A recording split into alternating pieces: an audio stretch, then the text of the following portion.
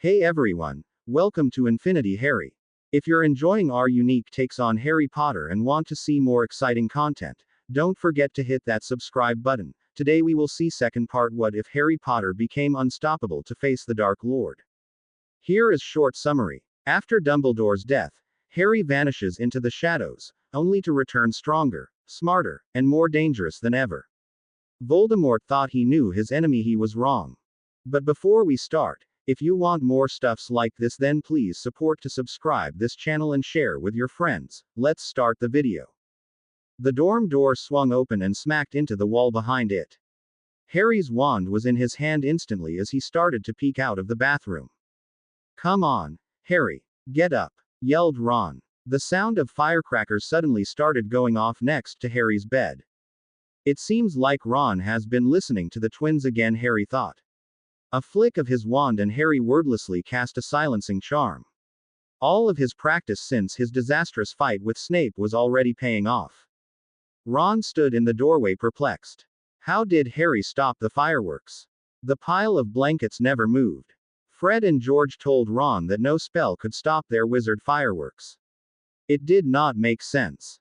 Harry darted out of the bathroom with his wand drawn and said, Rictusempra. Ron's face suddenly went pale as he recognized the spell. The tickling charm hit Ron full on in the chest.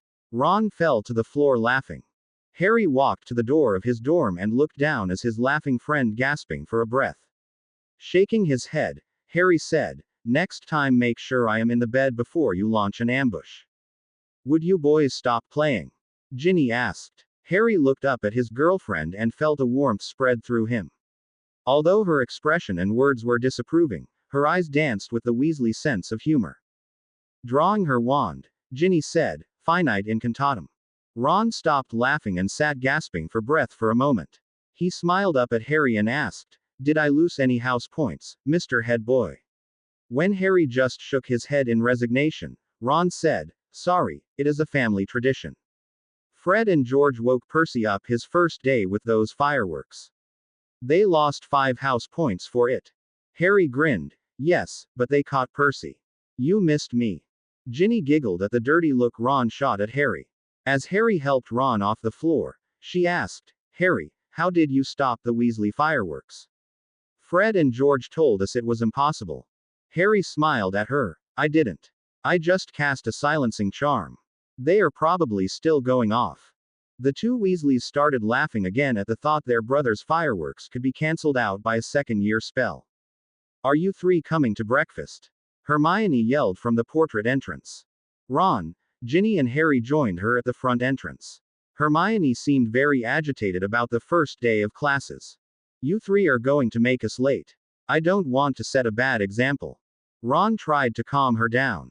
Hermione, it will be okay if. Hermione exploded. Don't you tell me. Realizing that Hermione was about to completely lose it, Ron decided to use a piece of his father's advice. It seemed mad at the time, but Ron could not think of anything else. Ron reached over, grabbed Hermione by both cheeks, and ate her square on the mouth. Hermione was so shocked that she just stood there for a second and then ate him back. When he stopped the Hermione smiled sweetly at him and asked, Are you trying to distract me? Yes. Ron answered. Is it working? I will tell you later, when we are alone. Then Hermione turned and led the way out of the portrait. Ron felt excited but realized there could be more than one meaning to what she had said. As he turned to follow her, he decided he was probably in a world of trouble. Harry and Ginny snickered at the two as they followed along at a safe distance. Ron and Hermione were made for each other in many ways, but it would be fun to watch them figure out each other's boundaries. They enjoyed their games of verbal tag. Harry was just glad not to be in the middle of it. Approaching the Great Hall, Harry heard a voice call his name. Turning, he saw Professor Ayoshi walking behind them. Harry and Ginny waited while the new Dada professor approached. Harry bowed as the professor approached. Professor Ayoshi had taught Harry the proper form when he was Master Ayoshi to Harry. Unsure what to do, Ginny simply smiled.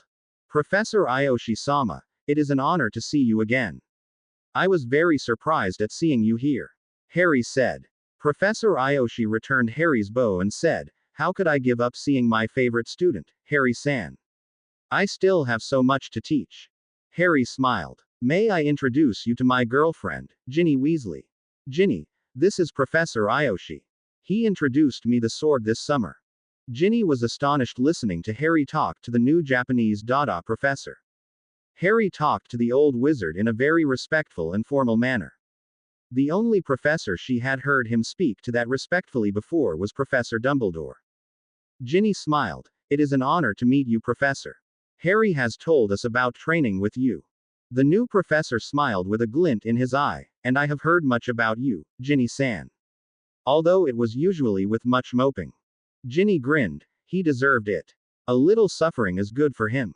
Professor Ayoshi laughed softly at this. Then he said, "Excuse me, Ginny-san. I must speak you Harry-san for a few moments. He will join you at breakfast shortly."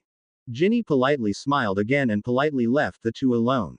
Once she had left, Professor Ayoshi laughed. That young lady is going to run you ragged.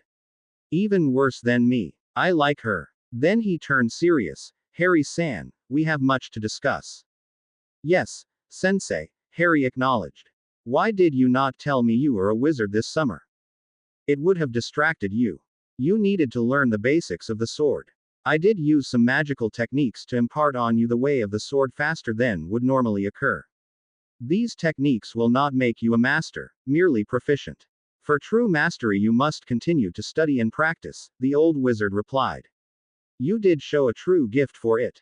When Harry nodded his understanding, Professor Ayoshi said, as Professor McGonagall informed you, you will be assisting me in some of my classes for older students. I will be teaching them to defend themselves against an attacker. Michael-san told me you would make an excellent training dummy. Harry inwardly groaned. Harry was not worried about getting hurt in duels with other students. Harry knew he was the most proficient dueler currently in the student body. However, the constant dueling would be a drain and a test of endurance. In addition, the realization the Mike and Professor Ayoshi now had Harry for the entire school year as their own pet project was a little daunting.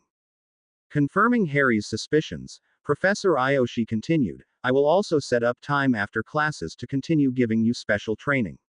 You must be prepared when you face your destiny. Yes, Professor. I would like your training. Did Professor McGonagall explain to you about our agreement? Hi. She did. If a higher priority occurs then you must go. But I will otherwise expect you at the planned times. Agreed. Yes, Sensei. Harry bowed in his agreement. The old wizard grunted. Good, now go eat breakfast. You will need your energy. You have double defense class first thing. Harry moved quickly into the great hall and saw that breakfast was ending. Ginny waved him over to where the others were sitting. As he approached, Harry noticed that Ginny had saved some breakfast for him. He gratefully sat down and started eating. Ginny watched him for a second and then asked, So, what did Professor Ayoshi want? I am going to be the dueling opponent for the 5th, 6th and 7th year Dada classes. He also wants me to attend after-class training sessions with him on a regular basis. Ron's eye had grown big. He wants you to do all of that. You aren't going to have time to play Quidditch. Hermione sighed. Really, Ronald? There are more important things than Quidditch. Like what? Ron challenged. Like getting his homework done, Hermione sighed. How is Harry going to be able to prepare for his NEWTs if he is training all the time? Harry mentally groaned. They were starting again. He loved his friends, but if they stayed together he hoped they did not settle in Godric's Hollow. They would be at his place constantly dragging him into their domestic bliss. Before Harry could cut off the impending verbal battle, Ginny slammed a text onto the table. Everyone in the great hall was silent for a moment. Ginny leaned into her brother and her best friend. In a quiet but strong tone, Ginny whispered, If Voldemort wins then Quidditch won't matter. Neither will NEWT scores. Maybe Harry was right for not planning to come back here. You two have not been here a day and you are already forgetting what is important. Defeating Voldemort and keeping Harry alive are the only things that matter. Hermione and Ron looked abashed at Ginny's reminder of what was at stake. Both avoided looking at Harry in their embarrassment. They missed the wink Ginny threw at Harry. Harry felt a wave of affection and awe roll over him. Ginny had used Riddle's self-chosen nickname twice. Ginny impressed Harry with her strength. She was determined and willing to fight for what she wanted. How far she had grown from the shy 10-year-old he first glimpsed his first year when getting on the Hogwarts Express. The wink sealed it for Harry. Whatever anyone else may think, because he was the boy who lived, he was the lucky one to have Ginny, not the other way around. The bell rang, indicating the end of breakfast. The students left in the Great Hall started to exit on their way to classes. Harry stopped Ginny and kissed her lightly on the lips. "I like that," she said. "You can do that anytime." "I will remember that," Harry smiled. Then they separated, Ginny going to Charms and Harry, Ron and Hermione to Dada. The defense against the dark arts classroom changed with each professor. Changes in the classroom layout or decoration seemed a part of every new professor's prerogative. Snape caused the classroom to resemble a dark cave or dungeon. Umbridge removed all decoration and kept everything as plain as possible. Professor Ayoshi kept the tradition alive. The students' chairs now formed a U and sat with 3 rows on a raised platform. Each row of chairs was higher than the one in front. Inside the U was a white dueling mat. A small pad with a desk sat at the open end of the U. Obviously, this was the professor's seat. The class filed in and sat down. Although this was supposed to be a mixed Gryffindor and Slytherin class, only 4 Slytherins sat down: Draco Malfoy, Theodore Nott, Blaise Zabini, and Tracy Davis. Draco and Blaise sat together while Davis sat several seats away. Nott sat in the 3rd row at the top of the U. With 12 Gryffindors in the class, the Slytherins seemed distinctly outnumbered. Harry considered the 4 Slytherins. Why had they returned when so many of their house did not? Harry watched Draco and Blaise for a moment while he wondered about the 4 students. Harry felt someone watching him as he watched the class. With a sudden turn of his head, he caught Nott looking at him. Nott did not seem surprised or embarrassed to be caught staring at Harry. Rather, he seemed to have expected it. Nott simply nodded to Harry and then turned his head to look out the window. This was the second time Harry had found Nott watching him. The odd Slytherin boy never caused any problems that Harry knew of in their time at Hogwarts. Hermione had told Harry he was one of the few Slytherin to never call her mudblood or harass her in any way. Draco seemed careful of him. Nott was definitely an enigma. Professor Ayoshi walked gracefully into the classroom. Standing at the head of the class, her bowed. "I am Professor Ayoshi. I will have the honor of being your teacher for this year. I require that you pay attention and work hard. Perfection is unattainable, but we must strive for it anyway. Those who use the dark arts seek simply to take what they have no right to. There have been many in history who sought power simply for its own sake. In England, this has noted in historical figures like Morgana Le Fay to the contemporary Lord Voldemort." The class stiffened slightly at the casual mention of Voldemort. Harry was impressed that the old wizard did not even pause slightly at the name. Even many of the Aurors Harry had met were reluctant to say Voldemort's name aloud. The professor looked at the faces of each of his students. Then he said, "In your previous years you have been taught basic dueling. In addition, you were taught how to deal with dark creatures. You even had a Death Eater posing as an Auror teach you about the unforgivable curses. I understand that many of you formed a group outside of class to study when you had an incompetent teacher." The class murmured agreement at the description of Umbridge. All of the students in the room except the Slytherins were members of the DA. Many of them openly said that passing their OWLs was because of the group the trio founded. "I intend to build on the group known as Dumbledore's Army. This year will be an intensive review of all of the combat and protective magic you have learned in your previous 6 years. I will hone that skill to enable you to survive in the coming war. Harry Potter will serve as my deshi. He will assist in all training." Professor Ayoshi gestured at Harry. "Please join me, Harry-san." Harry walked down onto the mat. Standing in the middle of the mat, he bowed properly to his teacher. "I would like 2 of the other students to join us for a demonstration," the professor said. Draco and Blaise drew their wands and joined Harry on the mat. Professor Ayoshi thanked them for volunteering and asked them to stand opposite Harry. "You have been taught to duel using the rules established under the various ministries," the professor began. "In a true battle there are no rules. There is only victory. You must approach each battle confident of victory. You must use every advantage possible to achieve that victory. Many who fail to achieve victory in war will not live another day. Dark wizards have no mercy. The class was silent. The image presented by their new professor was stark. Professors Moody, actually Barty Jr., and Snape, both of whom turned out to be Death Eaters, spoke of fighting the dark arts but never this bluntly. Harry looked around and noticed that only Hermione, Ron, and, strangely, Neville seemed at ease with their professor's strong words. Malfoy seemed particularly pale. Professor Aoshi turned to Harry. I would like you to attack these two students. You will play the role of the aggressor. Attack them as though you were a dark wizard. Then turning to the two Slytherins, he said, you will defend. If you get past your attacker and off the mat, you will be victorious. Draco leaned into Blaise and whispered something. Blaise nodded a response and made a whispered response. Pulling his wand from his sleeve, the professor activated wards around the mat to prevent any injury to the watching students. Then he said, begin. Harry's wand dropped into his hand with a flick of his wrist. Blaise immediately raised his wand and fired a stunner straight at Harry's chest with Draco an instant behind him. Harry sidestepped the spells while raising his own shields. Tenebrarum. Harry muttered as he cast a spell. Both of his opponents raised shield to counter the expected spell, but nothing materialized that the other students could see.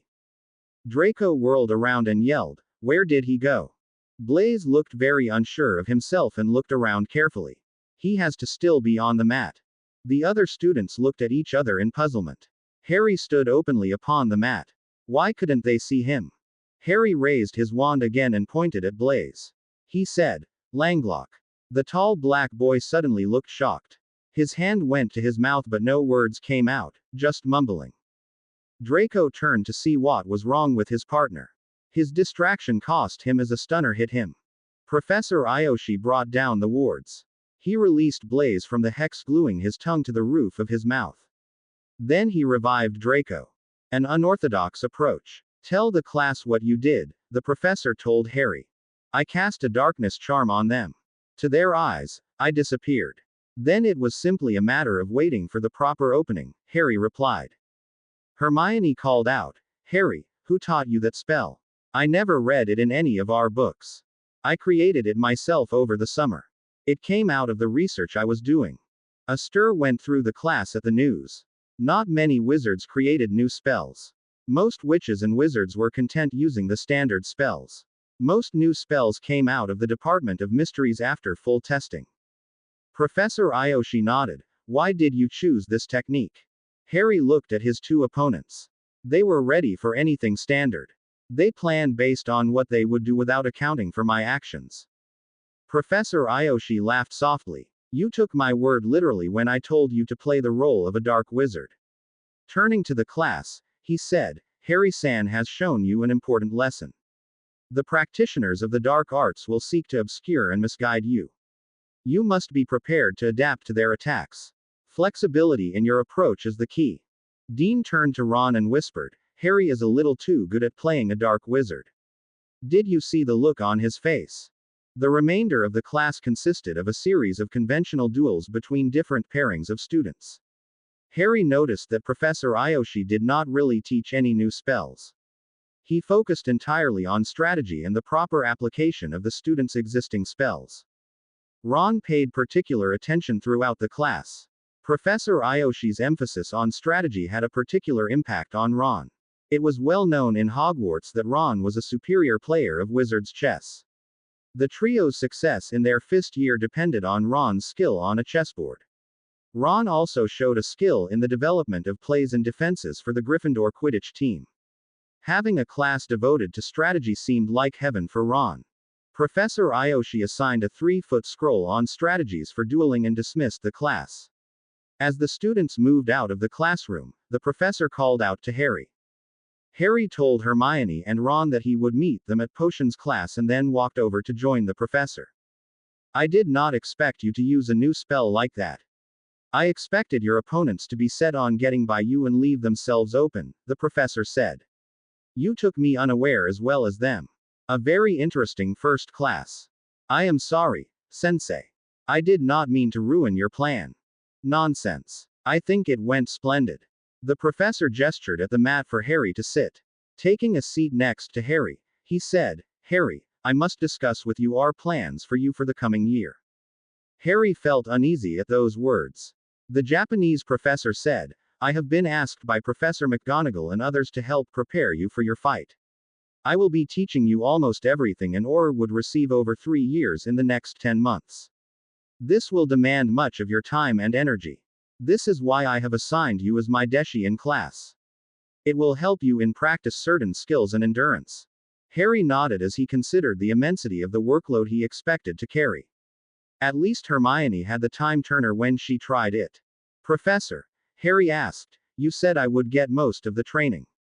What will be left out? Professor Aoshi chuckled softly. Nothing you will miss, mostly how to shuffle parchment and scrolls around to make ministry bureaucrats happy. Most of the reason I retired was I couldn't take them looking over my shoulder anymore. Picking a small scroll, Professor Aoshi handed it to Harry. This contains a list of additional texts and materials I suggest you order. I will provide you with a syllabus and schedule tonight. Please meet me here at 8 o'clock. Harry thanked his new professor and turned to leave the classroom. Before he could leave, the professor called after him, please bring your katana and your parents' wands. Harry nodded and left the room in confusion. He could understand his sword, but why his parents' wands? Once he was out of the classroom, he stopped and looked at the list. It contained texts on curse detection, tracking, disguise, concealment and advanced defense. The list contained more titles than Harry had to study for his NEWTs. Potter, a voice hissed from the shadows. Harry looked up quickly in surprise. He had not been aware of anyone else in the hall. Out of a shadow stepped Nott. The Slytherin 7th year advanced towards Harry in a slow, non-threatening manner. Harry tensed his arm to drop his wand out of its sheath, but waited to see what the other boy wanted. In a carefully neutral voice, Harry simply said, Nott. Nott stepped close to Harry and said in a voice too low to be heard from more than a foot away. I normally stay out of these affairs, but find I am forced to take part. Harry eyed the other boy wearily. What affairs? I know I am placed with Malfoy and the other children of the fools who follow the Dark Lord, but I should not be, was a hissed reply. The Dark Lord and his followers' actions are those of spoiled children denied pudding. Harry raised an eye at the description. He passed the largest and most dangerous group of dark wizards in centuries past off as errant children. Why are you telling me this? Harry asked. I have stayed out of my father and his friends' affairs since I was a child. Now they seek to drag me in. I like the current system and don't want to see it overthrown. So I find I must assist you. Harry's suspicions went very high. Why would a Slytherin offer to help in the fight against the Riddle? The fact that Riddle was currently winning made that support that much odder. All Slytherins wanted to be on the winning team. Winning was the only important thing to most of them. Why should I trust you? And what help could you give? Harry asked. Nott smirked slightly. To answer your second question, information. I know more about what is going on around here than anyone else now that Dumbledore is gone. Try me. For the first question, you have no reason to do so right now. I am only asking for a chance. Harry shook his head. That is not good enough. Why are you doing this? Nott hissed softly through his teeth. I am a Slytherin and proud of it. I am ambitious and make no excuse for it. I also believe in playing by the rules. Winning the game by cheating makes it worthless. If you do not follow the rules, then your competition will not either. Nott shook his head. If the Dark Lord had put his gifts and leadership into playing by the rules, he would be Minister of Magic today, probably the greatest in history. Instead, we have this war. How would he maintain order if he won? The light wizards will simply adopt his ambush tactics and the war will continue. Harry nodded. He had to admit that Nott's logic made sense. He knew that he would never quit fighting Riddle. Harry considered the boy standing in front of him. Harry remembered all of the times Dumbledore had done the same to him. Harry asked, so, then what is your ambition? I am applying for the Auror program after leaving Hogwarts. Seeing Harry was going to speak, he raised his hand up. I admit that is a short-term goal. I plan to use it to rise to a gratifyingly powerful position within the ministry. Harry considered response. It seemed honest, But how could Harry trust the son of an active Death Eater? The older Nott fought in the battle in the Department of Mysteries. In fact, he was the one who knocked Hermione out of the fight. How would Hermione react to working with his son? Harry decided to give Nott a challenge and himself time. I will think about your offer. Come to talk to me in the Heads common room tomorrow after dinner. You must find out the password, without asking Malfoy, to get in. We will talk then. Nott stood silently for a moment and then nodded. Without another word, he turned and walked away. Harry turned and walked quickly towards the dungeons. Students for the next Dada class were approaching and he did not have much time if he was to make potion class on time. Harry sprinted the last section of the dungeon hallway to reach the potions classroom with seconds to spare. Reaching his accustomed seat next to Ron and Hermione, Harry quickly started to pull out his materials for class. Ah, Mr. Potter. So glad you made it in time. Did you have a good summer? Professor Slughorn asked. Yes, Professor. Thank you for asking. We are having a little get-together in my office tonight at 8:30. Please join us. Harry groaned inwardly. Slughorn was starting already. I will try, Professor. I have to meet Professor Ayoshi at 8 o'clock. I am not sure how long he will keep me. Slughorn's face appeared disappointed shortly, and then he said, of course. Come after you finish then. Mention to Professor Ayoshi he is invited also. Professor Slughorn waved the door shut with his wand. Good morning, class, he began. This is your final year of potions here at Hogwarts. Due to the size of the body of students, all 4 houses are represented here. Harry looked up in surprise and surveyed the room. At a back table with Zabini sat Nott. How had he reached the room so fast? He did not come the same way Harry did. Unaware of Harry's questions, Slughorn continued, please put your books away. I will give you a potion recipe and I would like you to brew it for me. I will award 20 house points to the first person to do so successfully. Harry took the recipe and looked at it. The recipe was for a blood replenishing potion. Harry read quickly through the steps and realized it was an amazingly complex potion. After skimming the recipe and its steps, Harry went back and read the instructions carefully.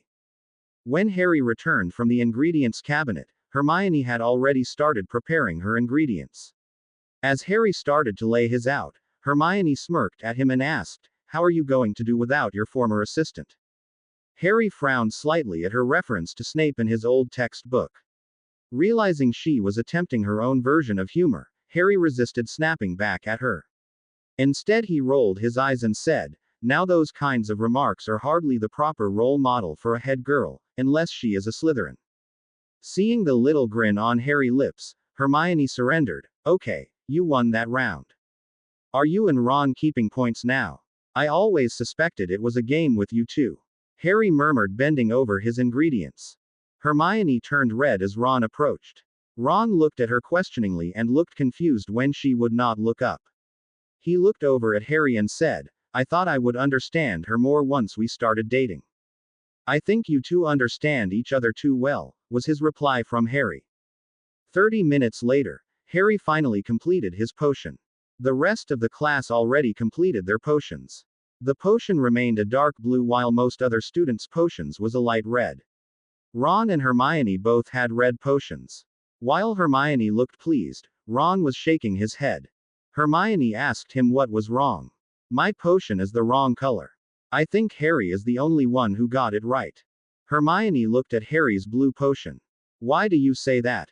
She asked. Remember when my father was bitten by that big snake? Hermione nodded her head, so Ron continued, I had to sit with my dad a couple of times and saw the healers giving him his potion. It was blue. Professor Slughorn wandered through the room looking at each potion. When he reached Harry's potion, a large smile filled his face.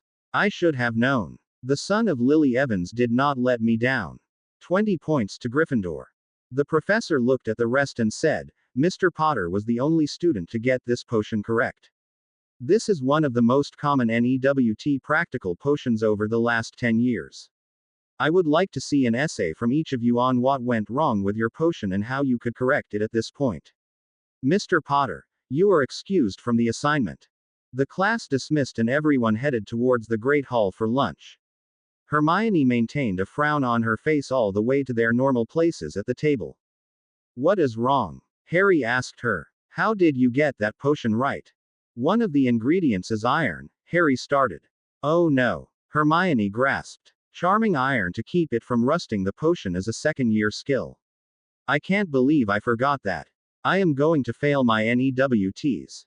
The last came out as a piteous wail. Relax, Hermione, Ron said. It is the first morning of classes and you are scaring the first years.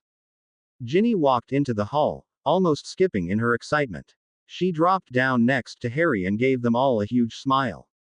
That was the neatest class, she said with her huge smile. Her brother asked, what class is that? Transfiguration. Professor Goshawk taught us a really useful spell for transfiguring a layer of water into ice that will support you to walk on it. We did the class down at the lake. Ron pulled out his schedule and said, of course, we don't have it until tomorrow. The Gryffindors sitting around her heard this and a buzz of excitement went around the table. The food arrived and everyone started helping themselves to the food. Harry sat quietly while the rest of the table chatted around him. Ginny was talking to Hermione. I think I am really going to enjoy this year. OWLs are done and I have a year before I have to start worrying about NEWTs. Ron, Seamus, and Dean were talking about this year's Quidditch teams. All three were discussing with glee the depleted Slytherin team. With most of the older students not returning, they were going to be very light on experienced players. Harry, we are going to get together tonight to make up strategies for the team this year. Ron told Harry. You are the captain this year. That is your job. Ron looked crestfallen. Don't you want to join us? Sorry, mate. I have work to do for Professor Ayoshi. I think he is going to keep me busy. Harry left soon afterwards, leaving his friends to finish their lunch at a leisurely pace. Ginny rose from the table also and asked where he was going. I need to get ready for my afternoon classes. I also need to send an owl. Harry replied. The petite redhead smiled and said she was finished and would join him. Holding hands, they walked out of the great hall. Harry felt many eyes on his back as he walked out. It was a very uncomfortable feeling. Harry was afraid he was getting as paranoid as Mad-Eyed Moody. Exiting the hall and starting to climb the stairs for the head's dorm, Harry and Ginny saw Professor Slughorn leaving the dungeons. Seeing two of his favorite students together, he gave them a wave and a smile. Harry paused with Ginny for him approach the stairs. Ah, Mr. Potter and Ms. Weasley, it is nice to see you together. Mr. Potter, that was an exceptional job on your potion today. Many 7th-year students start to pay too much attention to the advanced magic and not enough to the basics. Well done, your mother would be proud. Ginny said, Professor, I think you missed lunch. The short, round potions master looked towards the great hall and absently rubbed his belly. Harry saw an opportunity. Professor, why don't you join us in my common room? I can get you lunch. I would like the opportunity to talk with you about something. Professor Slughorn looked at Harry with a faint look of surprise on his face.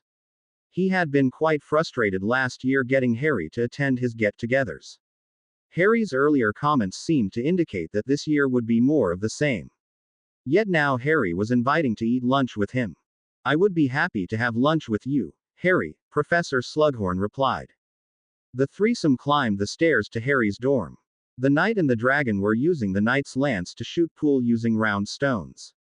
Harry noticed that when the knight stood to accept the password, the dragon, accidentally, knocked a couple stones into a pocket. Harry smiled at the dragon's antics and led the way into the common room. As the portrait shut, a fight could be heard erupting on the other side over the missing pool balls. Once they were in the room, Harry called out for Dobby. Dobby appeared in an instant at Harry's elbow. Does Harry Potter need anything? Hi Dobby. Could you please bring lunch for Professor Slughorn and tea for Ginny and I?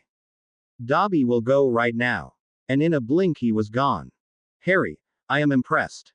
I did not know you had your own house elf. Professor Slughorn said. I hired him this summer. Harry told him while leading them to a nearby table. Sitting down, Slughorn asked in a very confused voice, hired him? Why would you hire a house elf? Dobby used to be bound to the Malfoys. He did me a favor and I tricked Lucius into freeing him, Harry said. Ginny finished for him. Professor Dumbledore hired him at Hogwarts for a while and the school released him for Harry to hire. Harry needs someone to look after him. Professor Slughorn laughed at Ginny's inference of who should be looking after Harry. He was distracted from further questions by the arrival of a number of platters of different foods from the kitchen. Dobby appeared to see if they needed anything else. When Harry thanked him and said they were all set, Dobby said, "Harry Potter just needs to call me if he needs anything." Dobby has a surprise for Harry Potter later. An uneasy feeling swept through Harry. Harry said, "Thank you, Dobby. You can show me after lunch." Dobby bowed and disappeared in an instant. Ginny smiled. "Every time you thank him I think he is going to explode of pure happiness." Harry poured tea for Ginny and himself while Slughorn started eating his lunch. After several minutes of small talk, Harry turned the conversation in a particular direction. "Professor, I became very interested in some of the stories you were telling me about my mother when she was your student," Harry started. Slughorn took on a reminiscent expression. "Lily was one of my all-time favorites. She would have gone far. Her goal was to be a healer. She was very good with people. I had been looking forward to seeing the magical medical advances she would have made. I found some of her old letters to her mum. Did you know who her friends Sarah and Amelia?" Professor Slughorn paused for a moment. Amelia must have been Amelia Bones. She was killed by you-know-who after he returned. Harry and Ginny were shocked. Susan Bones, aunt, the head of the Department of Magical Law Enforcement, was one of my mother's best friends. I met her. She never said anything. Harry shook his head. She may have not wanted to since she was the head of the Wizengamot and I was under trial. She never said anything to Susan either, Ginny said. I wonder why. Slughorn sipped his tea. I believe Sarah may be Sarah Weston. They were always together. I felt they were the anti-marauders. All of them were polite, smart and good workers. Were they in potions class with my mum? Harry casually asked. Slughorn considered for a moment and said, yes, I believe the two girls were partnered together. What kind of projects did my mother do for you, sir? I often had Lily and her partner working on special research topics. Both of them finished their 7th year material by the end of their 6th year. Slughorn responded excitedly, as through their achievements were solely due to his teaching. What kind of topics, Professor? Harry asked. I am afraid, my boy, that I don't remember after all of this time. Harry noticed that Slughorn was starting the same signs of evasion shown as when Harry first tried to get the memory from him last year. Would you have any of her old notebooks? I would really like to see them. I don't have anything that was my mother's. I suppose I could look around. I would really appreciate that, Professor. It would make me feel closer to her, Harry said in an encouraging tone. Ginny picked up Harry's line of questions and innocently asked, then who was Lily working with? What? Oh, I believe she was working with Severus Snape. Now he got really nervous. Harry could see small beads of sweat forming on his brow. Before Harry or Ginny could ask any more questions, the portrait opened to admit Ron and Hermione. Malfoy trailed along behind them. The distance making it perfectly clear, he was not with them. Professor Slughorn used this opportunity as an escape. Thanking Harry for lunch, he quickly made his exit. After he was gone, Harry turned to Ginny and said, he is not going to let me see those notebooks. He is acting guilty again. Ginny patted Harry's hand and said, I will make sure you get them. Trust me. Then she stood up and keyed Harry before leaving for her afternoon classes. Ron wandered over to the table and started picking at the food left from Harry and Ginny's lunch with Professor Slughorn. What was that all about? He asked. We were trying to learn what my mother and Snape worked on in her 7th year, Harry answered. Ginny suggested this would be a good way to get him to talk to us. He likes to talk about his former favorites. Hermione came out of her room and started down the stairs. Harry, what did you do to your door? Harry looked up. What do you mean? Harry and Ron walked to the bottom of the stairs leading to Harry's room. Emblazoned on the door was the Potter crest with the motto, Age. Fac ut gaudium. A sarcastic voice came up behind the trio. Very nice, Potter. Making sure everyone bows down to your greatness. Harry faced Draco with a faint smile. This was a gift from a friend. I leave the ego trips to you. Draco sneered and left the room with his books for his next class. Ron shook his head. McGonagall told you he changed. I don't see it. Last night I heard him crying in his sleep, Hermione said. Did you know he watched Riddle kill his mother after being under a Crucio curse? Draco is trying to maintain his reputation. It is his security. A lot of his real arrogance was scared out of him when his parents were murdered, Harry confirmed. Ron grimaced. I believe it when he starts acting it. To me he is the same git he has always been. Dobby appeared as soon as Malfoy left the common room. Does Harry Potter like my surprise? Harry nodded. Thank you, Dobby. It is very nice. What made you think of it? The little elf excitedly bobbed his head. When your bookie used her magic on your door, it made it your front door. Hermione said. Oh, when I set up the portal here I used your door, Harry. Dobby is right. If you activate it, this will take you into your entry hall at your house. That is wicked, Ron said. So we can leave whenever we want and no one will know. Harry asked. Have you tested it yet? Go ahead, she invited. Harry turned to the doorway and said, Godric's Hollow. The portal formed and soon its silvery light filled the door. The entry hall in Harry's house could be seen beyond the door. That really is incredible, Hermione, Harry commented. I am very impressed you came up with this. Ron grunted. I am more impressed it doesn't spin you around, throw you out or make you feel like you have been pulled inside out by your navel. Hermione suddenly caught sight of the time and screamed, We are going to be late for class. Then she went running out of the room. Ron laughed and shook his head. Hermione will never change. We better get to class also. Now Harry laughed. Now that is a change. We may have been a bad influence on her, but she has been a good one on you. Ron scowled at his friend, but it wore with the smile that played around his lips. Oh, shut up. Let's get to class. The remainder of Harry's classes went smoothly for the afternoon. Harry's only class was Charms with Professor Flitwick. The diminutive professor reviewed their previous charms and started explaining the charms that would be worked on to prepare for their NEWT exams in May. Many of the new charms focused on protection and long-term effects. After class, Harry showed his ring to Professor Flitwick. As Hermione predicted, the professor was very impressed with the charms involved in linking the two pieces of jewelry. He was most impressed with Harry's use of charms from class in new and supporting ways. Most impressive, Mr. Potter. Professor Flitwick said, You used standard charms, but your layering and structure are most ingenious. I have to wonder why we did not see this level of performance out of you before. Harry smiled and thanked the professor. Then he slipped out of the room. Harry did not want to discuss his changing motivations for studying with anyone. Harry spent his afternoon and after dinner revising in the head's common room. Ginny, Ron and Hermione worked on their various homework assignments. Hermione was already acting slightly stressed over the prospect of studying for NEWTs. Ron teased her, maybe if Harry can stop Riddle before May they will just give us all O's for our grades. Then all of your studying will be wasted. A voice interrupted from behind the studying students. Look what we have here, Fred, 4 good little Hogwarts students. We really need to be a better influence on them, George. Harry and the others turned to find the Weasley twins walking down the steps from Harry's room.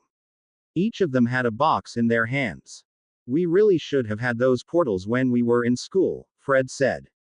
The opportunities would have been limitless. George finished. What are you two doing here? Ron asked. Just checking on you, Ickle Ron. Fred answered. And making sure this Potter character is treating our favorite sister right. George added. Only sister you mean, and what gives you the right to check up on me? Ginny asked, going a little red in the face. Fred held his hands up. With a fake tremor in his voice, George said, Easy little sister, we wouldn't want to have you explain to Mum why you murdered us in a fit of temper. At least you admit I would kick your tails. Ginny said with a small smile on her lips. Prudence, dear Ginny. Fred told her. Even if you didn't, your boyfriend would finish the job. Yes, he would, wouldn't he? She almost purred at the twins. Fred turned to George. I think we were too much of an influence on her. George answered. Probably. Before the Weasley Wars could erupt anew, Harry asked, "What is in the boxes, guys?" The head girl requested this delivery. Fred said in courtier's tone. "It is a project I started working on this summer. I want to finish it up." Hermione supplied. "What is the project?" Harry asked. "Let's just say it may be your Christmas present," Hermione said evasively. Recognizing that Hermione did not want to talk about the contents of the boxes, Harry let the issue drop. Instead, he turned back to the twins and asked how things were going with the business. Fred and George's faces took on unusually serious expressions. Fred said, "The Hogsmeade shop is scheduled to open on the first Hogsmeade weekend. We are going to announce a grand opening event next week. The expanded production area in the warehouse helped up to stock the store. The Paris shop should open by December." George added, "We are having problems with the Salem shop. The U.S. Department of Magic's Magical Import Division is attempting to list our products as hazardous materials." "I was afraid of that," said Ron.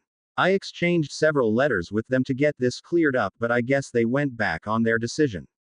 Fred sighed. "Our biggest problem, Harry, is running the larger operation.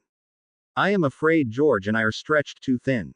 Fred looked at his youngest brother and asked, "Why not skip your NEWTs and come join up with us?" Before Ron could answer, Hermione grabbed his hand and said, "No. Ron is going to stay here with me and finish school." Ron looked torn between pleasing his girlfriend and getting away from the dreaded exams. After a second, he squeezed Hermione's hand back and asked, "Have you added any other help?" Fred said, "Just people to work the shop counters. We are nervous trusting anyone else with some of our secrets, especially with the special work Harry has us doing at the warehouse." Ron and the others knew Fred was referring to the proposed new headquarters for the Order. "What about Fleur? She is family now. Her time at Gringotts should help you out and you can always send her over to negotiate with the American Wizards," Ron proposed with a grin. Fred turned and said to George, "I think that would work. She and Charlie are in the Order already." George agreed, "I think our Ron is growing up." A small bell sound rang in the room. Ron asked, "What is that noise?" Hermione stood up quickly. Fred and George hide in Harry's room. Quickly, Malfoy will be here any second. The twins ran into Harry's room just as the portrait swung open to reveal the scowling form of Harry's longtime rival. Seeing the four at the table, he mumbled, "My day just gets better and better."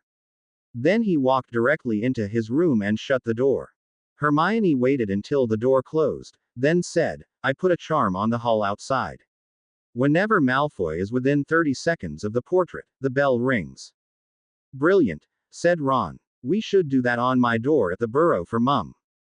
"What do you have to hide from Mum?" Ginny asked in an innocent voice. Ron started to turn pink and pointedly avoided looking at Hermione. Harry grinned at the subtle wink Ginny threw at him. Taking pity on his best friend, Harry stood up and said, "Ron, go tell your brothers it is clear for them to use the portal to go home." Harry bent over next to the table and picked up his katana that was laying on top of his bag. "I need to go talk with Hagrid before meeting Professor Ayoshi. I will see you after my session." Harry leaned over to Key, Ginny and then left the common room. Harry slipped the katana inside his robe. He held it in place with a spare belt. Harry did not want to walk through the school with a sword in his hands. Too many of the students were nervous around him already. Harry walked casually through the halls and out into the courtyard. Once out of the school and into the cool evening air, Harry allowed the sword to shift into a more comfortable position for the rest of his walk. Reaching Hagrid's hut, Harry heard a low murmur of voices within, followed by Hagrid's booming laugh. Harry knocked on the door and after a brief pause the door opened to reveal Hagrid. "Ari, you're here by yourself. I thought you and Ginny were attached at the hip now." "Hi, Hagrid. Just wanted to stop by to see how your summer was." "Come in. I have a friend of yours here." Hagrid waved Harry into the hut. Harry stepped into the hut to the smells of whiskey and tobacco smoke. Glancing at one of Hagrid's oversized chairs, Harry recognized a short, ugly man with a thick cigar in his mouth. Mike pulled the cigar from his mouth and grinned, "Is that a sword under your robe or are you just happy to see me?" Hagrid roared with laughter as Harry turned red at Mike's question. Holding the robe aside to reveal the hilt, Harry replied, "You are not that good looking." Mike grinned at Harry's comment and leaned back in his chair puffing on his cigar. Hagrid calmed down a bit and said, "Harry, I am. He has had me laughing all day. Did you hear about the fourth-year students caught setting an ambush for Filch?" Harry smiled at the thought and said he had not heard. Hagrid's grin grew. Mike caught them and then Filch came and started threatening them. Mike started making additional suggestions about how to punish them. Filch was so happy he turned them over to Mike. As soon as Filch was out of sight, Mike started explaining to them the right way to set up an ambush.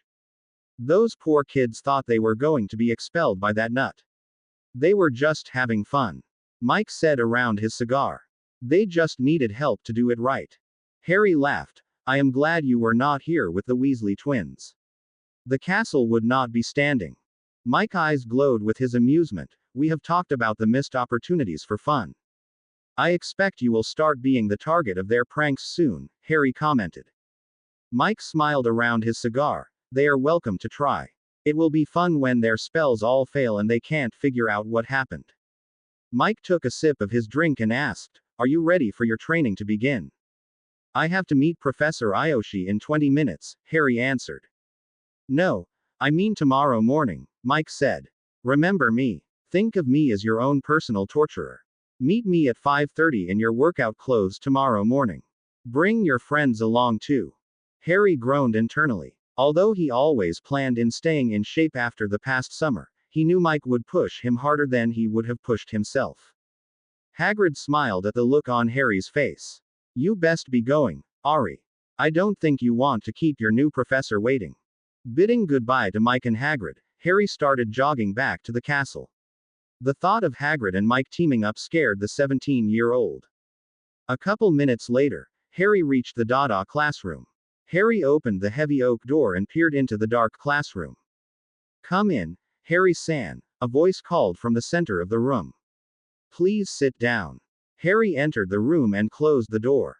Harry could vaguely make out the shape of his teacher sitting on the floor in the center of the dueling mat.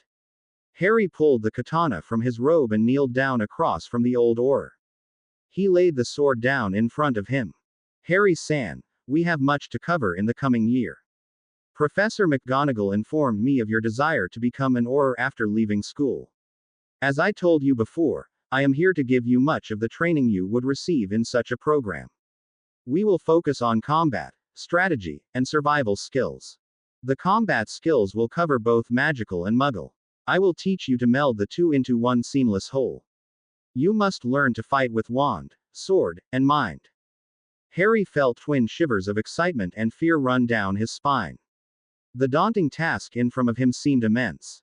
Could he possibly learn enough to stand up to Voldemort in an open fight? "You are afraid. This is good. Overconfidence is the first step to failure," Harry's teacher said. "Remove the blade from its sheath. I must tell you its history."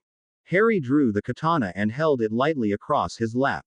"My ancestor was a supremely gifted sword maker. He came from a family famous for its skill and pursuit of perfection in its craft. He apprenticed to a wizard and who introduced him to the magical world. Upon completion of his training, my ancestor returned to the heritage of his family. There he combined his love of steel and magic into pieces of art. The sword you hold in front of you was his final art. A seer in the village came to him and gave him a prophecy. The words of the prophecy stayed between them. My ancestor created this blade and charged the family to protect it and keep it in trust. He said one day we would find a warrior who would face the darkness from the cradle and we would know him as a bolt from heaven." Harry shifted uncomfortably at this mention of another prophecy with him as a focus. Why did it have to be him all of the time?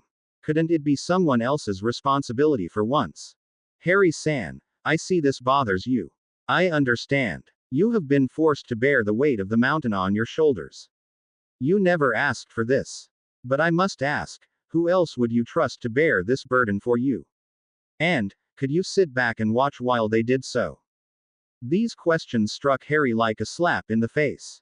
It sounded too much like the type of question Dumbledore would have asked. Harry considered his past 6 years since learning of the magical world. Living with the Dursleys left Harry with a deep need to fight back against anyone who would suppress him or those he loved. Please meditate on this question, the old Aura requested. Yes, Sensei. Please continue telling me about this sword, Harry asked. Each of my ancestors' weapons contained different abilities. They grew with the wielder's ability and personality. This one is similar but unique.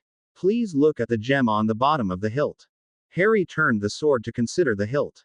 The small emerald on a gold disc capped the end of the hilt. Touch the gem, Professor Ayoshi instructed. Harry did as instructed. The disc with the gem slid aside, revealing an open hole leading into the hilt. The hole was fairly narrow, thinner than a finger width. I asked you to bring your parents' wands. Please take them out. Pulling the wands out of his robe, Harry let them balance in his palm. Part of what makes this weapon unique is the hollow core you just revealed. You are the only person to open it since my ancestor completed the sword. You must now choose which wand will go into the weapon. Once you place the wand inside, you will not be able to remove it. The pair sat in darkness for half an hour while Harry struggled to choose which wand to use. Why should he choose any particular wand? Would it make a difference which wand he used? Setting the sword back onto the mat, Harry weighed each wand in his hand. His first impulse was to use his father's wand. Looking like James, and meeting the other marauders, Harry sought to emulate his father ever since learning about him. Also, the fact Aunt Petunia was his mother's sister pushed him away from that side of his heritage. Yet, as Harry sat and considered, he started to change his mind. Lily Potter sacrificed her life for her baby son. James died fighting, but Lily could have lived if she sacrificed Harry. Her sacrifice allowed Harry to live and protected Harry until just this past summer. Closing his eyes, Harry ignored whose wand was in what hand. Harry reached out with his magic into each wand. The magical energy within each wand responded to his power. One wand felt the most balanced was the only word Harry could come up with. With his eyes still closed, Harry set the one wand down and picked up the sword. Harry carefully slid the wand into the core. Harry found himself standing as a surge of magic flowed from him into the sword and back again. Harry held the sword in both hands as he felt the magic flowing. After what seemed an hour, the magic pulled back. Harry opened his eyes and looked at his sword. The gem had returned to its place on the pommel. At Harry's feet lay James Potter's wand. Harry sat once more in front of his teacher. He asked, "Did I choose correctly?" "I do not know," was his answer. "That is for you to decide." The Japanese professor rose to his feet. "We will now move to the room of requirement to start your training. Please sheath your weapon and follow me." Harry placed his father's wand into a pocket of his robe. Then he picked up the sheath and replaced the katana. As it slid home, the weapon changed into a dagger-sized weapon. "Professor!" Harry yelled. The Auror turned to see the morphed blade. "Interesting. Please pull the weapon back out." Harry drew the dagger from the sheath and it returned to its former size. "The blade responds to your need to blend in. I do not think any of its brethren ever developed such ability. Please follow me." Harry re-sheathed the katana and placed the now dagger-sized weapon on his hip under his robes. Following his professor out of the classroom, Harry thought, "At least now I will not get any more comments from Mike." Harry realized that their destination was the room of requirement. Following the professor up the stairs, Harry considered the decision to use his mother's wand for the katana. The decision felt right on an instinctual level, but Harry could not have explained why to anyone. After performing the ritual to open the room, Harry and Professor Ayoshi entered a large room with a padded floor. The floor had several circles drawn, one inside another. The professor led the way into the room. Standing in the center of the room, he gestured to indicate the area around him. "We will use this room to train you in combat magic. Auror trainees are taught to fight several opponents at once and as a team. Here I will summon opponents from the past and present for you to practice against in various situations and numbers." The old Auror turned and considered Harry for a moment. "Harry-san, you are being molded as a weapon to use against a specific target. I must wonder if you will one day hate us for driving you to one purpose when that purpose is complete." A quick answer of denial formed on Harry's lips, but he held it back. Harry considered his professor's words. Dumbledore seemed to have some of the same concerns since Harry became the boy who lived. Would he resent those who focused him to that one purpose? I cannot say, Professor, Harry replied. First I have to defeat Riddle and survive. Then we will have to see what the result is. The aura-turned professor nodded. Then he gestured and the figure of a masked Death Eater appeared before them. The conjured Death Eater drew his wand and prepared to attack, but then froze. We will start with a warm-up contest with a single opponent. Obviously we will not be using the unforgivable curses here. For this warm-up, the Death Eater will not use them. In future battles if you are hit by one it will act as a stunner. You must learn to anticipate and avoid since they cannot be blocked. Now prepare yourself. Fight. Harry fought several different opponents over the next hour. The single anonymous Death Eater was joined by 3 additional figures. 4 Death Eaters together stretched Harry to a balance point. Harry was able to defend against them but not able to attack them. It was a stalemate. The stalemate ended when a tired Harry stepped on the hem of his robe. Momentarily tangled, the Death Eaters struck with multiple stunners. The professor woke Harry shortly afterwards with a flick of his wand. You have just learned an important lesson. In a wizard duel, robes are not that important a consideration. In combat anything that can trip you up or bind your movements is to be avoided at all costs. Harry lay on the floor for a second catching his breath. He sat up and shook his head to clear his thoughts. Then he asked, then why do Aurors wear robes? Professor Aoshi answered, few Aurors ever really experience true combat. Most act as a special law enforcement squad over the normal law breaking one gets in any community. The robes give them an air of intimidation. Do they remove their robes if they are going into battle? Harry asked. Some do, his professor replied. Some have charmed their robes with anti-tangle charms or fitting charms. Fitting charms shrink the robes to become form-fitting. Harry stood up and removed his school robe. After folding it and placing it in the corner, Harry turned to resume his training. Then Harry noticed that only one of the simulated Death Eaters remained. Professor, Harry said in a questioning tone. It is time for you to return to your quarters, Harry-san. First, I would like to introduce a new fighting style to you. Please draw your sword, but keep your wand out. Harry switched his wand over to his left hand. Then he drew his sword. The wand felt slightly awkward held this way. Harry had occasionally used his wand left-handed, usually due to a Quidditch or Riddle-related injury, but not often enough for it to feel natural. You must learn to use your wand and sword together. In battle you do not have to stay a polite distance away from your opponents. Also, remember what your sword contains. Your mother's wand will allow you to cast spells through it. Harry nodded, remembering Hagrid's umbrella with the remains of his wand concealed inside. You must learn the different abilities of your sword. You seamlessly merge your magical combat style with the physical. There is no difference in striking your opponent down magically or physically. Concern for the honor of one method or another is foolish. Once you are committed to battle, you must use whatever tactic necessary to survive and win. Once the battle is joined you must act instinctually and without hesitation. Now, Harry-san, prepare yourself. We will fight one final battle tonight. Harry turned towards the frozen Death Eater and prepared for the command. Out of the corner of his right eye, Harry saw the light of a stunner. With no time to react, Harry brought the sword up to intercept the spell. Harry knew that the blade would at most slow the spell, but it was the only thing he could do. The red ball of light stuck the side of the blade. For a split second, the blade itself turned a shade of red from the spell. Harry relaxed his guard to look at the katana in amazement. Your katana is able to absorb much of the spell energy that it blocks. It allows you to draw on that energy to help power your spells. But be warned, if you absorb too much in a short period of time, it will destroy your weapon and possibly you. Harry considered all he had been told tonight. When Harry simply trained, it all seemed like a game. Harry truly enjoyed the battle of wits and magic involved in dueling. Ron was his superior in developing strategies, but once in a fight Harry came into his own. Then a moment like this comes along and drives home the bitter truth. This is a fight to the death, not a game. Thank you, Sensei. I will work on what you have shown me tonight, Harry said while bowing to his teacher. Professor Aoshi returned the bow.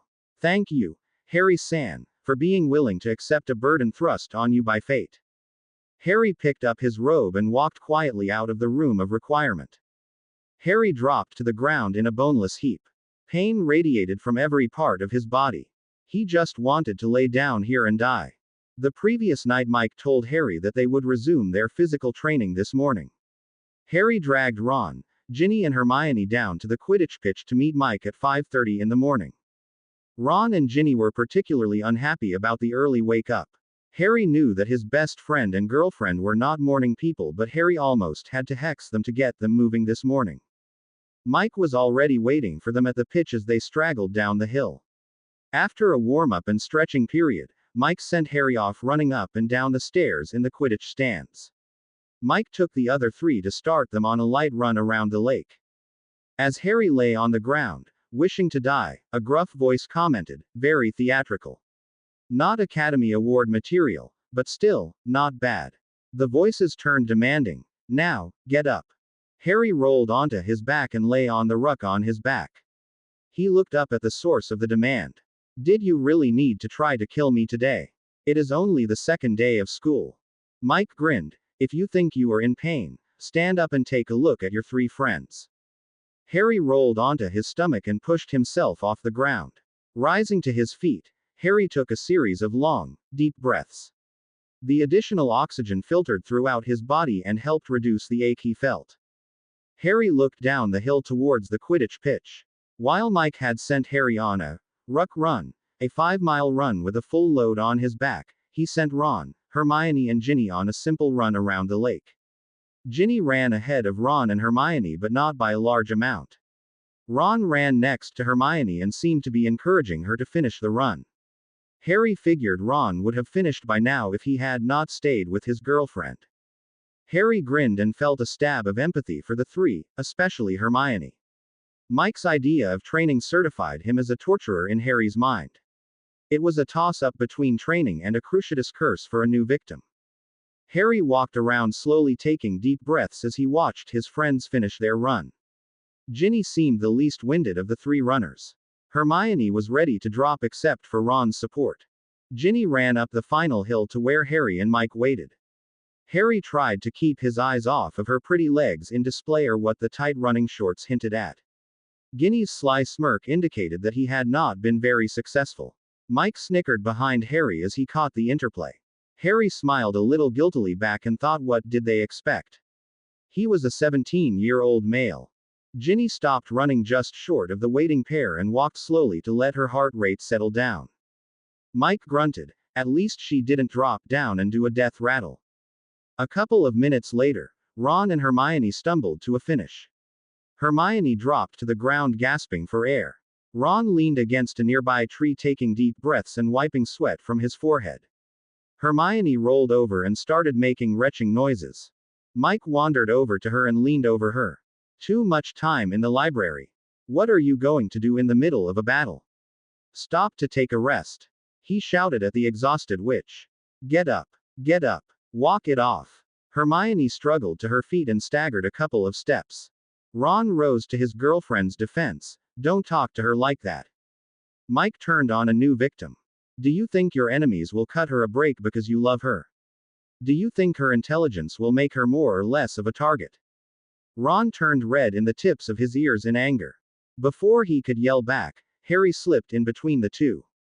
"Knock it off, Ron. Mike is doing what he has to do for us to survive. I will do everything I can to keep us alive. If that includes running us all into the ground, so be it." Ron took a step back, shocked by the expression on Harry's face. Although Harry was still a couple inches shorter than Ron, he still felt tiny when Harry raced him like that. Harry's emerald green eyes seemed to glow with a hard inner fire. The force of his determination seemed almost a tangible thing. After Ron stepped back and shut his hanging mouth, Harry motioned to the others to begin walking back to the castle. "Let's get cleaned up and get breakfast." As the others started up the hill, Harry turned to Mike. "Thanks for the workout. Join me for dinner. I have some ideas I would like to discuss with you." Mike agreed to the lunch meeting. Looking at Harry's retreating friends, he asked, "Do you think this is still a good idea to include them?" Harry nodded. "They need the endurance to stay in the fight. We are probably outnumbered. We need the magical and physical endurance to keep fighting. We won't get rest breaks from Riddle." I agree. I just wanted to make sure we were still good. Mike turned and started walking towards Hagrid's hut. Then he hollered over his shoulder, and Harry, stop drooling over Ginny in those running shorts. Harry felt his face flush in embarrassment as he wished that his friend were not immune to magic. Starting after his friends, Harry decided Mike needed to be pranked. Knowing Mike was immune to direct magic would make things more difficult but also more fun. Harry's thoughts turned to the rest of the school. Why should they be immune? After all, this was his final year. McGonagall was not going to expel him after almost begging him to return. As the son and godson of marauders, it was Harry's duty to keep the school on its toes. Suddenly laughing, Harry jogged forward to catch up to his friends. After a quick shower and change of clothes, Harry, Hermione and Ginny stood waiting outside the Great Hall waiting for Ron. Hermione and Ginny used the bathroom in the head girl's room. Ron had run up to his dorm room in the Gryffindor Tower for his shower. A small group of Slytherins was making their way from the dungeons to breakfast. Harry noticed that most of them were third and fourth years, but Nott was trailing along behind them. As the group passed Harry, Nott stopped and looked at Ginny. I understand your brothers went international with their store. The younger Slytherins stopped when they heard Nott talk. They all turned back curiously to watch. Ginny was surprised also when the normally silent seventh year spoke to her. She simply nodded to his question. I suppose we will see a lot of Weasley Wizard Wheezes goods in use then. Much better than Zonko's. Then he simply walked away with not a glance towards Harry. The other Slytherins followed behind wondering what that had been about. Hermione and Ginny looked at each other in disbelief. Nott rarely talked and almost never to anyone outside Slytherin except in class.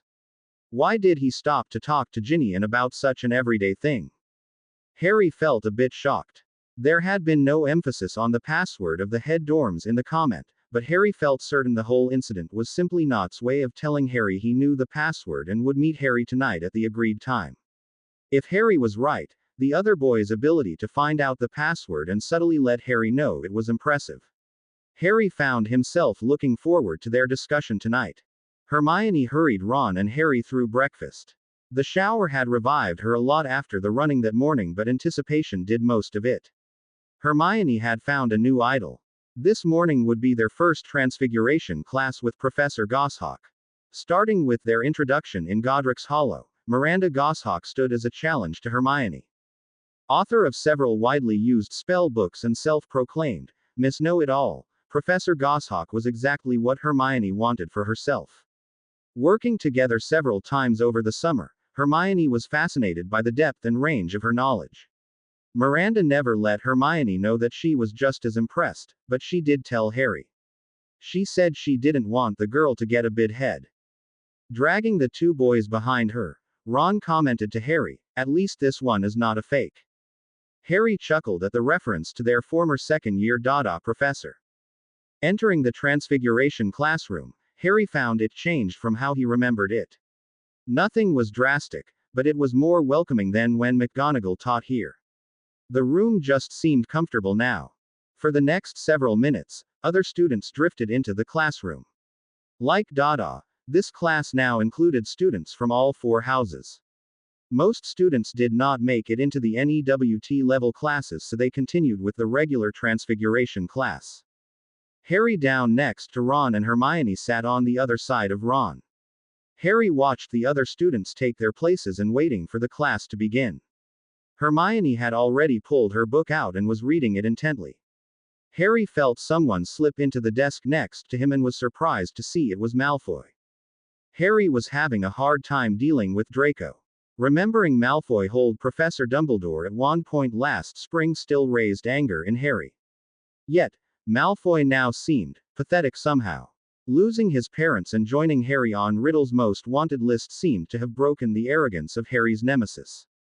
Harry noticed several other students looking surprised at Malfoy's choice of seats and the fact he was not attempting to harass the Gryffindors. Harry knew that the school was already gossiping about Malfoy living in the head dorm, and this was sure to add to that gossip. Professor Goshawk entered the classroom from her office door. Please sit down and take out your wands. You will not need your books today. This is the NEWT level Transfiguration class. I expect to be impressed. The class perked up at the idea of a practical lesson. Professor Goshawk waved her wand and a number of items appeared in front of the students. I would like you to partner up with the person next to you. Hermione and Ron instantly reached for each other's hand. Harry knew without asking they did not intend to be anyone else's partner. Suppressing a sigh, Harry turned and saw Malfoy watching Harry. Harry wordlessly shrugged and Draco nodded in return. Harry figured it would only be for this class and he could handle it. Does everyone have a partner now? Professor Goshawk asked. Good. These will be your partners for the rest of the year. I will assign all homework assignments together. Also, many of the NEWT test preparation materials will require 2 students. Harry felt his day collapse in around him. Bloody hell. An entire year with Malfoy as his partner. Harry needed his NEWT in Transfiguration in order to get into the Auror program. Harry realized that his anger was starting to spill out. He took a breath and held it. Then started using some of the occlumency exercises he had learned. Soon Harry felt calm enough to continue with the class. Malfoy leaned over and quietly said, I am not happy either, but I won't mess you up either. Harry felt stunned at Malfoy's comment and suddenly a little small for the way he was acting. In the wizarding world, he was considered an adult and he was acting like Dudley at 6 years old. It was even worse that Malfoy was acting like the mature one. Class continued for the next hour with little disruption. Professor Goshawk had the 7th year students working through a review of the many different transfiguration skills developed in the previous 6 years. The partners had to work together with one transforming the object and the other having to change it back. Reverse transfiguration was often difficult since it required the wizard to mimic the original caster's spell exactly but with opposite polarity. Professor McGonagall had never required the students to reverse another student's transfiguration. Although the spells were all a review, Harry found it to be one of the most difficult transfiguration classes he had ever had. After the class had ended, Harry and his friends gathered their things and started to make their way out of the classroom. Mr. Potter, would you please come here? Professor Goshawk called out to Harry. Harry looked at his friends and said, I'll meet you guys and Ginny in the Great Hall for lunch. Harry walked over to his teacher's desk. Professor Goshawk smiled at Harry. Did we surprise you with my appointment? You and Professor Ayoshi both did. I was surprised you never said anything. Goshawk smiled mischievously. It was a favor to Minerva and Albus. She couldn't teach after taking his position. She winked at Harry and added, Beside, I had to find out if all those tall tales Albus told were true. Harry had to laugh. Professor Goshawk was very different than Professor McGonagall. Now Harry, what I wanted to talk to you about was offering to tutor you in Oni magic. I would be very surprised if you did not have the ability. Harry was very surprised. In his studies over the summer, Harry had been impressed by the difficulty in becoming an animagi. Harry decided that the time and effort would be better spent elsewhere. I thought it took years to develop the skill, Professor. Normally, yes. However, there is a forcing process that allows it to happen much quicker. A potion is brewed to enable the totem animal of the wizard to be identified. Then the user casts a transfiguration spell upon themselves to teach their body the shape they can assume. Harry was shocked that it seemed so easy. If it is that easy, then why don't all wizards use it? Professor Goshawk shrugged, because it can be dangerous and very painful. The spell requires a very strong and determined wizard. Without enough power, it could permanently drain a wizard and leave them a squib. And, as I said, it is very painful. Harry thought for a moment. Can I offer my friends a chance to try this also?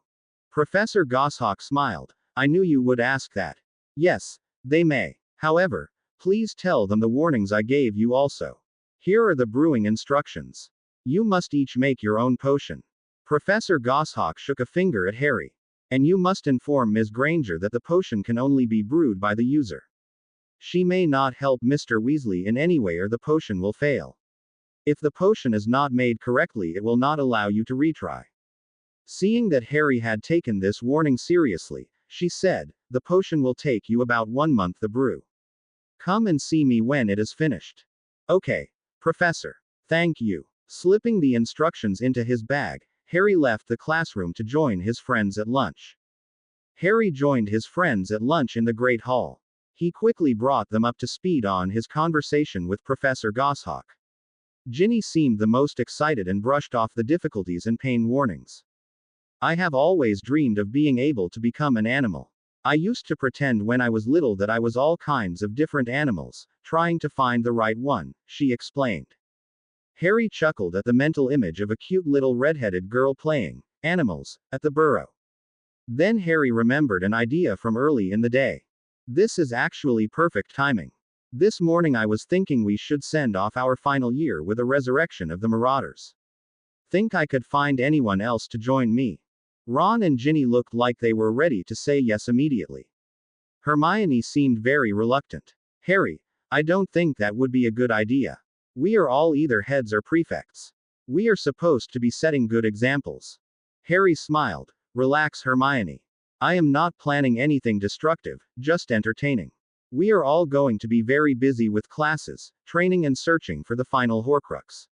We need something to divert us and give us some fun. Nothing destructive? Hermione asked with a tone of disbelief. Harry shook his head. Hermione, look at this place. Snape is gone, Malfoy seems out of it, and half the older classes of Slytherins did not return this year. Who would I want to prank and hurt? All of the obvious targets are gone. I just want to entertain and make people laugh. No one has done that since Fred and George left our 5th year. Harry shrugged. Besides, we can use it to try out different magic or other tricks we come up with. I swear Fred and George learned more planning their pranks than as all of their class time while at Hogwarts. Hermione smiled. Okay, since you put it that way, I will help under one condition. At Harry's nod she continued, if I think the prank is out of bounds you will stop.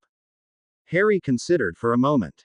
You can veto a prank only if you think it will cause someone serious harm, he counter-offered. Deal, she said as she reached over the table to shake Harry's hand. Harry laughed. I don't think Hogwarts will ever be the same again.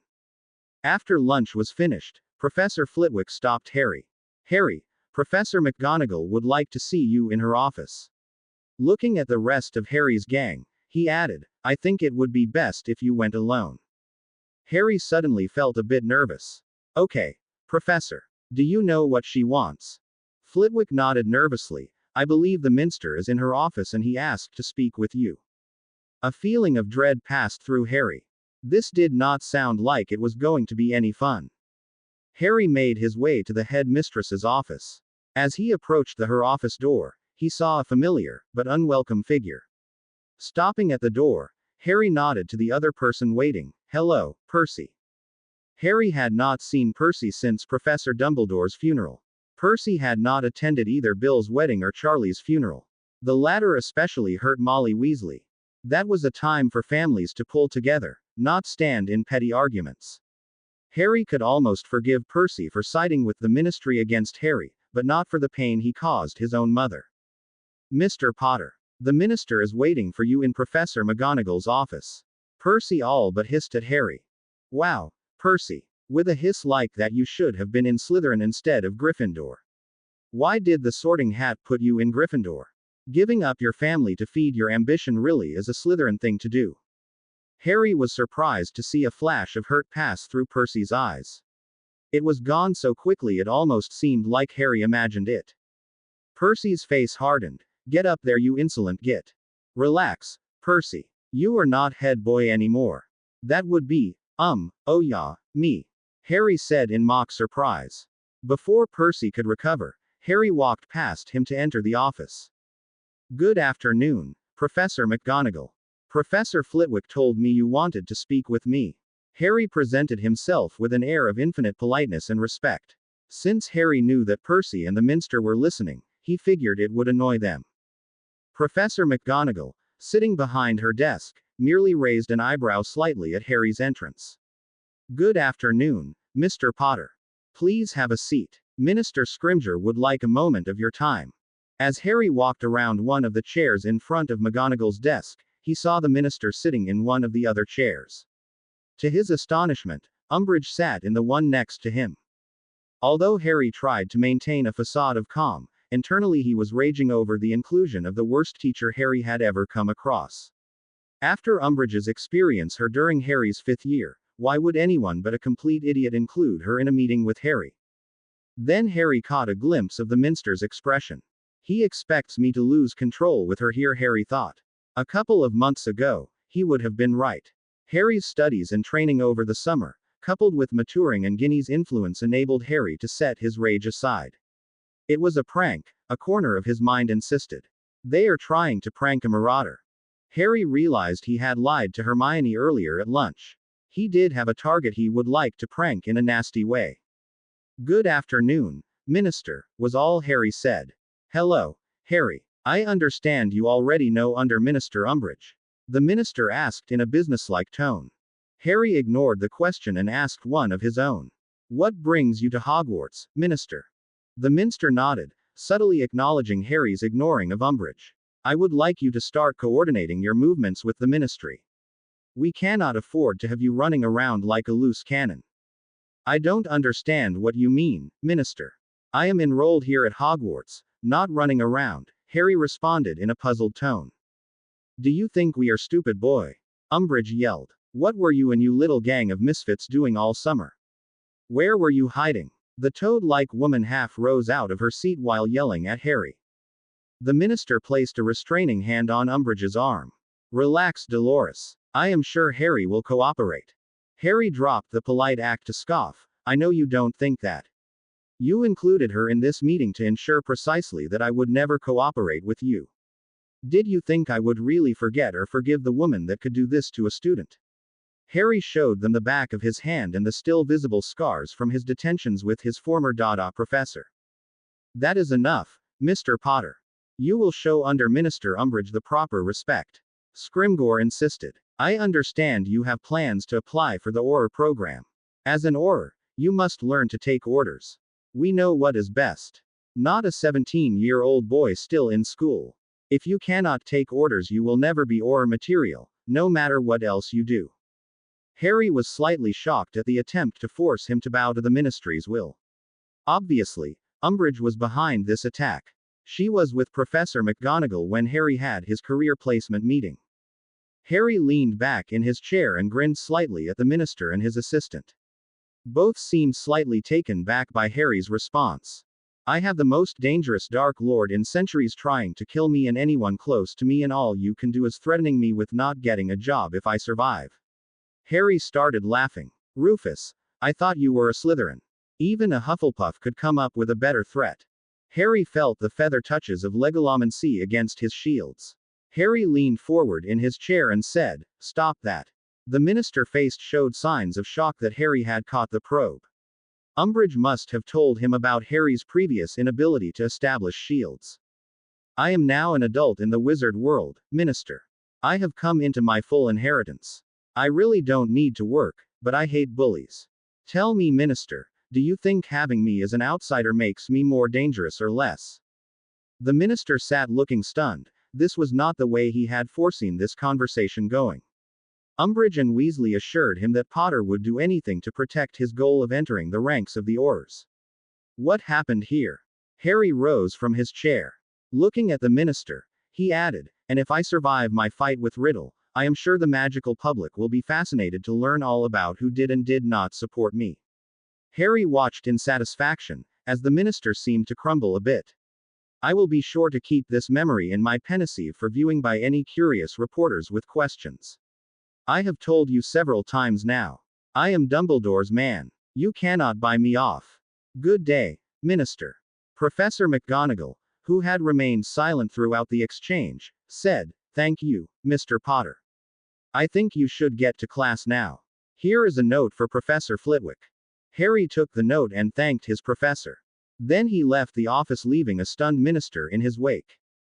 The rest of Harry's day passed in a haze as he considered the meeting in McGonagall's office. It seemed an awfully stupid way of forcing Harry to obey the ministry. Why would they follow that strategy? Harry felt instinctively that a piece was missing. Charms and herbology passed without Harry ever really being there. Harry told Hermione and Ron about the meeting after Charms. Ron snorted and said it was the worst strategy he had ever heard, and that no one knowing Harry would believe for a minute that Harry would fall for it. Even Percy knows you well enough to have told him that. was Ron's opinion. Hermione said maybe that Percy just fell into wanting the plan to work because his boss supported it. Harry agreed those were both valid points, but it still bothered him. Harry remained distracted throughout the afternoon and into dinner. The conversation with Mike never really occurred because Harry could not focus on the other problems. Finally, after dinner, the four friends sat in the head dorm common room. Ginny decided to take matters into her own hands. Enough, Harry. You will work it out.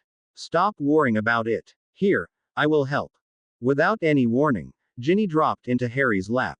Ron turned slightly green as his sister started to grind into Harry's lap and rub her nose against his neck. Harry was reminded quickly that having a beautiful girl writhing in his lap was much more distracting and pleasant than any problem he had with the minister's actions. I am sorry, Harry murmured. Have I been neglecting you? Yes, Mr. Potter, you have.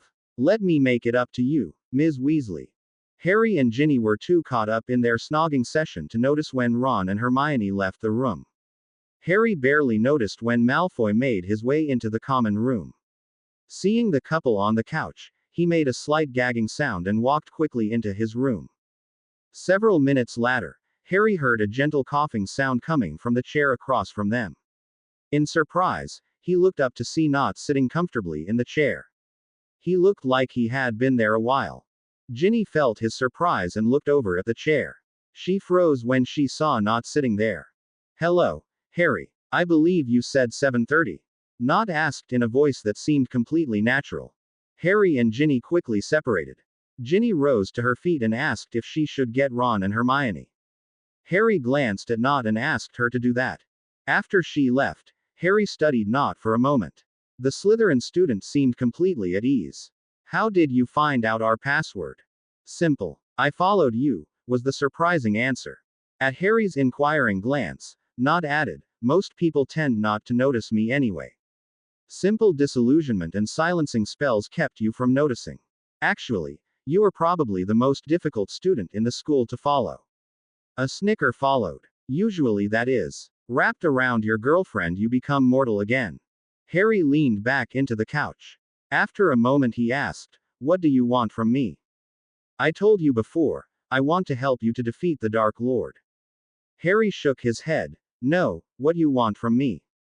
Nott considered Harry for a moment while Ron, Hermione and Ginny came back into the room. After they were seated, Nott said, your support. After this war, we will be either dead or victorious. If we win, you will have the respect and support of the entire wizarding world. Nott then added cynically, at least until the next time something happens. Then they will forget again. Harry found himself agreeing completely with Nott's assessment. Harry's experiences with the adoration of the wizards and witches of Britain had never been the most stable support. Nott continued, I told you I want power within the ministry. Helping you will balance out my idiot father's actions. Your active support when I advance will make a difference. Before I agree to anything, we need some assurances, Harry said. Hermione. Hermione rose from her seat and drew her wand. She said, roll up your sleeves. Nott complied without comment. Hermione raised her wand and said, Protus Revelo. Nothing happened for a moment. Hermione turned to Harry and said, he has not taken the dark mark. Ron asked, Hermione, you just developed that spell this summer. Are you sure it would reveal a dark mark? Hermione gave Ron a very loud look. Ginny giggled. Yes, Ron. I worked on Malfoy. Nott's eyes grew larger at the confirmation that the Gryffindor foursome knew Malfoy had taken the dark mark. Why did they allow him to stay in their suite? Harry simply nodded and said, Nott, I will accept your help. But I will need you to magically swear to this support. Nott rose from his seat and said, I swear to support Harry Potter in all ways to defeat Voldemort. I will do nothing that would injure him or his cause. I will support him in all things until he releases me. I swear this as Theodore Nott, heir to the House of Nott. I swear it on my magic and my life. The remaining part of Harry's week passed in a blur. Although Professor Ayoshi had not asked Harry to attend any additional Dada classes as his assistant, Harry had no free time. Workouts, both physical and magical, combined with regular class work kept Harry very busy. Mike continued to hold his early morning workout sessions. Harry would spend half an hour running and stretching, followed by an hour of sparring or weight training. Ron, Ginny and Hermione were included in these sessions. Since they had not started with Harry over the summer, Mike had them at a lower level, but he was pushing them hard to reach Harry. After the workouts was breakfast. The normal school day followed. As seventh-year students preparing for their NEWT, the class load on Harry, Ron and Hermione was very heavy. Ginny had less of a load a sixth year, but it was still significant. The four continued as normal students until after dinner. Their evenings were spent on a variety of activities designed to stop Riddle and his Death Eaters. All of them spent a couple nights during the week training with their professors. Professor Ayoshi worked them through magical combat, while Professors Flitwick and Goshawk pushed advanced charms and transfiguration work. Monday and Thursday were spent in defense training with Professor Ayoshi. Tuesday and Friday were reserved for charms and transfiguration work. Wednesday and the weekend was for the group's private projects and to get regular homework completed. Hermione and Ginny were working on identifying the remaining unidentified Horcrux. They started with a search for any confirmed artifacts of the Hogwarts founders. Then they started tracking rumors of objects held within private collections. Fred and George helped by physically going to many collectors as their agents. Harry was researching possible ways of destroying the locket without harming himself or others. Harry destroyed the first Horcrux by using the basilisk's tooth and venom. However, when Professor Dumbledore destroyed the ring, it almost killed him and ruined his arm. Harry was also continuing to work on investigating ancient magic and what his mother worked on with Snape during her 7th year. Ron worked the least on their projects. He helped Harry with his research, but he was mostly working with helping the twins expand their business. The first Saturday of the school term rolled into Harry's relief.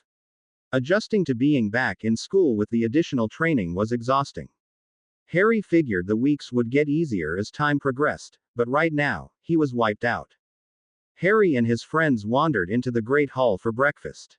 A smattering of students sat around the hall. Most students wandered in and out at breakfast depending on when they woke up. The four grabbed a space near the middle of the Gryffindor table.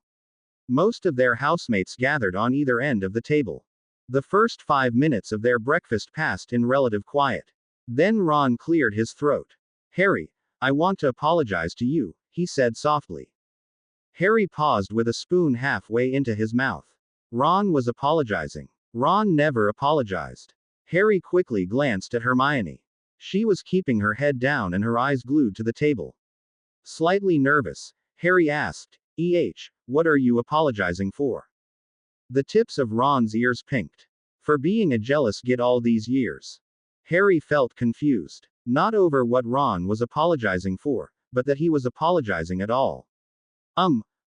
What do you mean, Ron?" The red-haired wizard turned even redder. "Hermione and I were talking about the last 6 years. We started talking about all of the trouble we encountered since our first year." Ron paused for a moment as Harry watched the battle on his first friend's face. Ron looked down at the table and continued, saying, "I realized that many times I let my jealousy over your fame and money get in the way. I wanted to say I am sorry." Harry's jaw dropped in amazement at what Ron had just done. In 6 years of friendship, Harry would never have thought he would see Ron admit an error like that. In the past, Ron would simply flounder until you took pity on him and let him know you forgave him. Now Ron was apologizing for all of those paw incidents when he wasn't even in trouble. Harry felt Ginny's hand give his arm a slight squeeze. Harry shut his mouth with a snap when he realized the silence had gone too long. "Wow, Ron. I appreciate you saying this to me. I know it wasn't easy. What brought this on, mate?" Ron sighed and met his friend's eyes. "Hermione partially, but mostly the twins. Working this summer, I realized how much they appreciated everything you had done for them and trusted them with. You've trusted me with a lot more. I don't think I will ever be able to properly pay you back enough." Ron held his hand out across the table. Harry felt moved by his friend's comments. Harry reached his right hand across the table to grasp his friend's hand. "Ron, you have nothing to thank me for. We've had our rough spots, but you offered me your friendship that first day on the Hogwarts Express. Your family has taken me in as one of their own. I am just trying to pay you back."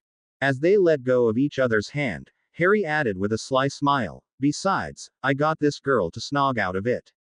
Hermione squawked a protest. Harry. As Ron looked like he had just bitten a lemo. Ginny merely smiled and leaned into Harry and whispered into his ear. Harry turned white, followed by a sudden blush. Ron and Hermione joined Ginny in laughing at the embarrassment evident on Harry's face. Harry stammered for a minute. Then he took a deep breath and brought himself under control. "Ron, I should apologize to you and Hermione also," Harry said. At their inquiring looks, Harry added, "You put up with me acting like a prat for years during my moods." Hermione looked touched as Ron snorted, "No problem, mate." Harry took a couple bites of his breakfast and then said, "I wanted to talk to you three about the DA. I was talking to Mike. I would like to organize it like a military unit. We can train the members to work as teams. Then we can work out strategies and tactics for facing the Death Eaters." Ron nodded absently as he thought about what Harry had proposed. Hermione opened a notebook and took out a piece of parchment. "What were you thinking, Harry?" Hermione asked. "Mike suggested we use groups of 10 people per unit and pair partners up within the units as a team.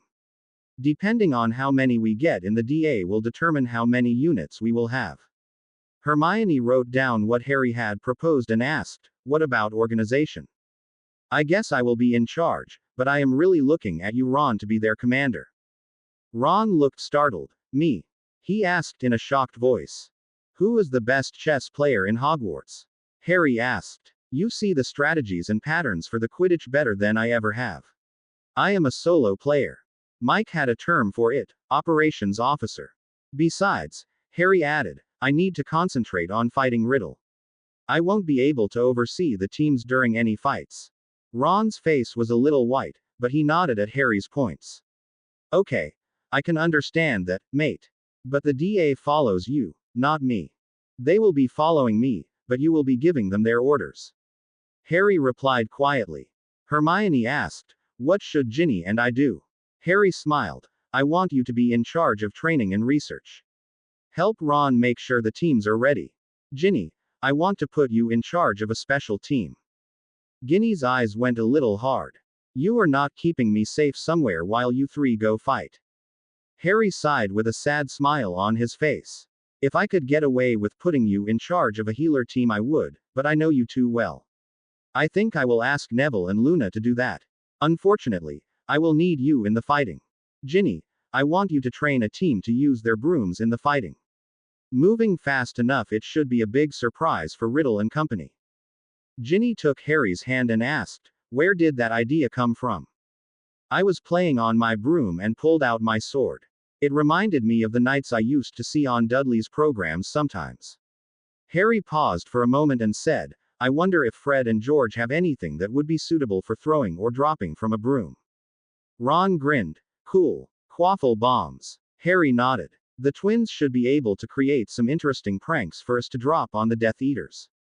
Ginny laughed. "As long as they think it is for a prank, those two can do anything." The rest of the group joined Ginny in laughing at the image of the twins making wizard bombs. Then Ginny leaned into Harry's shoulder and nuzzled his neck. In a sultry voice she asked, "Does this mean I will be working under you, sir?" Harry turned red at the double entendre, looked at his girlfriend, and tried to stammer out a response. Ginny just smiled and stood up.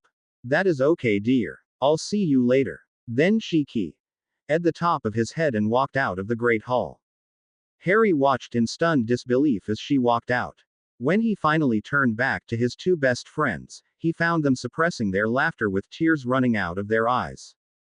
Hermione started trying to talk but could not seem to hold herself together enough. She settled for making a shooing motion towards Harry in the direction Ginny had gone. Harry tried for a bit of dignity as he rose from his seat and started to follow her. Before Harry could get out of the hall, Professor McGonagall stopped Harry at the door. "Mr. Potter, I will need you to go to the room of requirement at 9:30 this morning. Please do not be late." Harry felt his curiosity level rise, but did not want to ask in front of other students. "Yes, Professor." An hour later, Harry approached the 7th floor door to the room of requirement. Harry had spent the last 45 minutes discussing their positions with Ginny. Both of them enjoyed their discussion. Ginny enjoyed her little teasing games. Harry was happy to play along with her. Snogging with Ginny was quickly becoming Harry's favorite hobby. Harry opened the door to the room and stepped inside. The room appeared to be a comfortable sitting room. 2 comfortable chairs and a couch sat around a fireplace complete with a small fire. The room was decorated in a very classy fashion that reminded Harry of some things he had seen in Muggle decorating magazines. Harry stepped up to one of the chairs and wondered why Professor McGonagall asked him to meet her here. "Good morning, Harry," a soft, familiar voice said. Harry turned to see Professor Dumbledore standing behind him. The professor looked exactly like he had the night of his murder, except his arm was back to normal. Harry could only stand in shock. The twinkle in the deceased headmaster's eyes grew as he took in Harry's shock. "It is good to see you again, my boy." Finally, Harry found some words. "Professor, it is so good to see you again. I am so glad we are getting this chance, Harry. Please sit down, we have much to discuss." Harry stumbled over to one of the chairs and sat down. The last person Harry expected to see in the room was Professor Dumbledore.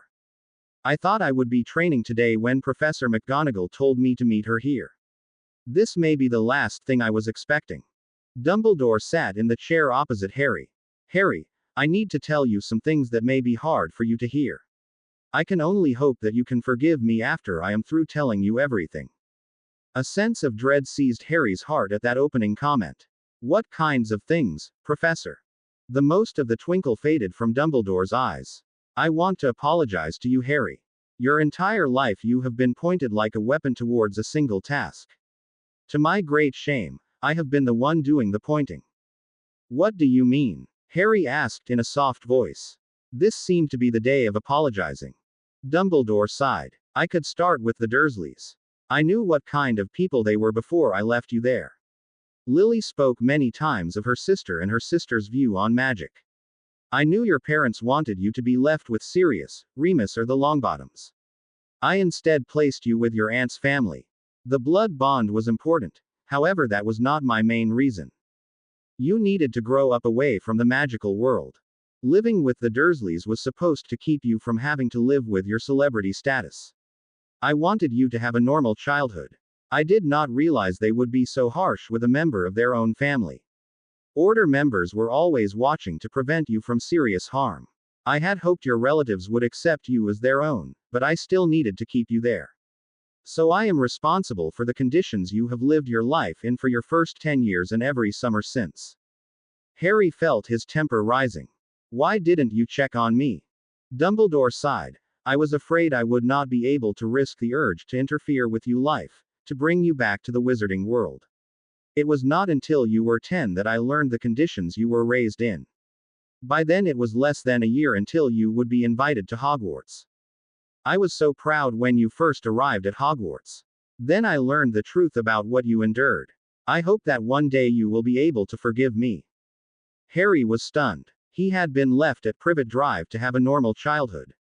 The anger boiled behind Harry's eyes as he sought to keep control over his magic. Harry closed his eyes and started using some of his occlumency exercises to calm himself down. Harry spent 5 minutes calming himself and thinking furiously. "What else?" he asked in a harsh voice. Dumbledore sighed. "I think that is the worst. Many have accused me of being meddlesome. During the war with Grindelwald, I was very meddlesome. My impatience cost me. I also sought to manipulate Tom Riddle as a student, to force him into the light. Again, it cost me. I tried to leave events to play out as they willed, to allow people to make their own choices. I allowed many things I could have prevented to see you to choose your own path. During your first year, I became suspicious of Quirrell. When you and your friends started to investigate, I stepped back. I could have confronted him myself. You molded yourself and your friends to fight the dark. Even when you were told not to become involved, you forced yourself into events. Because of my non-involvement, you and your friends have been placed in danger every year. I should have stopped Tom's Diary your second year. I should have removed you from the Tri-Wizard tournament when I knew someone was setting you up. I left you with your relatives even though Tom's use of your blood in his resurrection made the blood wardings dangerously weak. I felt we needed that time to reorganize the order to protect you. I am afraid I failed you, Harry. Dumbledore looked as old and frail as Harry had ever seen him. I wanted to rectify my mistakes last year, but our time was cut short. The two wizards, one old, one still a teenager, sat quietly for several minutes while they each wrestled with the complex tides of emotions in their hearts. Harry looked up and looked his former professor and mentor in the eye. Dumbledore's customary twinkle was missing as he looked sadly at his former student. Harry tried to read into Dumbledore's expression. Finally, Harry shook his head and leaned back into the chair. Wiping his face with his hands, Harry looked at Dumbledore. It is not your fault. You made mistakes, but you meant well. Tom Riddle is to blame. He killed my parents. He is the one who made my life hell, not you. Thank you, Harry, but I still feel it is my fault. Harry surprised himself with a grim chuckle. We are alike in that way. Hermione is always yelling at me that I take too much blame on myself, like Sirius. Dumbledore smiled slightly and said, Yes, Harry. I guess we are. One of the problems with being a wizard is you feel you magic should be able to fix anything. The stronger you are, the worse you feel when it is not true. I am not as powerful as you are. Worse, sir, but I understand. Dumbledore twinkle re-emerged slightly. I believe you have the potential to be a truly great wizard. I expect one day I shall be most known for being one of your teachers, and I hope, your friend. Dumbledore gestured and an old tea service appeared on a cart between Harry and Dumbledore. Would you care for some tea, Harry? The two wizards sat quietly drinking their tea, allowing their emotions to settle. A comfortable silence settled down between the two wizards. After half an hour of silence, Dumbledore set his teacup down on the cart. Harry, I have to thank you for your understanding and forgiveness. It means a lot to me. Harry smiled at the professor. I have someone I want you to meet, Harry, but first I want to tell you about the room of requirement. Harry was surprised. What do you mean, Professor? I already know about the room. Yes, Harry, but do you know its history? At Harry's negative headshake, Professor Dumbledore leaned forward in his chair and explained. Harry learned that the Hogwarts founders created the room before they started building Hogwarts itself. They built a small cottage on their chosen site and created the room within it. The room became their planning and design area. They built Hogwarts by imagining how they wanted it to be and walking the halls of their new school. Once they had the design precisely how they wanted it, the magic of the room transfigured the stone and wood of the area into the castle overnight. Harry became very excited by this tale. Is that how Slytherin was able to build the Chamber of Secrets into Hogwarts without the others knowing? Yes, Harry. That is how he did it. However, the other three built their own private areas into the school as well. Harry was stunned by this news. Have they ever been opened, Professor? Yes, and you have been in at least one of them. Dumbledore's twinkle was back in force. My office was Gryffindor's study and living quarters. He passed it on to the headmasters when he retired from running the school. When you sit at the desk, you can observe all of the school except for the dorms. Within the dorms you can still tell where everyone is. Dumbledore chuckled and added, I believe that is where the idea of the Marauders map came from. Professor McGonagall sent James and Sirius to my office for a prank on Severus. I was not in my office. I think James sat in my chair and the magic operated for him. I came into my office and found a very wide-eyed James talking excitedly with Sirius. They started researching the map the next day. Harry smiled at the thought of his father and Sirius sneaking into Dumbledore's chair while waiting for the headmaster. It sounded like the kind of thing they would have done. No wonder you always knew who was outside your office and what was going on in the school, Harry said. Yes, that is how, Dumbledore agreed. Harry, the reason I am telling you this is to understand something about this room. The founders created this room out of their magic. They put themselves into this room and worked with it and in it for many months or years. Harry considered the former headmaster's comments. What does this have to do with the war with Voldemort? I could have a great deal to do with the war. I know you have been training hard since my death, but I wanted to introduce you to some additional resources. Dumbledore's twinkle was back in full force. Before Harry could reply, two men appeared out of a corner of the room. Startled, Harry quickly assessed the two men. One was about 5 feet 8 with blonde hair and broad, muscular shoulders. He wore a golden tunic with medieval-style trousers. His companion was over 6 feet 2 with long, black hair pulled back in a ponytail. The tall man wore black wizard robes with silver snakes chasing each other's tails along the bottom hem. The blonde-haired man gave Harry a brilliant smile and said, "So, you are the one who gave Albus a run for his money. Tell me, do you ever stop to think before you charge in?" Harry felt his face flush with sudden anger. Before he could reply, the dark-haired man smacked his companion in the back of his head. "Oaf! Who are you to talk? You went through your life with your sword half drawn and your wand shoved down the front of your pants." "Ouch! That hurt, Snake Boy. It was just a question," the blonde man answered while rubbing the back of his head. "Gentlemen," Dumbledore said gently, "maybe you could introduce yourselves." The blonde-haired man turned and faced Harry with an expression of mock surprise on his face. He performed an elegant bow and said, "Godric Gryffindor at your service." Harry felt his jaw dropping. "Godric Gryffindor?" The dark-haired man snorted. "He is definitely one of your students, Godric." Harry closed his jaw as he realized who the dark-haired man must be. "Yes, I am Salazar Slytherin, and we have heard much about you, Harry Potter." Godric elbowed his friend and said, "Oh, he has heard of you. I thought he was going to fly over his chair. Say, boo. I want to see if he hexes you. Must you always act the buffoon?" Salazar Slytherin asked while rolling his eyes. To Harry's surprise, the exchange made him chuckle. The two men sounded like old friends playing a long-running game. They reminded him somewhat of Moony and Padfoot. Harry stood out and stuck out his hand to the men. "I am Harry Potter. It is nice to meet you." Gryffindor shook his hand first. "It is nice to finally meet you, Harry. We have heard a great deal about you." Slytherin added, "We have never talked to a student before, only the headmasters and mistresses of the school. This is a nice change." The two founders sat on the couch. "We have watched you using the room sometimes, Harry. Your DA sessions were excellent. You can watch us. Why didn't you ever appear?" "We are not allowed," Slytherin answered. "When we created the room, we placed ourselves, our knowledge, intelligence, and personalities, into our creation. To prevent our own meddling after our time, we placed a barrier. We can only talk to the leaders of the school and only if they call." "Then, how are you here now?" Harry asked. Slytherin smiled easily. "You are a leader of the school, Harry. And Dumbledore called us." Harry looked at the founder of Slytherin House. "You are not what I expected." The black-haired wizard nodded. "I am aware of my reputation in this time. Unfortunately, it is not wholly undeserved.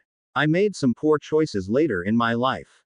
It cost me everything I had ever valued and worked for. I read the journal of Harold Potter over the summer." Slytherin's face lightened slightly. "Ah, Harold. One of the terrors of our classes. You have his hair. Couldn't the Potters have created some magic in 1,000 years to make their hair lay flat?"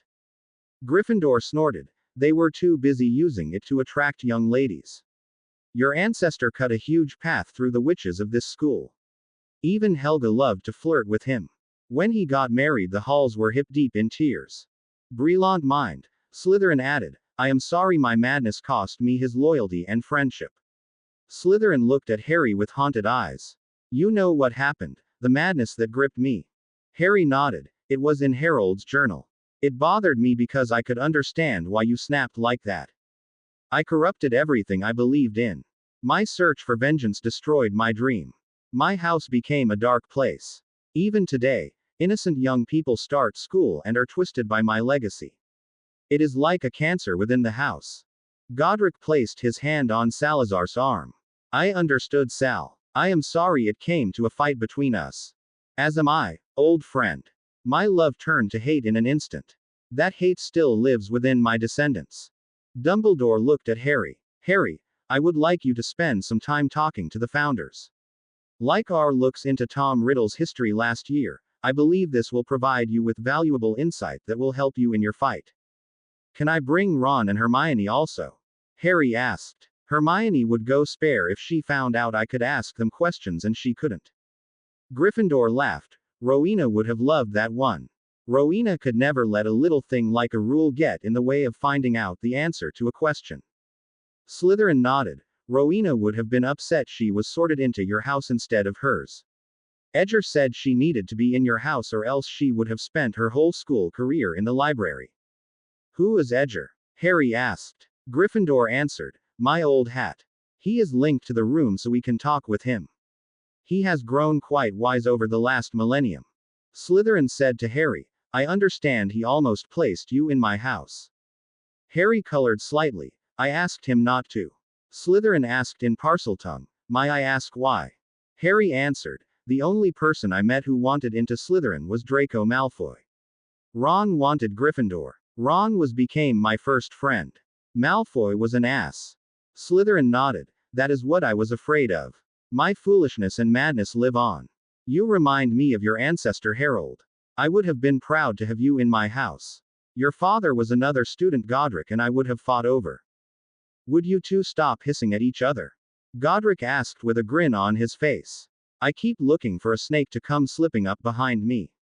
Salazar's eyes flashed with a mischievousness that surprised Harry. Leaning towards Harry, he said, Godric is afraid of snakes. It seems he woke up one morning when we were teenagers and a cobra was sitting on his chest and flicking his nose.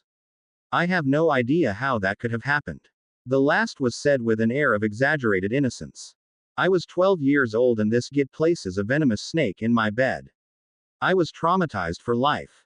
He was speechless for 5 minutes. It was heavenly, Salazar added. Harry and Dumbledore laughed at the antics of the two friends. Harry felt a stab of regret that a friendship like this could be destroyed by anger and madness. My friend Ron has a similar fear of spiders. Fred and George placed a fake spider in his bed and he still has not gotten over it. Godric laughed. Now those two were great for the school. The first ones since the Marauders to wake things up. I heard about their portable swamp. Albus kept us entertained for hours with the stories of their antics. Dumbledore rose from his seat. I believe, Harry, that it would be permissible for you to include Ms. Granger, Mr. Weasley and Ms. Weasley in your discussions with the founders. It must be kept quiet and not shared with any other students or staff members. Also, there are some things they cannot reveal because the real founders did not provide their room of requirement selves. Now, I think it is time for you to rejoin your friends. I am sure they are wondering what happened to you. Harry nodded. I understand, Professor. Harry stood also. Turning to the two founders, he said, it was nice meeting both of you. I look forward to talking with you again. Slytherin and Gryffindor rose from the couch to shake Harry's hand again. We enjoyed it as well, Harry, Godric said. Think about what you would like to talk about for a couple days and then come back, Salazar added. We will be waiting for you. Harry smiled and thanked them again. Harry said goodbye to Dumbledore and started walking to the door. Opening the door, Harry was surprised to find Ginny running down the hall toward him. Harry, come quickly. Ginny, what is wrong? Harry asked, concern filling him as he saw the devastated look on Ginny's face. It is Ron. He is in your dorm room. He was attacked by a snake. Harry sprinted down the hallways of Hogwarts as fast as humanly possible. Running past many students that jumped out of the way, Harry soon left Ginny behind in his hurry to his dorm room. As Harry approached the portal to the head dorm, he noticed it was wide open and a number of people were standing in the common room. A number of them were standing outside of his room door and peering into the room. Slowing down, Harry walked quickly into the room and demanded to know what was going on. Hermione spotted Harry and motioned for him. Quickly, Harry. We need you. Harry ran up the short flight of stairs. Hermione backed slightly away from the door to allow Harry to look into the room. Lying in the corner of the room sat Ron's body. Harry noticed a snake lying around his neck. The snake's head sat near Ron's neck and was watching the crowd at the door. Harry stepped slightly back and whispered in an urgent tone to Hermione, "Get everyone out of here, now." Hermione nodded and said, "Harry, please help him." Then she turned to the crowd and started making shooing motions. The other students started moving out of the common room and into the hall. Ginny had arrived and pushed some of the stragglers out of the portrait hole. Harry noticed the snake was not making any hostile motion towards Ron. Did it already bite Ron? Hermione, what happened? Harry asked. Hermione seemed on the edge of hysterics. We were having a prefects meeting. Ron came in here to get something and screamed. We ran in to find that snake on him. Harry, we were going to try to Accio it off him, but we were afraid it would bite him again, Ginny added. Good thinking. Let me try to talk to it. Harry stepped cautiously into his room. He slowly approached to where Ron was motionless. The snake watched Harry approach and then raised its head slightly. Then the snake did something that turned Harry's blood cold. It opened a hood behind its head. It was a cobra. Harry felt his heart stop and a cold shot of fear run up his spine. This could be very bad. Go away, human. Leave me now, the snake hissed. Harry answered, not without my friend. What do you want? The snake seemed surprised. You are the speaker. Why did you come here? Harry asked. You called me, speaker. In my dreams, you called. The snake lowered its hood and seemed to relax.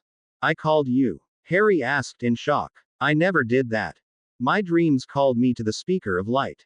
I followed them here. Then why did you attack my friend? Harry asked. Ah. The snake unwound itself from Ron and slithered a couple feet away. I have not hurt the boy. He saw me, screamed and hit his head on the wall. The snake seemed amused by Ron's fear. Harry considered this carefully. Could Riddle have sent the snake to kill him? He had done so before when he sent Nagini to kill Mr. Weasley. Please wait on my desk while I take care of my friend. Harry said. Of course, speaker. Then to Harry's amazement, the snake spread bat-like wings and the 4-foot-long cobra flew onto the desk. The snake seemed to slither through the air with the wings providing some lift. Harry was amazed that a pair of wings could lift a snake that large. You can fly, Harry said in shock. Harry again sensed amusement from the snake. A gift from long ago to my kind. Magic does most of the lift. The wings just activate it. The same is true for dragons, griffins and most other magical flying beasts. Most of us are too heavy or massive for a simple pair of wings to lift us like a bird. Setting that aside, Harry approached Ron and felt for a pulse. He quickly found a strong pulse. Ron, can you hear me? Ron did not respond. Harry reasoned he might have a concussion. Hermione, Ginny, come in here. Hermione gingerly stuck her head into the room. Did you kill it? I should hope not. The snake hissed. Hermione jumped back at the snake's hiss. Hermione, don't work about him. We need to get Ron to the hospital wing. I think he has a concussion. Harry bent and lifted Ron up into his arms. Standing up, Harry said, lead the way, Hermione. Get everyone out of my way.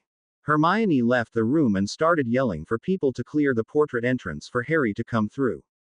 Harry started down the stairs when he heard the snake say, he has some small bleeding on the back of his skull and a small crack in it too. Harry almost ran through to the hospital wing. Professor McGonagall was already there as she had been meeting with Madame Pomfrey. Mr. Potter, what happened? The nurse asked. He seems to be knocked out. Harry started only to be cut off by Hermione. A really big snake bit him. Oh, Ron, don't die. The young witch seemed on the verge of breaking down. Harry shook his head. Hermione, calm down. The snake did not bite Ron. Set him here, Mr. Potter. I will look at him. Harry complied and stepped back and watched as the nurse started using diagnostic spells on Ron. Hermione and Ginny stepped immediately to Ron's side and watched with worry on their faces. Professor McGonagall grabbed Harry's arm. What is this about a snake? She asked. Ginny came and found me and said a snake bit Ron in my room. I found the snake laying on Ron. It said that I called it here. Before McGonagall could respond, Madame Pomfrey said, he is okay. A small cut on the back of his head and a slight crack in the skull. He should be fine in an hour after he drinks a potion. As the nurse turned to her potions cabinet, she heard Harry mutter, that is what the snake said too. The nurse turned and looked at Harry oddly. Did you say the snake told you? Yes, just as we left. McGonagall, Ginny and Hermione looked at Harry in shock. Harry, can you describe the snake? Pomfrey asked as she pulled a bottle out of her cabinet. He is a cobra with wings. I've never seen a winged snake. The nurse looked at Harry with excitement on her face. A caduceus. You have a caduceus in your room. Taken aback by the nurse's response, Harry said, "Yeah. Mr. Potter, you must bring him here at once. This is so wonderful." Harry had never seen the witch so excited. "Calm down, Poppy. Why are you so excited?" McGonagall asked. "They are very rare, wonderful creatures. I have read about them, but I thought they were a myth." Hermione said in surprise. "So what are they?" Ginny asked with a hint of impatience in her voice. "Healing snakes. They are venomous, but they can also use their venom to heal," Hermione answered. Hermione started to explain while Madame Pomfrey got Ron to take the potion. Hermione told the story about an ancient Greek wizard named Asclepius. Asclepius saw a caduceus healing another snake with some herbs. After that, the wizard begged the snake to help him learn to heal people. He also studied with the centaurs. Another wizard killed him when he started teaching muggles. Muggles still use his family crest of a staff with 2 snakes wrapped around it and wings on top as the sign for medicine and healing. 5 points to Gryffindor for that, Ms. Granger. Professor McGonagall said. "Harry, I suggest you go find this snake and confirm its type."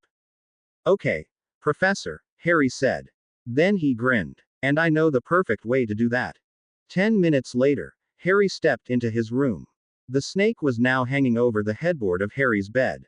It looked up at Harry as he entered the room. "Your friend is okay, Speaker." "My name is Harry. What is your name?" Harry asked. "You may call me Astus, Speaker Harry," the snake replied. "Would you please come with me? I have someone I want you to meet," Harry asked. "May I ride on you should, Speaker Harry? These humans seem afraid of me." "Yes, but please, just call me Harry." Harry lifted the snake onto his shoulder and walked out of his dorm. As he was walking through the common room, Draco walked in from his room. "Is all the excitement done? Why what is that snake doing in here?" Draco seemed very nervous to have the snake near him. "Relax, Malfoy. You were in Slytherin after all," Harry deadpanned. Harry continued out of the head dorms and back towards the room of requirement. In a short time, he was back into the room. Since Harry and Ginny ran out of the room, they never shut the door, ending the summoning. Harry walked back into the room to find Dumbledore, Gryffindor and Slytherin having a 3-way argument over changes that had been made in the castle since the founders' time. "I still think adding indoor plumbing softened up the students too much," Gryffindor proclaimed as Harry walked in. "Did you like the outhouses? I mean aside from accidentally opening them when Rowena was inside?" Slytherin asked in a dry, mocking tone. Gryffindor snorted. "At least my chamber didn't end up in a girl's bathroom." In a consoling manner, Dumbledore attempted to intervene. "I believe that was a potions closet before the remodeling." Then Dumbledore noticed Harry's return and a look of relief came over his face. "Oh, Harry, it is nice to see you again. Is everything okay?" "I think so, Professor. I wanted to bring someone up to meet Salazar."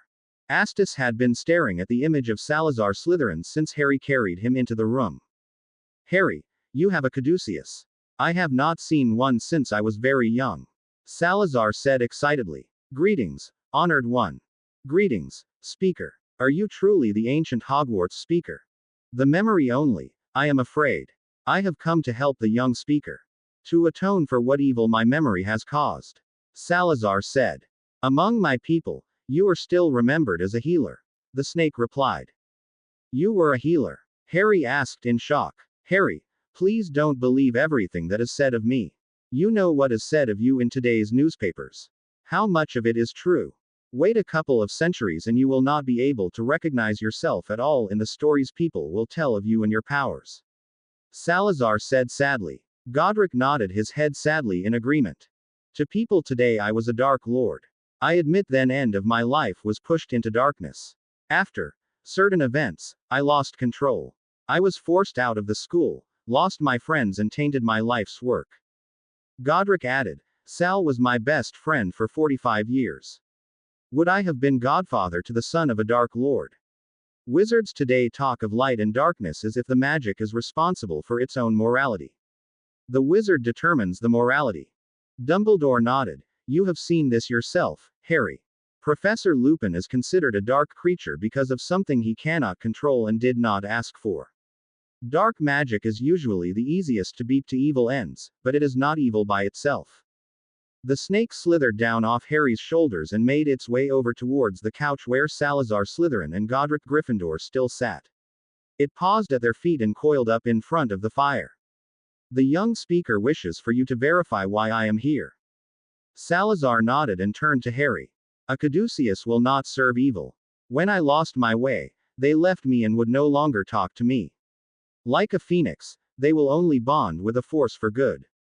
They are terrible foes but loyal friends. Their venom can kill or assist in the healing process.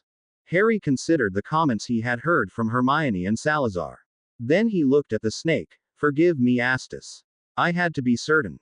The snake bobbed its head once and said, I understand, young speaker. Please, call me Harry, Astus. Of course, Harry. Salazar nodded and looked at Harry. Albus has told me about your adventure in my chamber. A sad look crossed his face. I understand Sassius gave you a problem. I apologize for that. He was very loyal and thought he was doing my bidding by helping young Riddle. Sassius. The basilisk. That thing had a name. Harry exclaimed in shock. Salazar looked pained. He was my familiar for many years. When he was young he would curl up on my shoulder when I taught classes. He was not supposed to be left so long in the chamber. My son had already died, but I thought my grandson would return to claim my place as a leader at Hogwarts. He was supposed to open the chamber and enjoy Sassius as an inheritance from me. Warwick married a Muggle-born witch. The madness of the end of my life caused my estate to disown him, preventing him from taking his place here. Godric placed a comforting hand on his old friend's shoulder. Salazar looked at him with a sad smile. I guess I was not as clever as I thought. Godric snorted. You were clever enough for all four of us. I died stupid. A 100-year-old wizard has no business trying to jump a ravine on a galloping horse chasing a fox. I wasn't even trying to kill it. We were just having fun running after it. Salazar laughed a sharp, barking laugh. Godric looked pained. I was bored. A real friend would not laugh at me. Typical Gryffindor, was a grinning Salazar's only response. Harry and Dumbledore hid chuckles at this exchange. Harry was surprised to realize he had no problem placing himself and Ron in their places. The strange thing was he would be in Salazar's position. Maybe the Sorting Hat was right about his house placement. Harry felt much closer to this Slytherin than the legendary Slytherin the rest of the magical world thought they knew. Salazar turned back to Harry and said, from Albus's description, I don't think you made it very far into the chamber. I gathered a great deal of information on magic and potions inside my office and lab. I think it would be a great help to you. Harry considered this offer. Would he really want to go back down into the chamber? That event was a nightmare for him. Ginny had issues with the memories also. Several times over the last couple of years she was up in the common room in the early morning after being awoken by nightmares about the room. Salazar provided Harry with several Parseltongue passwords to allow Harry full access and control over the Chamber of Secrets. Harry figured he could just take a look by himself or take Ron with him. Reminded of Ron, Harry excused himself to go check on his friend. Professor Dumbledore said they understood but requested Harry return soon to discuss certain matters dealing with the Order of the Phoenix. Harry agreed to come back in the next day. Astus returned to his place on Harry's shoulder. Harry walked out of the room of requirement and shut the door behind himself. Harry started for the hospital wing as the door disappeared behind him. The following week passed quickly for Harry. Harry's work over the summer moved him ahead of the most of the other students at Hogwarts. Harry discovered he enjoyed studying the different advanced magics that 7th years covered. The basics had bored Harry because they did not seem to have many practical applications. The newer spells had obvious real-world usage. This grabbed Harry's attention. To lighten Harry's load slightly, Professor Ayoshi actually dismissed Harry from attending many of his Dada classes where they were introducing spells or situations Harry already mastered. Harry only attended when the professor needed a demonstrator or a sparring partner. Harry settled into a routine of training and study that felt very comfortable for him. During free periods, Harry often returned to the room of requirement to discuss magic or other issues with Professor Dumbledore. Harry learned that the professor had used the room in a similar process as the founders. The room held Dumbledore's memories. This allowed it to create a magical simulation that had all of the knowledge and thoughts of the original Dumbledore. Dumbledore explained a great deal to Harry about the wizarding world that had always been a mystery to Harry, details about the Ministry and the Order being chief among them. Hedwig and Astus reached an agreement to coexist in Harry's dorm room while Harry was attending classes or training. Astus enjoyed laying in the sun of the windowsill or flying around the grounds. Harry had taken Astus to lunch in the Great Hall once in the last week. Ron was still very uncomfortable around the snake. The Slytherins also seemed very upset. Harry imagined a Gryffindor, particularly him, with the symbol of their house as a familiar bothered them a great deal. A hissed comment to Astus led to the snake making his way over to the slithering table and startling many of the students by making his way onto the table. The sight of a cobra raised up with its hood spread ruined lunch for several of the younger students. Harry quickly recovered his friend and apologized for the scare. Astus laughed at their expressions and occasionally chuckled to himself for the rest of the day. The second weekend of the school year brought about Quidditch trials. Ron dove into his captaincy with a vigor and excitement that stunned many of the other Gryffindors. Ron discussed several strategy changes with Harry and Ginny that illustrated brilliance and subtlety that shocked the couple. Ron decided to throw all of the positions open for the tryouts. Ron figured no one would be better than Harry at Seeker, but he did ask Harry to start working with an alternate. Although Ginny proved to be an excellent Seeker, having her move from Chaser would break the rhythm and timing that Chasers needed to develop together. Also, it would provide next year's team with a player trained by Gryffindor's best Seeker. Ron's forethought impressed Harry and shocked Hermione speechless. Ron blushed and mumbled about thinking your move several turns out in chess.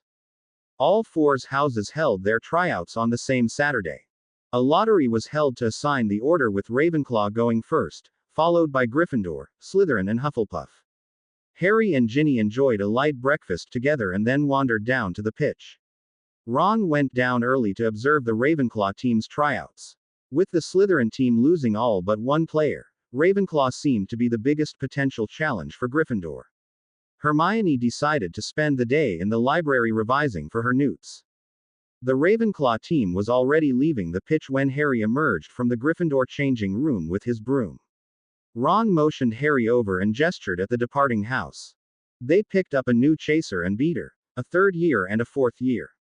Both of them have good skills, but I don't know how well they will fit in with the rest of the team. It could be a weakness for a while, at least this year. Harry was impressed at Ron's grasp of the teamwork aspect as well as the strategy. Ron, how can you be so go at analyzing house teams and still insist every year that this year the Cannons would win the cup? The tip of Ron's ears turned red and he muttered, "Oh, shut up." But the slightly rueful grin on his face made Harry laugh. The Gryffindor tryouts drew a fair crowd. Like Ron, the other three house team captains were sitting in the bleachers scouting the competition. Harry could see Malfoy, Thomas Bradley, the Ravenclaw keeper, and Zacharias Smith, a Hufflepuff chaser, sitting in the stands. Smith and Bradley sat together prepared to compare notes, while Malfoy sat off alone. Aside from Ron, Harry and Ginny, 12 Gryffindors lined up for the tryouts. Katie Bell graduated, leaving one chaser position open. Dean Thomas, a reserve chaser last year, decided not to try out this year. Harry was pleased to see that Cormac McLagan did not return for the tryouts either. The previous 2 years' beaters, Andrew Kirk and Jack Sloper, did return for the tryouts. They were 6th and 5th years.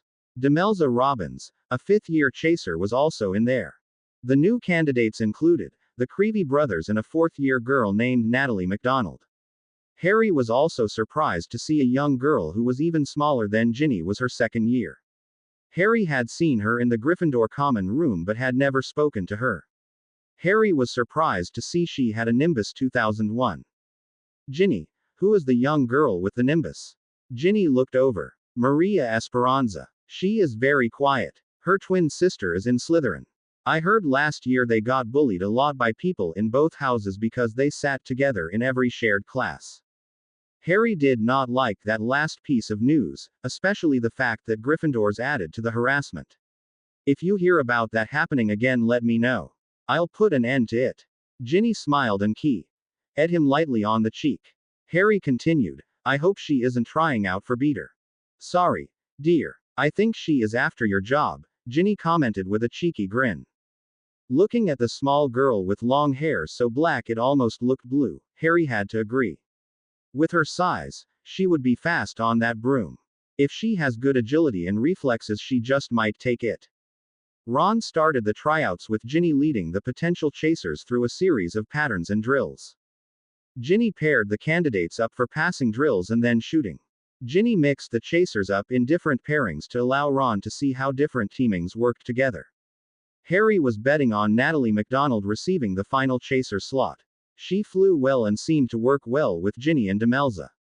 Besides, Gryffindor had developed a habit of having all-female chaser squads since before Harry's first year. The only keeper tryout was Dennis Creevy. Ron and Dennis took turns blocking the chasers' shots. Although small, Dennis was fearless in throwing himself in front of the quaffle.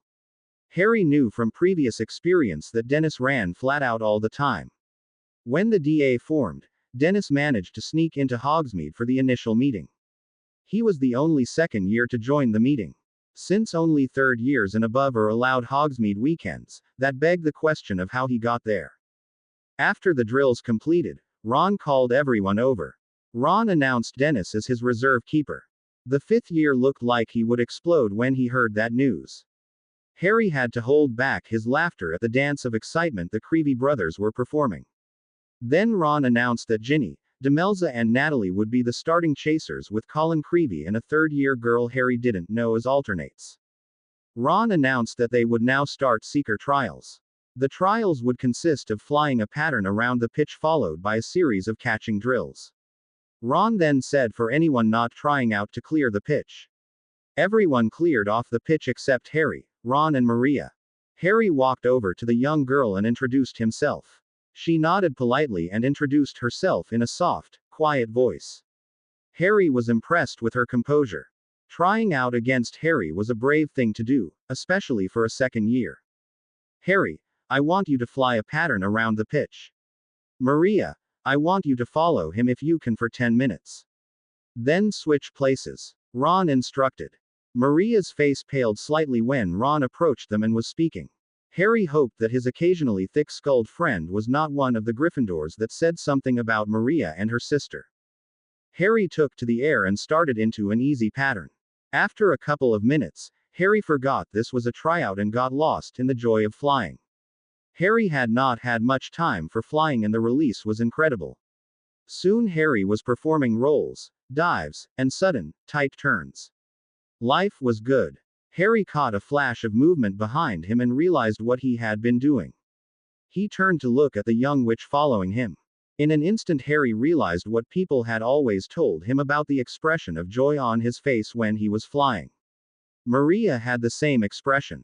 Harry laughed at the discovery of a kindred soul and led them down to where Ron and Ginny were waiting.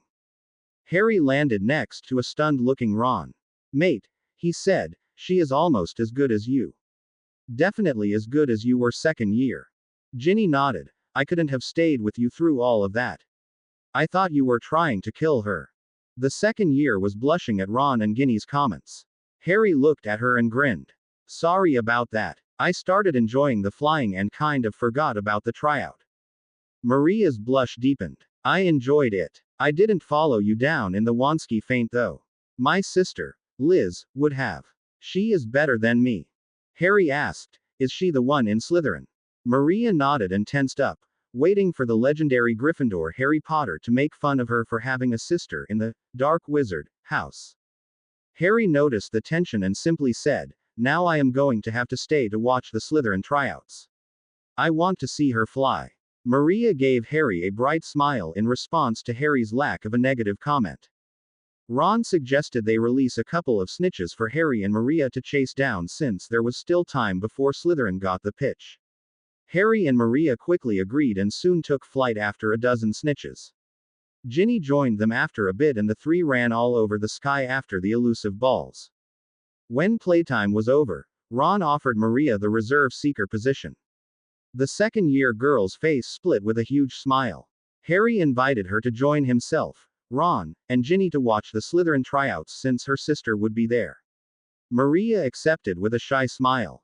The Gryffindor team cleared the pitch to allow the Slytherins the field.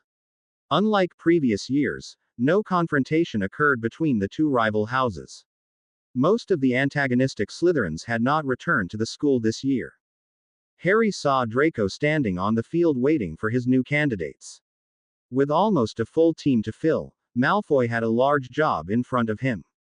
Harry walked over and quietly asked, "Did you see our new reserve seeker?" Draco nodded with a slight sneer to his face, rubbing it in, "Potter. No, not really. Just giving you a heads up. She told me her sister is even better." Draco's sneer made a full appearance. "So, what do I care if her sister is better? You have two reserve seekers. Planning on getting hurt much?" "No, you prat. Her twin sister is in Slytherin. I know it is your usual position and Slytherin is almost always an all-male squad, but you might want to take a serious look at her." After Harry finished, he walked away before Malfoy could think of a reply. Harry joined Ginny and Ron sitting in the stands to watch the Slytherin tryouts. Harry watched Maria and another young girl who was obviously her twin sister. Harry watched them talk excitedly while Malfoy started organizing the tryout. The Slytherin sister seemed just as excited as Maria about whatever they were talking about. Malfoy called the Slytherin players over to start the tryout. Maria left her sister and made her way up to Harry and his friends. She sat a little bit apart from them as if she was unsure about mixing with the older students. Ginny started a running discussion as the Slytherins went through a similar plan as the Gryffindors had just finished. Ginny pulled Maria's opinions on the various players out. Harry was glad Ginny pulled Maria into the conversation. Finally, it came time for the Seekers to take their turn. Aside from Malfoy, Liz and a sixth-year boy tried out of the position. Malfoy started the same follow-the-leader game that Harry ran. Malfoy was a good flyer but not as aggressive or fast as Harry. Liz Esperanza hung on the back of Malfoy's broom in an effortless display of flying. It looked like they had been flying in formation for years. The sixth-year boy could not match the display, so he attempted to make up for it in typical Slytherin fashion, cheat.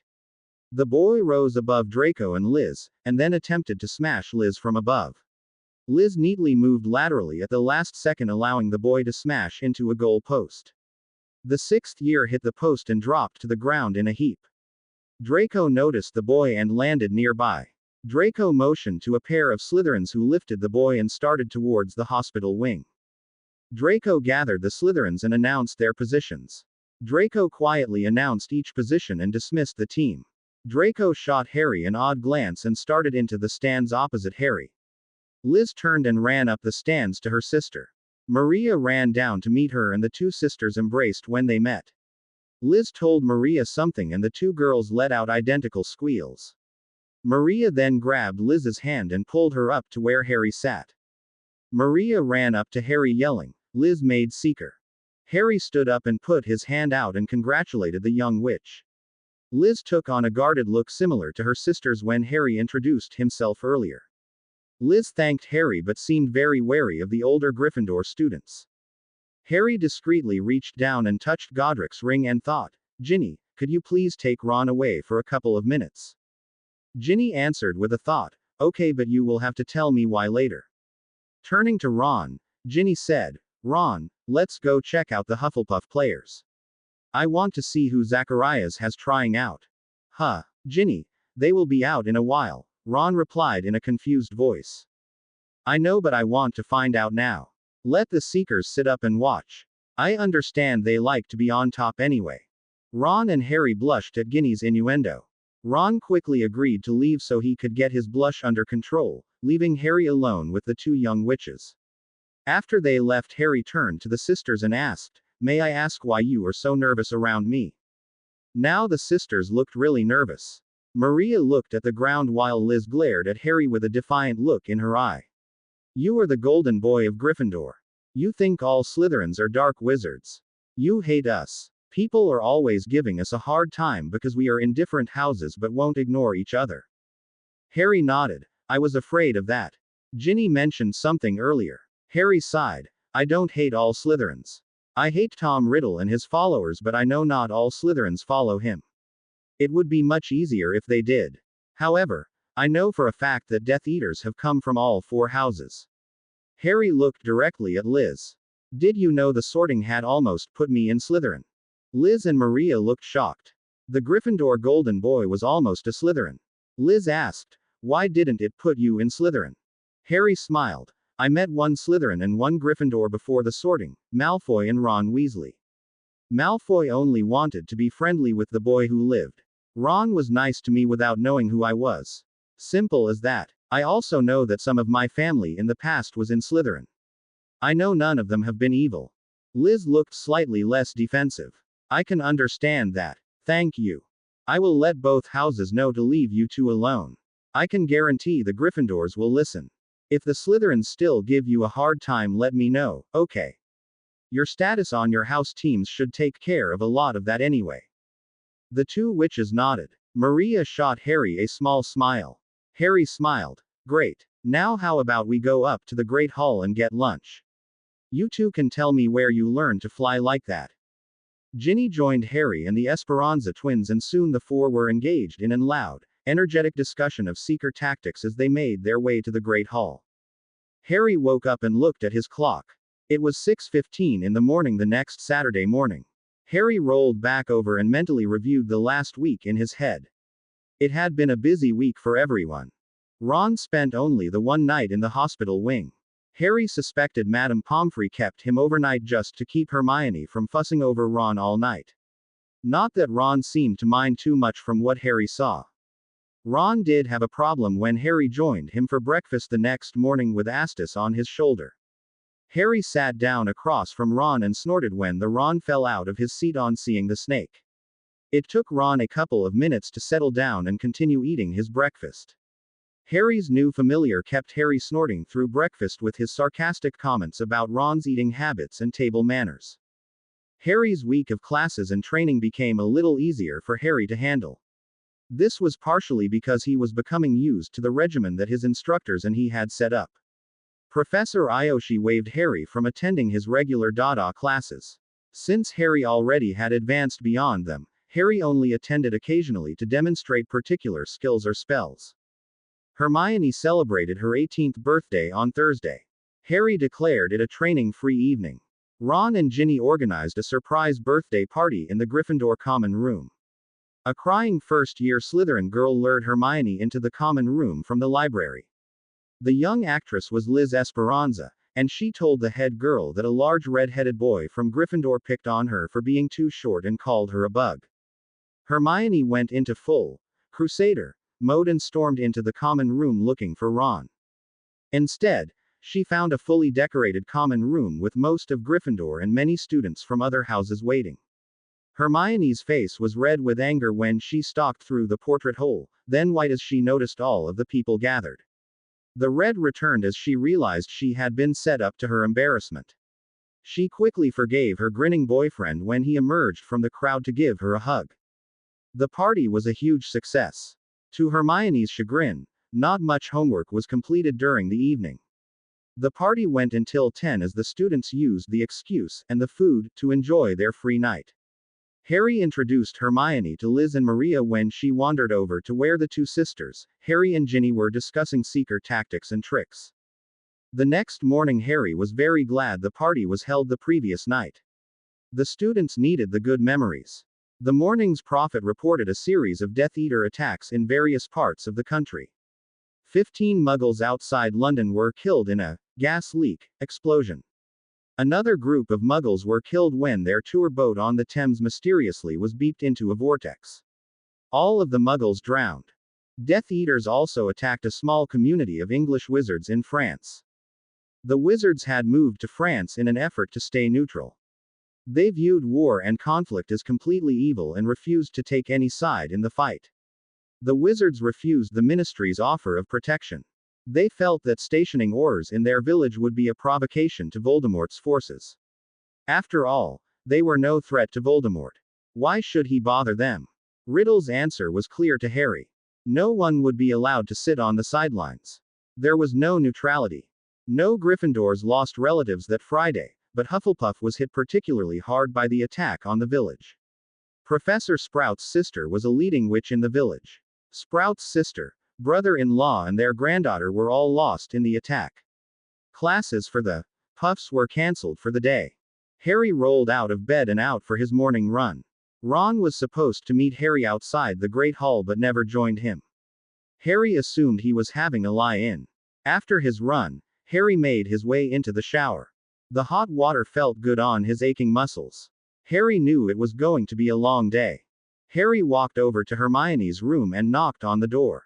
Harry did not hear an answer, but he did hear a very familiar snoring sound. Harry grinned. The rooms in the head dorms were charmed to prevent any improper behavior. Harry carefully opened the door and peeked in. Ron was asleep sitting on the couch with Hermione laying on the couch with her head in his lap. Harry carefully pulled his head back when he heard the sound of the portrait opening. Ginny walked in with a cheerful smile on her face. When she saw a grinning Harry at the top of Hermione's stairs, she stopped and asked, "Harry, why are you grinning like that?" "Not much reason," Harry replied, "just Hermione asleep with her head in Ron's lap." Ginny's smile became very predatory. Harry considered why Sirius was so fond of Ginny. She would have made a great marauder. After Harry's conversations with the founders, Harry realized that Salazar would have wanted Sirius, Fred, George and Ginny in his house simply for their sheer sneakiness and pranks. Unaware of her boyfriend's musings, Ginny pulled out her wand and pointed it at her own throat. A mumbled incantation later, Ginny ran quietly up the steps and stepped into Hermione's room. Harry watched as she crept up to stand behind the couch. With a quick grin at Harry, Ginny yelled, "Ronald Bilious Weasley. What do you think you are doing?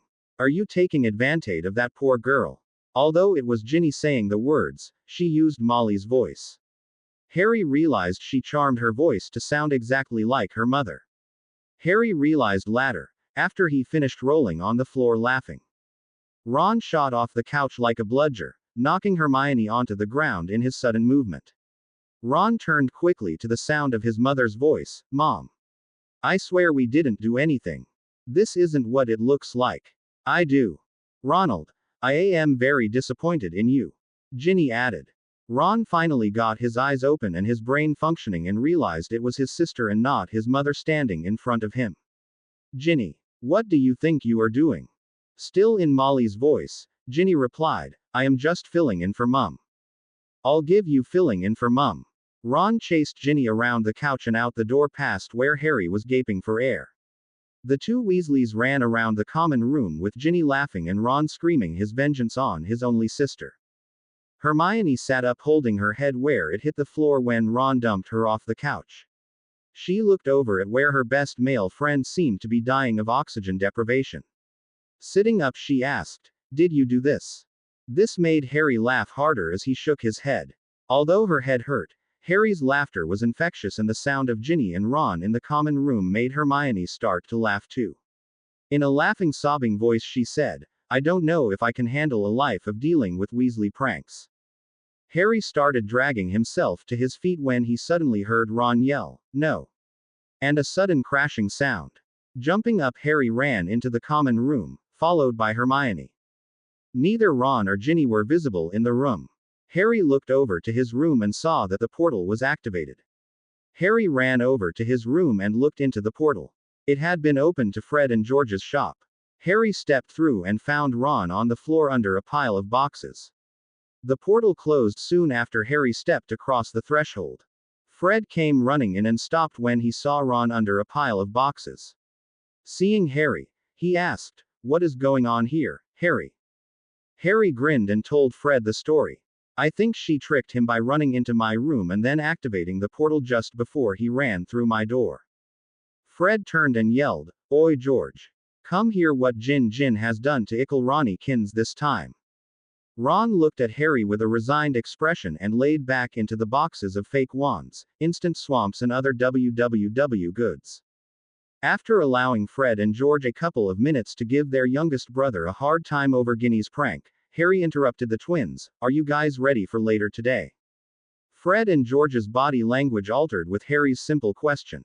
The pranksters remained but changed. Harry realized several months ago that the twins saw the war with Voldemort much like one of their prank wars. It brought out their creative juices in a way school never did. Fred answered, "The new headquarters is ready, Harry." To George, "We still need a Fidelis charm onto that part of the warehouse." Back to Fred, "It already is unplottable." George again, "We also cast Muggle repealing charms." Harry interrupted the verbal tennis match. Professor Flitwick taught Hermione to do the charm. She will cast it later this afternoon. Harry walked over to Ron and gave him a hand up. Ron accepted with an embarrassed smile, his ears only slightly pink. Turning back to the twins, Harry asked, "I have the Order members apparating to Diagon Alley are using a portkey to outside the headquarters wards inside the warehouse." Fred nodded, "We are all set." George asked, "Hermione gave us her dark mark detector spell. We tied it in with an alarm spell and active defenses. Bill also worked on the wards. I think the place is safer than Hogwarts." Ron looked confused. "What are you guys talking about?" Fred looked at Harry. "Didn't you tell him yet?" "I haven't had a chance. Between Hermione's party and yesterday he has been busy," was Harry's answer. "Well, I am here now, mate. What is up?" Harry said, "We are having an order meeting tonight at the new headquarters. Snape knows too much about the old headquarters." Harry smiled at Ron. "I hope you did not have plans today." "We are going to be busy." Ron smiled. "Only homework with Hermione. But since I am following your orders, you will be the one to take the heat, not me. I am glad I could give you an excuse, mate." Harry told the twins he would see them later in the afternoon and opened the portal back to Hogwarts. Hermione and Ginny could be seen standing on the other side. Harry turned back to Ron, "Maybe you should go first."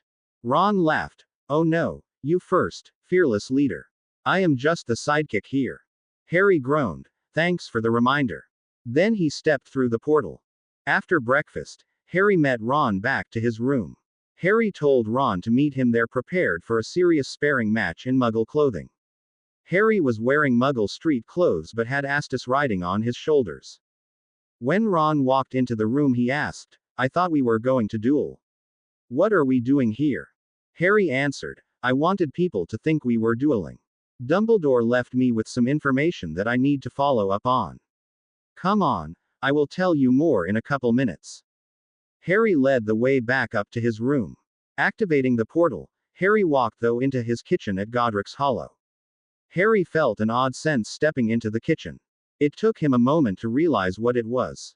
He was home. After years with the Dursleys and at Hogwarts, it felt strange to have a home of his own. Harry walked over and started making tea as Ron followed him through the portal. Ron sat down at the kitchen table. Astus slithered off, hissing something about exploring the new house. "So, what are we doing here, Harry?" Ron asked. "I told you about my meetings with Dumbledore in the room of requirement.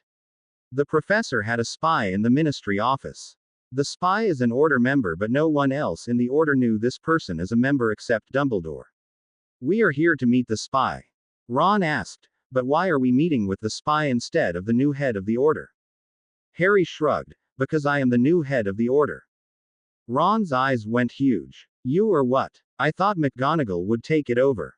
I didn't want to be the leader. I was looking forward to handing things over to someone else. Dumbledore said that I was the only one he felt could lead the Order. McGonagall's health has not been too good since those simultaneous stunners hit her in our 5th year. Moody is too paranoid and antisocial to make a good leader. Sorry, but your father is not a fighter. Also, none of them know about the Horcruxes.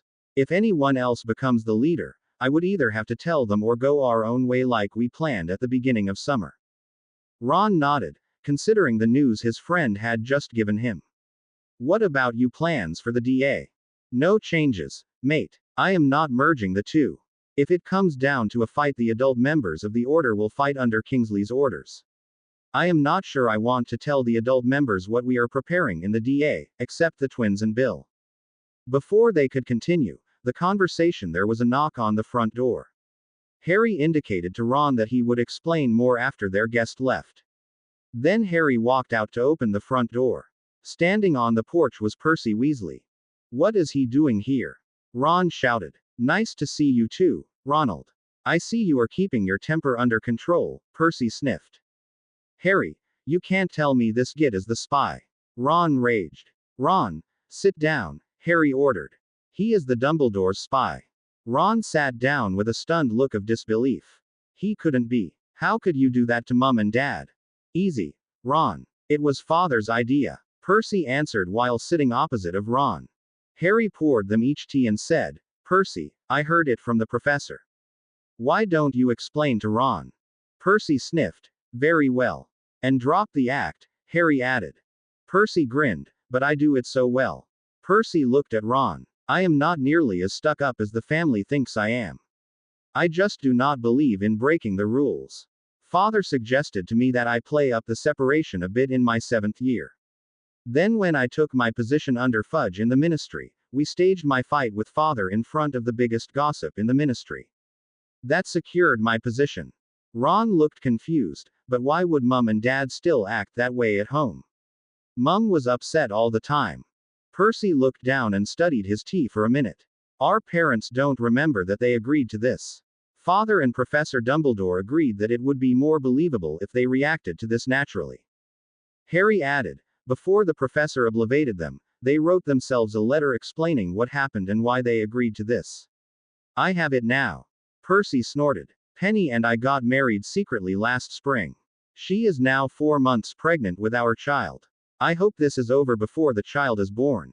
If Mum misses the birth of her first grandchild, she may kill me and Father, and then raise the professor from the dead so she can kill him again. Harry grinned. Now she will add Ron and I to that list since we know and can't tell her. Ron's face went white. Can you obliviate me? I don't want to face her knowing this. Sorry, Ron, Harry said, shaking his head. Remember all those times we kept insisting Dumbledore and the Order tell us what was going on?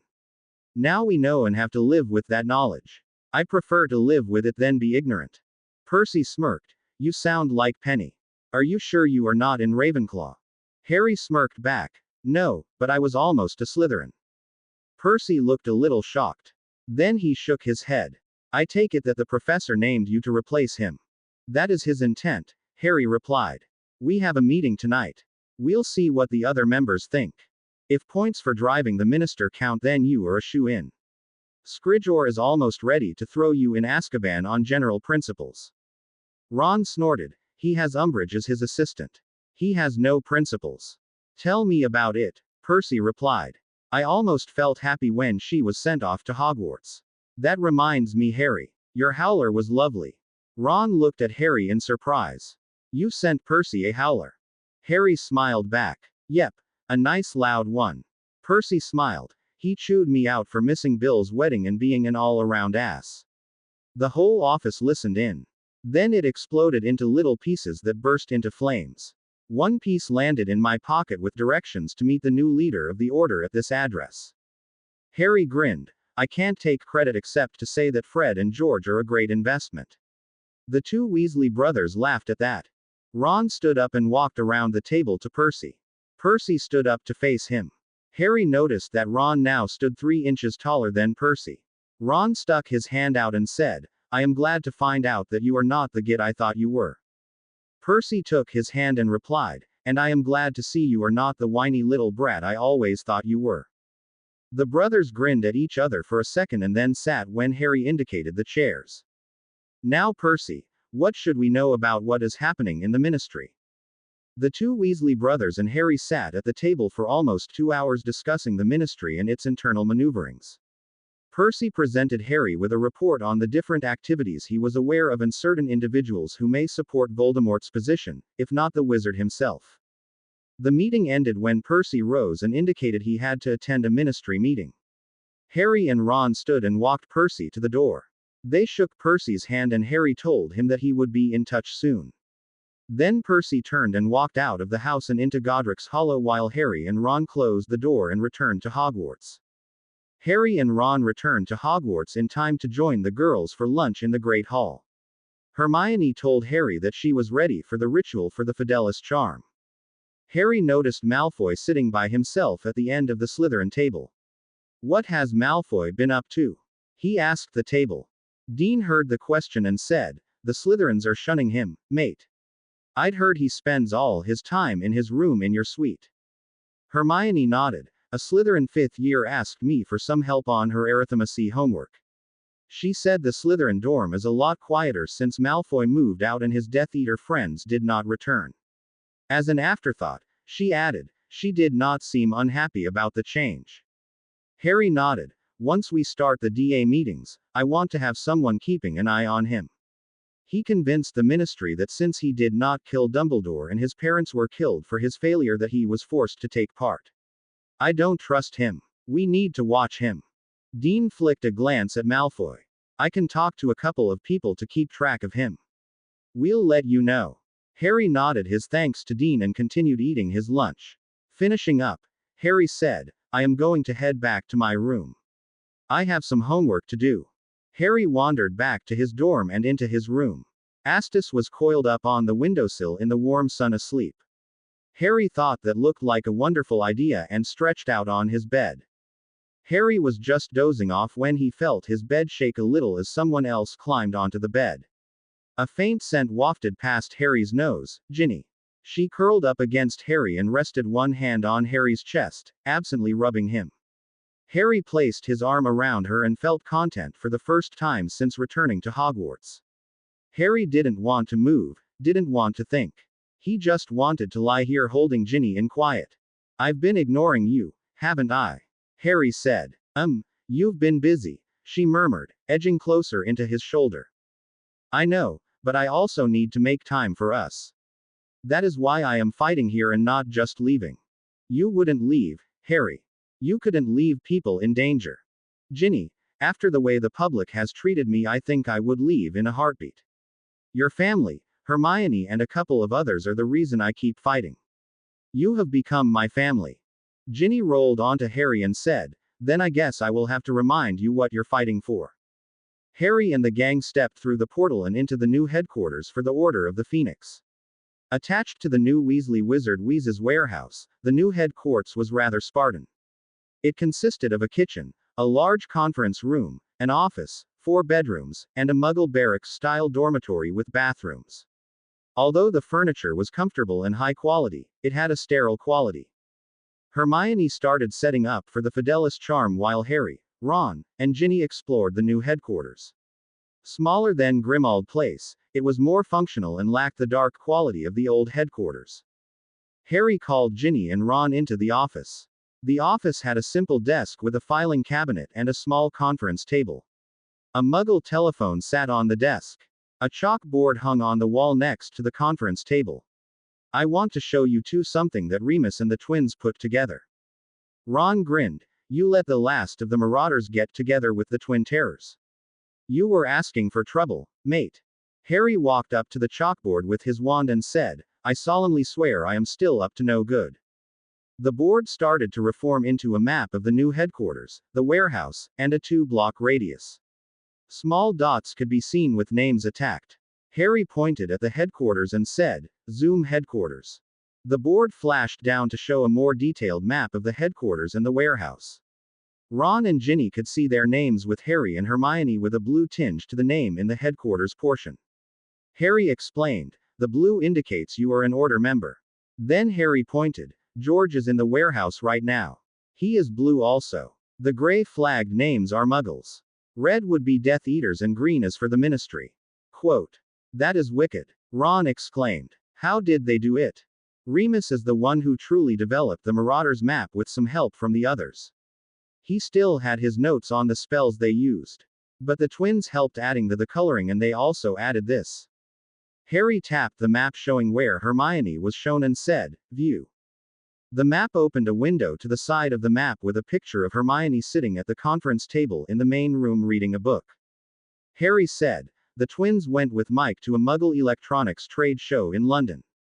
It gave them a bunch of ideas where Muggles have inventions that could be done with magic but no one has done it yet. So they created magical security cameras. The charm creates a small invisible bubble that can be used to send visual information. They are still working on the sound part. Ron and Ginny's mouths gaped at their brother's creation. Harry snorted when he saw the look in Ron's eyes as he considered the commercial applications of the magical device. Hermione called from the other room that she was ready to perform the charm. He walked out into the room while Ron and Ginny stayed in the office. A small cauldron bubbled in the table with a pale white potion inside. Hermione handed Harry a small, silver knife. Do you remember your part? Harry nodded and Hermione said, then I will get started. Picking her wand up, she closed her eyes in a look of concentration. Then she tapped the cauldron and said, Fidelius Opals. Harry took the silver knife and cut his finger. I, Harry James Potter, swear to hold the secret of the Order of the Phoenix's headquarters. I swear to keep this secret from any who would do the Order harm.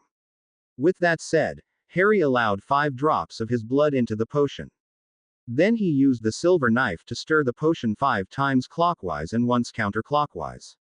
The potion turned from white to red and then to blue. Hermione then tapped the cauldron again and said, Fidelius Eternus, the potion that turned green and instantly evaporated into a fine cloud that dissipated almost instantly. Hermione opened her eyes and asked Harry, did the spell work? Where are we? Harry smiled and heard the sounds of Ron and Ginny's confusion. The charm worked, the new headquarters was safe. 2 hours later the Order members started filtering into the new headquarters. Fred and George were given little slips of paper from Harry with the information on the location of the new headquarters. Using the Hogwarts, the 2 WWW shops and Grimmauld Place portals, the Order quickly moved to their new headquarters. Soon the Weasleys, Kingsley Shacklebolt, Moody, Tonks, Remus and about 12 other people sat gathered around the conference table. Professor McGonagall sat next to Harry at the head of the table. Harry stood up and waited until all of the conversation stopped. Before we begin tonight's meeting, I would like to verify that we have only loyal Order members here tonight. A middle-aged Auror that Harry vaguely recognized said in an outraged voice, who are you to question our loyalty? You are still in school. Harry nodded. Yes, I am still in school. But I am still asking the question. Hermione. Hermione stood and with her wand cast, Protus Revelo. The young witch sitting next to the Auror who objected glowed with a black hue. Neville and Luna stepped out of the office and hit her with a stunner and a body-binding curse before she could realize what was happening. The Auror stood up and jumped away. He started to up out his wand but Moody knocked him over. Moody grabbed the witch's arm and pushed up the sleeve to reveal the dark mark.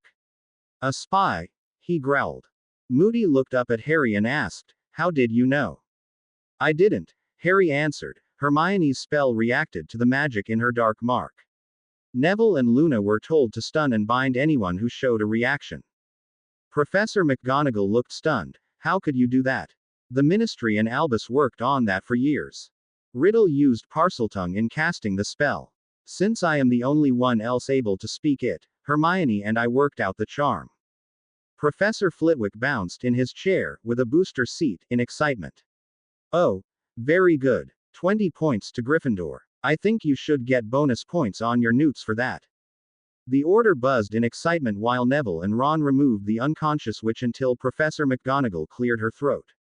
May we start the meeting? No. The Order members quickly settled down. McGonagall looked at the members as if she was starting a first-year Transfiguration class. Welcome to our new headquarters. After Snape's defection, it was felt that a change of location would be best. Grimmauld Place will remain as a backup for the time being. As you all know, Harry Potter is the secret keeper for this location. McGonagall held up her hand when several members, including Molly, looked as though they were ready to protest this news. He will explain why shortly. For now, let me say that he arranged all of the facility with the help of his friends. We have not met formally since the loss of Professor Dumbledore. We have been directionless since that time. We must choose a new leader. According to Albus's wishes, I nominate Harry Potter. The Order erupted in arguments over that proposal. Molly sat with her concerned mother expression and looked like she was squeezing Arthur's hand to a pulp. Harry stood and held his hand up for quiet. No one aside from the Hogwarts students and professors paid him any attention. A sudden slam on the table changed that quickly. The table seemed to bounce from a great blow but no source was seen. Harry stood at the head of the table waiting patiently. Everyone quieted down. Harry started to speak in a quiet, serious voice. Many of the Order members strained to hear his words. I did not ask for this. The professor never asked me. Yes, I am only 17. Yes, I am still in school. I have faced riddle more times than anyone in this room. Professor Dumbledore taught me last year to understand Tom in many ways. Also, he shared information with me that no one else knew. I will share some of that with you tonight. Harry paused a second, but no interruptions were made. You all know how I got this scar on my head. But have you wondered why I was targeted? Or what it could mean? Let me tell you about a prophecy made before I was born. A prophecy condemning me to be Riddle's biggest threat. Harry spent the next 10 minutes explaining the first part of the prophecy to the Order. He held back the second part and the Horcruxes. Those were for his inner circle only. But the true stories were told of the Sorcerer's Stone, the Chamber of Secrets, the Goblet of Fire, and the Department of Mysteries fight. Harry explained about the scar's connection to Riddle and the flashes that connected the two of them. When Harry finished, the Auror who originally objected, named Cincinus Longjay, stood and said, "I second the nomination of Harry Potter." No one stood to appoint another candidate. McGonagall called for a vote and Harry was elected as the new leader of the Order of the Phoenix. Harry sat in his chair during the quick vote and, for a second, wished he would lose, to be free of the burden of being special and a leader. Then Harry remembered a challenge Ginny gave him over the summer. Who else would you trust to take leadership and fight Tom? Harry stood and thanked the Order members for their confidence. Then the new leader of the Order of the Phoenix started his first meeting of the Order. Harry felt snug and warm inside his blankets. Getting out of bed seemed like a really bad idea today. The cool October air made Harry reluctant to get out of bed. Today was the first day without training for Harry in a month. Professor Ayoshi and Mike pushed Harry and his friends every day. Teaching the DA consumed a vast amount of time. Sleeping in seemed like a really good idea to Harry. Harry snuggled deeper into his bed. Living without roommates took some getting used to, but Harry adjusted quickly. Aside from Ron snoring, the rest of Harry's mates made quite a bit of noise when they were sleeping. Of course, Dean mentioned the quiet also, just in reference to the lack of Harry's screaming nightmares. The wizarding world had settled into a quiet lull for the last couple of weeks. The Death Eaters had attacked a couple of magical households in early September and a few out-of-the-way Muggle villages later in the month, but almost nothing so far in October. Harry and Remus felt Riddle was using the time to reconsolidate his inner circle and recruit new Death Eaters since there were few casualties in the attacks on Muggles and none on the magical households. The loss of Greyback, McNair, Rookwood, and Lucius Malfoy since the beginning of summer had to hurt his organization. A number of other low-ranking Death Eaters were killed or captured by the Aurors in a series of raids over the summer. Harry knew the information for the raids came from Draco.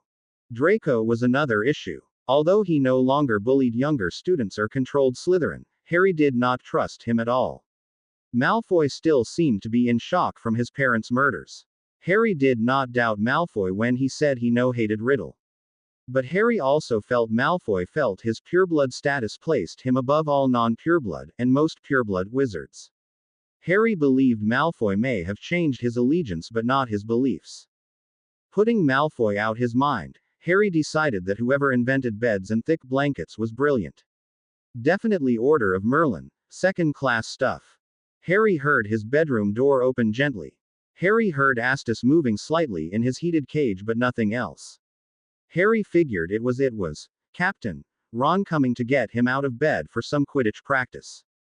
A soft voice called his name from just next to his bed, "Harry." Not Ron, it was Ginny. "Go away. I like it here," Harry grumbled. Ginny giggled quietly. "Poor baby. Do you need help getting up? Here, let me help." A part of Harry's mind started screaming, "Danger, Will Robinson. Danger." However, before Harry's warm, snuggly brain could process exactly what she meant, Harry felt the worst shock of his life. Two petite hands reached down into Harry's warm blankets and grabbed Harry's sides. Usually the feel of those hands on his sides was a welcomed experience for Harry. The grabbing was not the cause of the shock.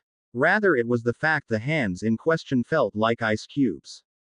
Shocked by the icy cold sensation on his side, Harry attempted to move quickly away from the cause of the disturbing cold. Unfortunately, his sudden move caused Harry to roll himself out of bed and onto the cold floor below. Harry hit the floor and bounced up as the cool air felt frigid after the warmth he enjoyed mere seconds ago. Bloody hell. Did you conjure a snowball to play with? Damn, those hands are cold. That wasn't fair. Harry yelled as he rubbed his hands over his arms in an attempt to warm himself. Ginny grinned at Harry's antics. Oh, poor baby. Did I make you cold? Yes. Harry grabbed a blanket and wrapped it around his shoulders. After the warmth of his bed, standing around in his boxers in a drafty castle was not a good feeling. Harry turned and started for the loo. Over his shoulder, he said in a disappointed sigh, "It would have been so much more fun if you had snuggled in with me." Harry heard a slight gasp and glanced back at Ginny. Ginny had turned slightly red and had a disappointed look on her face as she realized it would have been more fun for her also. Harry laughed to himself and left to take his shower. Harry, Ron, Hermione and Ginny met in the Great Hall for breakfast. The previous week Neville attached a new nickname to the group. During a DA training session he called them the Gryffindor Four. Harry groaned while the rest of the DA laughed over the group's new moniker. Although Harry was not happy about the change making Ginny a bigger target, he saw her smile at her inclusion in the Golden Trio. With a discreet spell, Harry created a quiet zone around the four to prevent any eavesdropping. At Harry's nod, Hermione said, "The animagus potions are done. Professor Goshawk said she would meet us in her classroom at 11 o'clock this morning." The other three felt a thrill of excitement about find out if they could become animagus and what their animals could be. Harry wondered if he would be a stag like his father or something completely different. "Wicked," was Ron's response. The red-headed boy grinned with anticipation. "This will be great." Ron turned to Harry and said, "I need to sneak down to Hogsmeade today. I ordered some Muggle books Hermione suggested and need to pick them up." "What did you get Muggle books for?" Ginny asked. "A couple of books on Muggle military history and strategies. I realized that this will not be like a chess match. I need to study," Ron answered. Ginny giggled as Hermione said in an odd tone, "That is the first time I've ever heard you admitting that you needed to study anything, Ronald." Ron's ears started to turn pink. Then a mischievous glint came into his eye. He leaned over and whispered something into his girlfriend's ear. Hermione's jaw dropped as her face flushed then turned Weasley red. Harry and Ginny started laughing as Hermione sat gaping at Ron in stunned speechlessness. "Wow," Harry laughed, "I never expected to ever see Hermione speechless." After Hermione dropped her head on the table in an effort to recover her composure, Ginny glanced at her smug-looking brother. "So Ron, what body of knowledge have you been studying? Mum will be so proud when I owl her." The combination of the insinuation and Ginny's mention of Molly Weasley caused Ron's face to turn bright red. Ron's head soon joined Hermione's as they both sought to hide their faces until they recovered. Harry and Ginny sat laughing while the rest of the Great Hall watched and wondered about the cause of the silent hilarity occurring at the Gryffindor table. 3 hours later, the Gryffindor Four walked into the Transfiguration classroom. Hermione carried 4 vials of a pale pink potion. Hermione and Ron walked several paces in front of Harry and Ginny. The rear two were still occasionally breaking into sniggers over breakfast memories. Hermione and Ron were valiantly attempting to ignore the sniggers and chuckles over their embarrassment. Professor Goshawk sat at her desk grading papers. She glanced up at their entry and smiled. "Good morning. Are you ready to try your luck?" After the four replied in an enthusiastic yes, Miranda motioned them over. "Please sit down." When they sat down, she continued, "I want to remind you that the forcing process is very painful. I believe you all have the power for this method, so I am not afraid of you becoming squibs, but it will be exceedingly painful." Harry looked at his friends. "I will be doing this because of what I need to do, but you three don't need to do this." "Shut up, Harry," Hermione huffed. "We haven't left you yet." Ron and Ginny nodded their agreement. Harry smiled. "I guess we are all in, Professor. I would like to go first." Miranda handed Harry a vial and a leather-covered stick. "Take the potion and then place the stick in between your teeth. It will prevent you from grinding your teeth or biting your tongue." Harry realized this was really going to beep. Pulling his courage together, Harry downed the potion and stuck the stick between his teeth. For 10 seconds, Harry sat expecting the pain to kick in, his body braced for the pain. When nothing happened, he looked up at the professor. Could something have gone wrong with the brewing? Then the pain struck. Harry was familiar with pain. It sometimes seemed that pain was his most constant companion in life. Pain from the abuse at the Dursleys, pain from his scar, pain from Quidditch injuries, or pain from spells. This pain made them all seem like nothing. Harry felt like every bone in his body was smashed while his skin was flayed simultaneously. Pain seemed to ooze out of every pore of his body. The pain continued for hours with no let-up. As quickly as the pain came, it was gone. Harry found himself BPD in a calm darkness. The relief from the pain made Harry shiver in its memory. Harry collapsed to the ground and wept in his relief. Harry felt something brush against his skin in the darkness. Something furry and warm. It butted against Harry gently. Harry reached out and heard a voice in his head. You have done well, pup.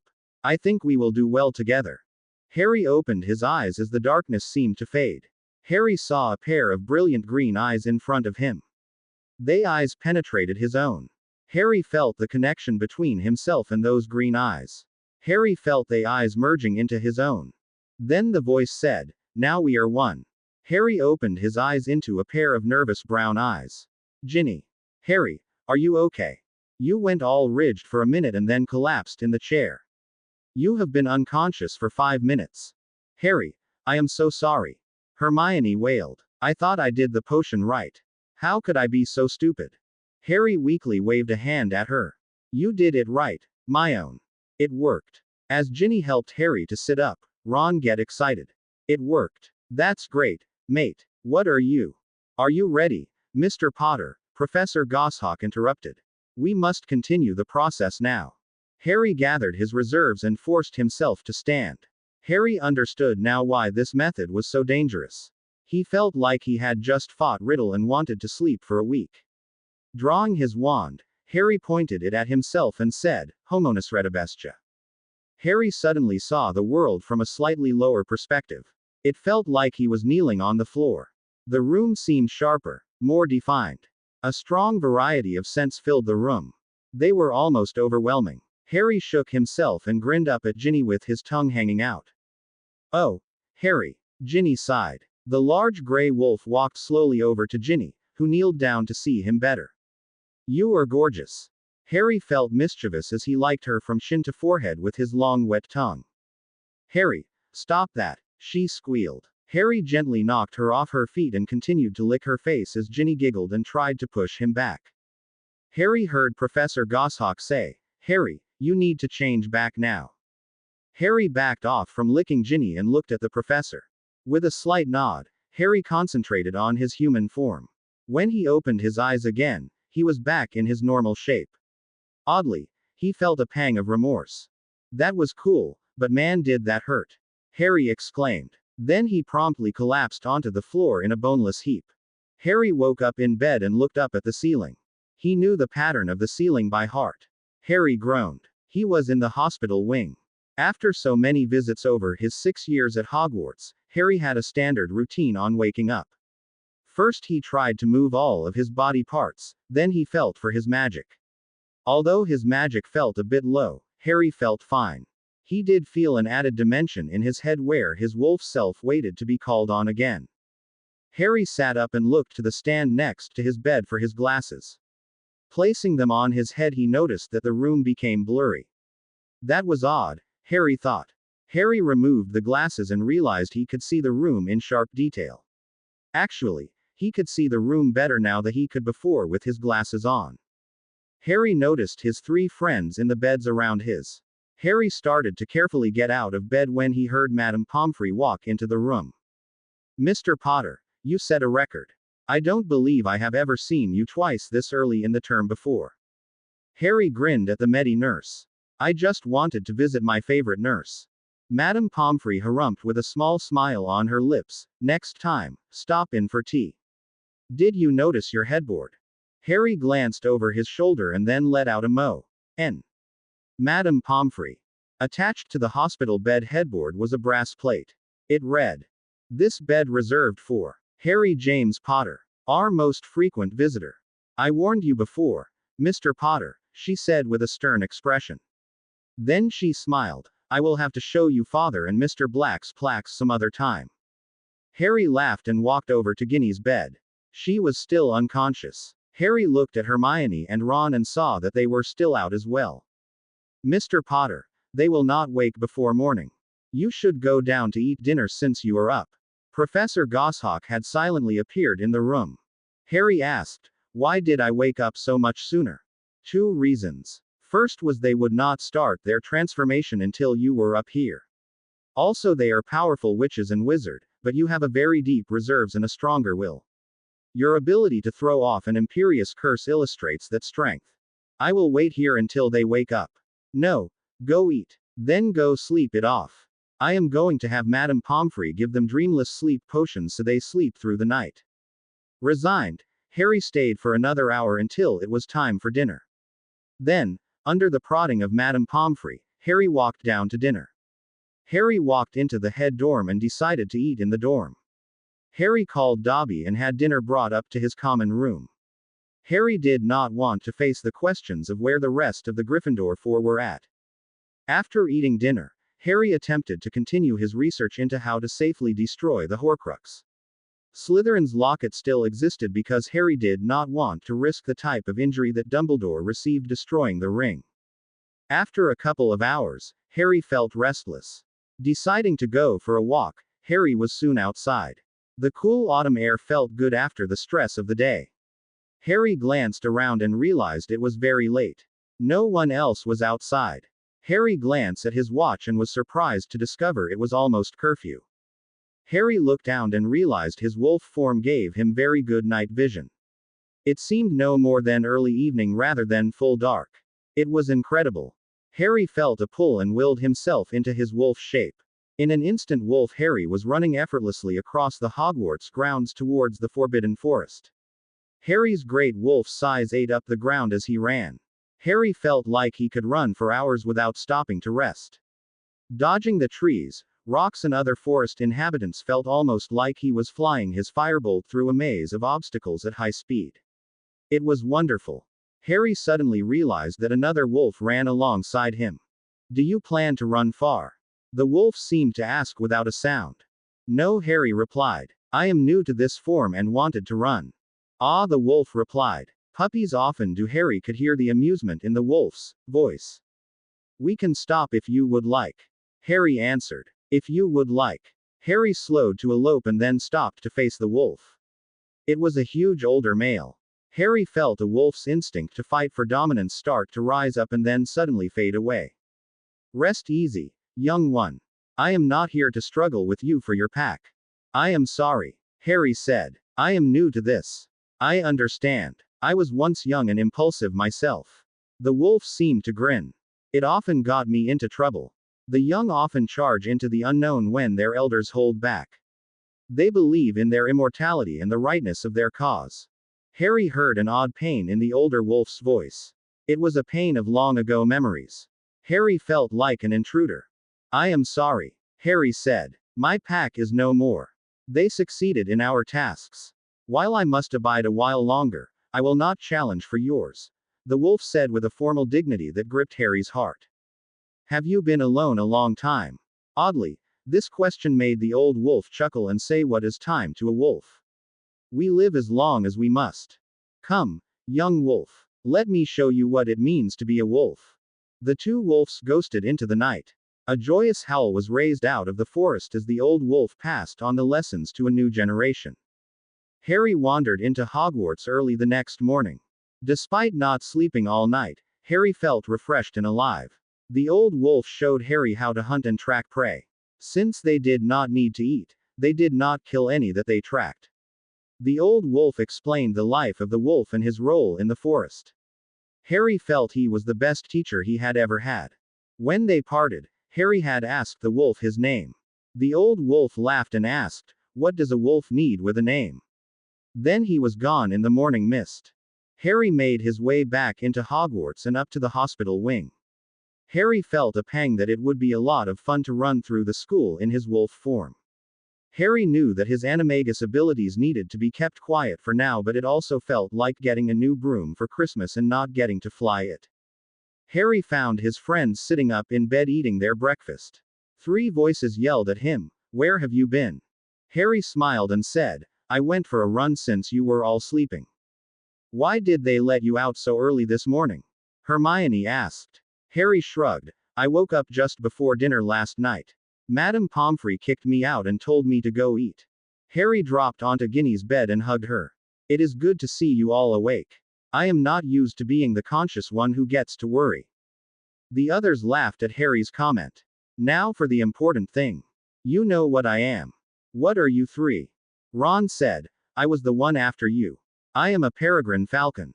Flying around the transfiguration room was really wicked. Hermione said. "I would have to agree. I am a barn owl. I look a lot like Hedwig, but I am brown." Ginny giggled. "That explains the 2 of you as a couple." Ron threw a pillow at his sister as Hermione yelled a protest. Harry laughed seeing his friends all in such high spirits. Finding out their animal forms seemed to have been a milestone in all of their minds. Harry looked at Ginny. "So you were the last one?"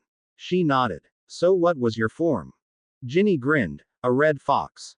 Ron and Hermione groaned as Harry leaned over and kissed his girlfriend. After the kiss, Harry said, "I could have told you that years ago." Harry. "That is so corny." Hermione yelled. Ron added, "Get a room, you two. I don't want to see that." Harry smiled. "We will have to get Moony to visit. I think he needs to meet the new Marauders." Harry, Neville, and Ron slipped out of the secret tunnel ending in the basement of the 3 broomsticks. After the 3 others got out of the hospital wing, Hermione dragged Ginny off to do research on their animal forms. Harry figured by the time they returned, Hermione would be able to recite every fact about all 4 of their forms. Harry had not mentioned his night in the Forbidden Forest with the old wolf. He felt a strange reluctance to share the information he had learned about the lives of wolves. A stray thought occurred to Harry. Did all wizards meet a teacher when they acquired an animal form? Harry and Ron ran into Neville on their way out to the secret tunnel to Hogsmeade. They quickly invited their friend to join them. Neville happily agreed to be included. Harry laughed to think about how Neville had changed from the boy he met first year. Not being a Hogsmeade weekend, no students were in village today. Leaving the school grounds did not bother Harry. Actually, Harry preferred the village's quiet without the horde of students mobbing the place. Professor McGonagall announced that a Halloween ball would be held this year. Harry figured that one of the change that would come to Hogwarts under the professor would be a lot more formal dances and balls. During the walk to the village, the boys decided to use the trip as an opportunity to pick up gifts for their girlfriends. The 3 boys broke up in different directions. Keeping their intended gifts a secret, they agreed to meet at the 3 broomsticks at 2 o'clock. Ron went into the bookstore for his order with some galleons Harry provided for him. Then he was going to go shopping for a gift for Hermione. Harry had talked Ron into talking alone. Harry would have simply given Ron the money but realized Ron would never accept it as a gift. So Harry made it a business load complete with interest. After his summer working with WWW as a business manager, Ron was willing to accept the money as a loan. Harry made his way to a florist and purchased some roses for Ginny. Harry remembered some jewelry in the Potter vault. Harry planned on using the portal to WWW in Diagon Alley to go to visit the vault. The flowers were simply a last-minute decision since the others wanted to split up to do their own shopping. Realizing it was getting close to the appointed time, Harry strolled down the lane towards the pub. Harry decided he definitely liked Hogsmeade more without the mob of students. Only a couple of regular inhabitants were in evidence on the Sunday afternoon. Ron was already standing outside the pub with a small gift bag in his hand.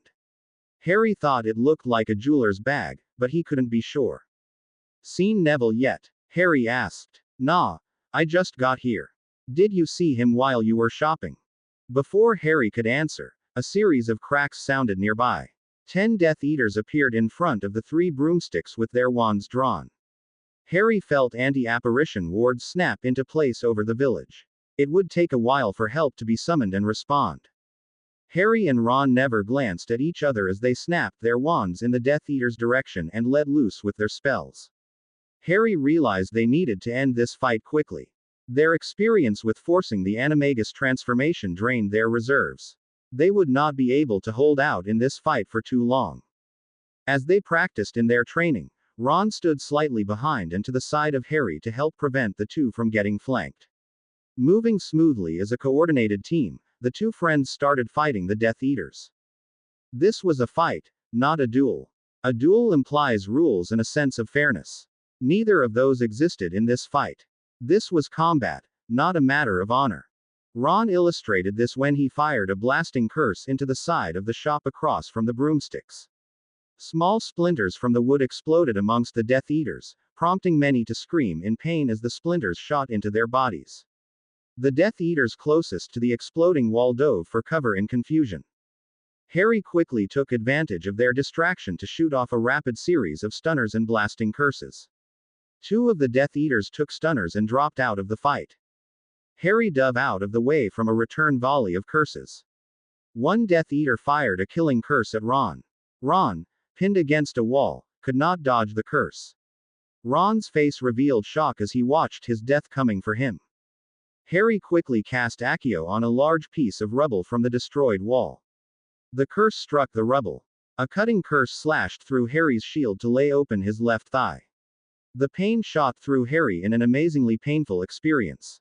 Ron blinked at the sudden reprieve in what he expected was a sure death. Seeing that green light coming towards him, unable to move, was the worst experience of his life. The only thing going through his head was the fact he would not be able to take Hermione to the Halloween ball. Ron saw Harry stumble from the cutting curse. Harry continued to fight and ignored the pain. Ron moved back into the fight at Harry's side. The two Hogwarts 7th years fought the remaining 6 Death Eaters to a standstill. Harry realized that these Death Eaters were not here expecting to fight Harry Potter. These Death Eaters felt more like trainees on a practice mission. The Death Eaters were not casting the unforgivable curses except for the one killing curse. Harry realized he and Ron needed more room to maneuver. The Death Eaters were starting to allow wizards in their front rank to step back and rest while others continued the fight. Ron and Harry did not have the luxury of taking a break. If the Aurors or the Order did not show up, the two boys would be in trouble. A series of stunners shot past Harry and hit Ron. The combination caused Ron's shield to collapse. Ron dropped to the ground. Realizing he was alone and his magical reserves were low, Harry reached into his robe and drew his katana from his belt. A quick motion resized it to its normal size. Harry sprinted towards the Death Eater line. The Death Eaters were shocked by Harry's apparently suicidal charge. In an instant, Harry was standing amongst Riddle's servants. The Death Eaters felt constrained in firing spells on Harry due to the likelihood of hitting their fellows.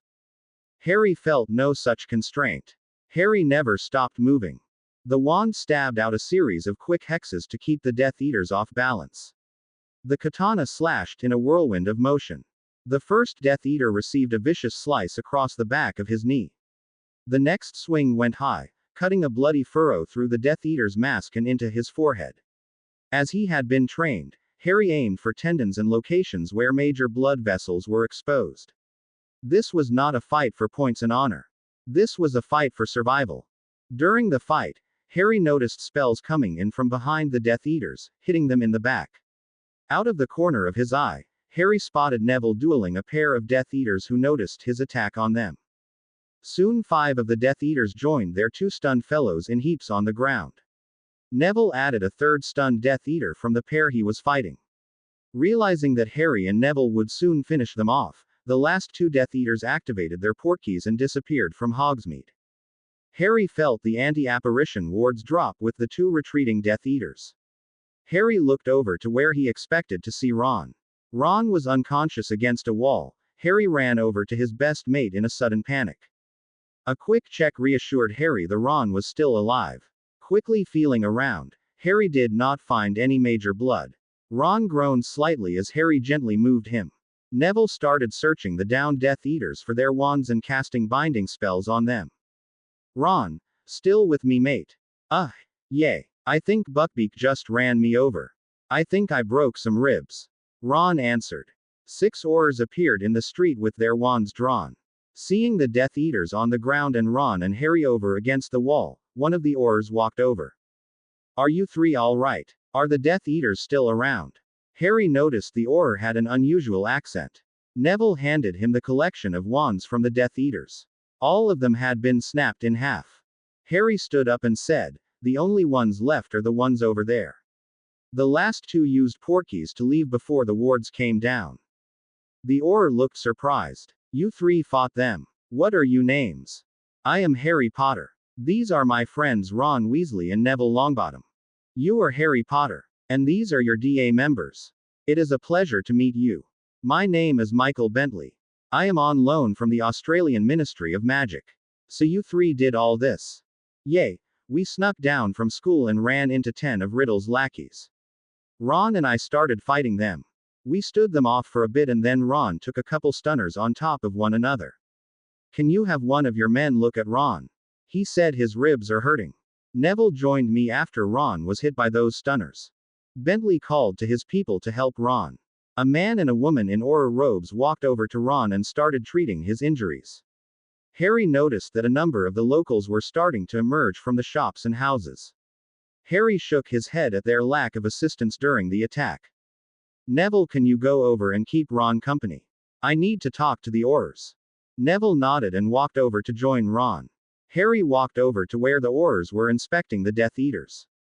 The two stunned Death Eaters were bound and transported before being woken from the spell. Two of the other Death Eaters were passed out from blood loss on the ground.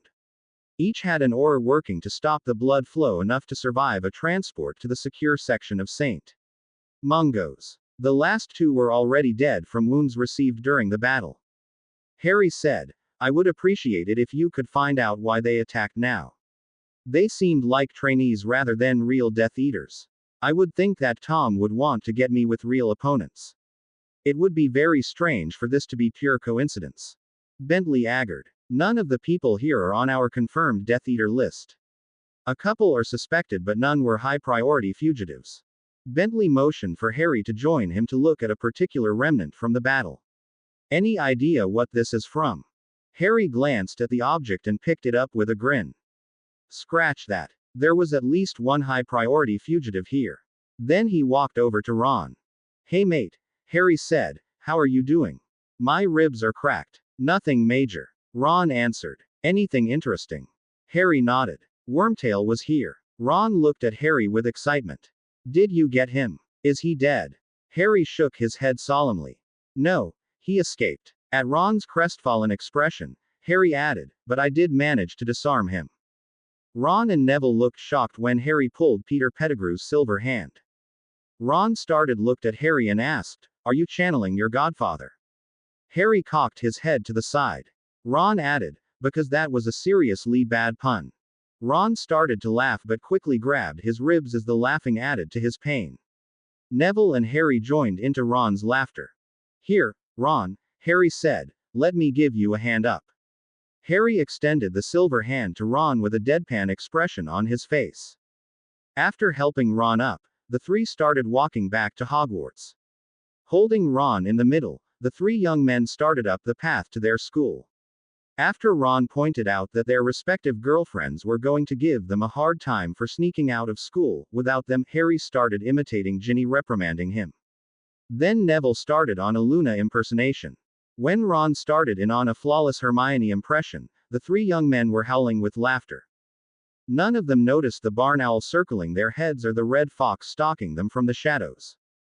The days following the Death Eater attack on Hogsmeade had not been enjoyable ones for Harry.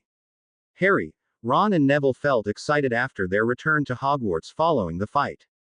They had won and no one on their side was too seriously injured.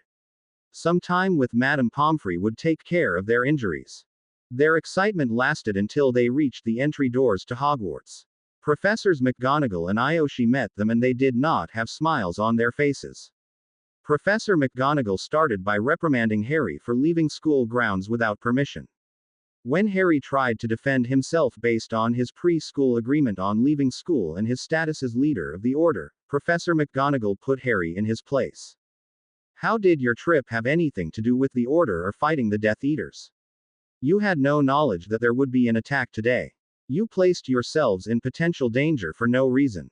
Neville dropped his head and started studying his shoes at his head of house's reprimand. Ron was not as smart. We beat the Death Eaters who were going to attack the village. Ron protested. Mr. Weasley, McGonagall answered with a glare from behind her glasses, there may have been no attack at all. Harry shook his head. No, that attack was not directed at us. They were Death Eaters in training. They were as shocked to see us as we were to see them. Professor Ayoshi spoke for the first time. How can you be so sure? They had no plan to deal with us. Their spells and fighting skills were well below normal Death Eater. We did make a mistake to go to the village after our session last night with Professor Goshawk. Indeed, Mr. Potter. Eventually, the professors did allow the boys to make their way to the hospital wing. Madame Pomfrey gave Harry and Ron a hard time since Ron had just been released that morning. She provided them with potions and sent them back to their dorms. The return to their dorms is where the trouble really started. Standing in their common room were Hermione, Ginny, and Luna. The three ladies sat talking quietly when the boys walked in. They were sitting together on one couch facing the entryway to the common room. Together they turned to face their wayward boyfriends. Where have you three been? Hermione asked. Harry sensed danger as Ron answered, we snuck into Hogsmeade to do some shopping. Really? Ginny said with a dangerous tone in her voice. What did you buy? Harry was seeing the signs of a big storm brewing. He did not understand why. Could the girls have learned about the fight in Hogsmeade already? Were they upset they snuck out without telling their girlfriends? Harry figured telling the truth up front would be best. We wanted to buy some surprise gifts for three very deserving girlfriends for the Halloween ball. Why are there three horned snogwops circling your heads? Luna asked. Harry and Ron looked confused at Luna. Neville, however, looked scared. Neville walked over to stand in front of Luna. I wanted to get you something special.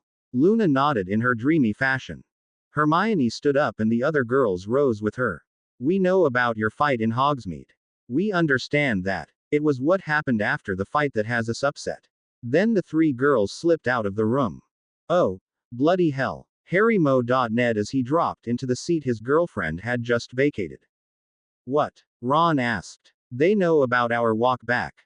Huh. When we imitated them. They know. Harry explained. Neville looked confused. How could they know? Harry leaned back into the couch with his arm across his eyes. I noticed an owl overhead during the walk back. I didn't think anything of it. Ron turned white. I bet that means there was a fox lurking in the bushes also. He slumped into a chair. We are so dead. We are lucky we did not get hit by any bad bogey hexes when we walked in. Neville looked confused until Ron explained about their animagus training. Then he went even paler. I knew we were in trouble when Luna started talking about snogwops. Harry wondered what that meant but let it go as he thought about Ginny and Hermione's likely actions in response to their boyfriends' imitations. The three boys sat in silence as they considered the price they would soon pay at the hands of their girlfriends. This was going to be a long week. Monday morning found the girls acting like nothing happened. This made all three boys even more nervous. This meant they now had their plans finalized. Classes and meals passed without incident. Nothing happened and the boys started to relax slightly. After dinner, Professor Ayoshi reconstructed their fight in the room of requirement. All of the actions taken by Harry, Neville, and Ron during the fight were critiqued by the Dada professor. The professor delivered his assessment in cold terms in an emotionless tone. After reviewing their actions, Professor Ayoshi suggested alternative strategies and spells that would have reduced their risk during the fight and sped up the outcome. Once their assessment was completed, Professor McGonagall and Remus Lupin entered the room. Professor Ayoshi made the boys present the review of their fight. Harry was surprised when Remus entered the room of requirement. His parents' sole remaining friend and his former Dada instructor had been meeting with various werewolf groups since the death of Greyback during the fight in Diagon Alley. It turned out the dead werewolf terrorized many of the werewolves into following him. Remus was extending an olive branch to them in an effort to pry them from Riddle's control. After the presentation and some discussion, the professors and Neville left, leaving Harry and Ron with Remus. I am impressed, boys. I can't believe you are the same boys I had in my third year's Dada class. I've seen Aurors perform worse in training simulations, Remus said.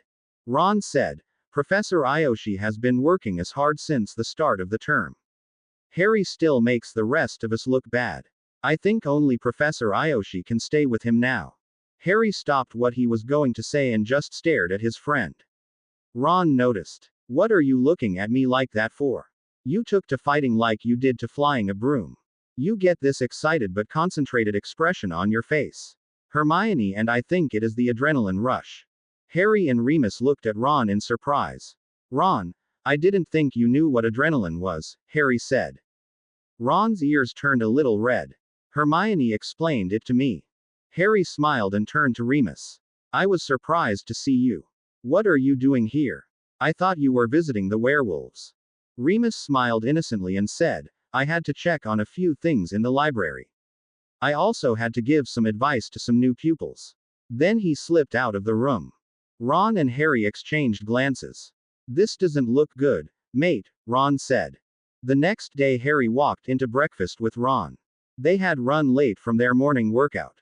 The girls told them to go ahead without them after their showers. They sat down with Neville, Seamus and Dean. The conversation quickly turned to Quidditch. Saturday was the first match of the season. They would be playing against Slytherin. Seamus and Dean had watched several of their practices and provided a scouting report. About halfway through their meal, Harry found himself walking up to the staff table with Ron and Neville. Why am I walking up here? Harry wondered. Harry felt every eye in the Great Hall turn to watch the boys. They came to a stop at the foot of the table. Professor McGonagall looked at the boys with a question on her face. Then Harry noticed that Remus and the Weasley twins were sitting at the table also. Oh no, something is happening. Harry thought. Hey Harry, Ron called. Harry turned to face him only to get smacked in the head. Harry heard himself yell, oh, a wise guy, huh. Then he poked Ron in both eyes. Neville started laughing at this. Harry turned to Neville and said, you think that was funny? Then Harry hit Neville in the stomach. When Neville bent over from the blow, Harry kicked him in the ass. Music started playing in the Great Hall while Harry, Ron and Neville started beating each other with pokes, smacks and kicks. Harry recognized the music as the students burst into laughter at their antics. The Muggle-born students laughed the hardest. Harry could see Malfoy laughing and holding his sides, seeing his rival humbled. The three boys suddenly felt themselves released from the control when a banner appeared in the air above their heads. This morning's production of The Three Hogwarts Stooges is presented to you by the Lady Marauders. The students in the hall started clapping at the end of the show. Harry glanced at Ron and Neville. I knew we were in trouble as soon as I saw Remus, Fred and George. Quote. Ron nodded. I bet they helped out with the whole thing. They were watching Three Stooges videos in the shop over the summer. Harry noticed then that their girlfriends had stepped into the hall sometime during the show. Harry laughed at the huge grin on Ginny's face. It appeared that their public embarrassment paid for their mistake walking back from Hogsmeade. Harry circled high over the pitch with one eye on the game below while looking for a sign of the snitch. The game below was very different than the one he and Ron had expected. The Slytherin team emerged from the loss of many of their Death Eater-connected students with a better team than last year. Although the players were all younger, they worked together as a team. Usually Slytherin depended on dirty tactics and tuppety to carry the game. The young Slytherins playing in this game showed a level of skill and ambitious play Harry had never seen before in his time at Hogwarts from a Slytherin team. The Gryffindor team's experience was proving to be the deciding factor. The score was running in Gryffindor's favor. At 150-50, Gryffindor would eventually be able to win whoever caught the snitch. Liz Esperanza, the Slytherin seeker, stalked Harry around the pitch, never flying right with Harry, but also not too far away. Harry heard Ron calling instructions out to the chasers for a new play. The thought occurred to Harry that having the seeker as captain was probably not a good idea. The seeker was too independent and not involved with the rest of the game. What strategies did a seeker need? See snitch. Catch snitch. Harry rolled back towards the Gryffindor goals and glanced at Ron. Harry's eyes widened when he noticed the snitch hovering just over Ron's head. Harry kicked his broom into a higher speed and shot down the pitch toward Ron. The howling wind and his concentration prevented Harry from hearing the announcers and the crowd, but Harry caught the sudden change in the crowd that his sudden movement made. Harry felt rather than saw the presence of the Slytherin Seeker slightly behind him. The two Seekers raced towards the hovering snitch. Ron's face dropped when he noticed the two speeding missiles seemingly homing straight onto him. The snitch dropped down out of sight behind the center Gryffindor goal. Harry banked hard to loop up and over the goal, turning inside his loop, looking for the snitch below. Liz performed a similar maneuver to the other side of the goal. Harry spotted the snitch flash past him 10 feet below. Harry pushed his firebolt into the tightest turn possible to change his direction and stay with the snitch. The stress and force from the turn was incredible. Liz's turn was easier as it was not so much a total change in direction like Harry's turn. Harry and Liz raced after the snitch. The snitch flew directly towards one of the viewing stands, then turned straight up to fly up no more than 6 inches from the stand. Harry turned his broom on its end and shot up, ending his forward motion almost touching the side of the stand. The Slytherin Seeker lost a little ground to Harry because of his greater handling experience with the broom. However, Liz's lower weight allowed her to accelerate slightly faster and she soon recovered her lost ground. The snitch shot straight up into the air over the stand and flew down the pitch in an effort to lose its pursuers. The Seekers chased after it while trying to block out the opposing Seeker. Harry's experience and confidence matched up with Liz's smaller size and determination. The two Seekers wove in and around after the snitch in an elaborate spiral along the snitch's course. Harry found himself grinning like a lunatic at the challenge of the younger Seeker. Never in his time on a broom had another Seeker challenged Harry this fiercely. The sheer speed and maneuvers made this the most exciting match Harry had ever been in. Now this is what Quidditch was meant to be. The snitch made a slight quiver, almost a dip, when the Seekers were about 5 feet behind. Harry's experienced instincts screamed and Harry dropped down in a sudden dive just before the snitch did the same. Liz was momentarily distracted by Harry's seeming to drop out of the chase. She missed the snitch's sudden dive for a split second due to her surprise.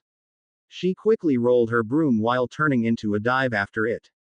Without conscious thought, Harry calculated his speed and the snitch's speed and course. Aware of Liz's flight, Harry realized it would be a split-second difference between winning and losing.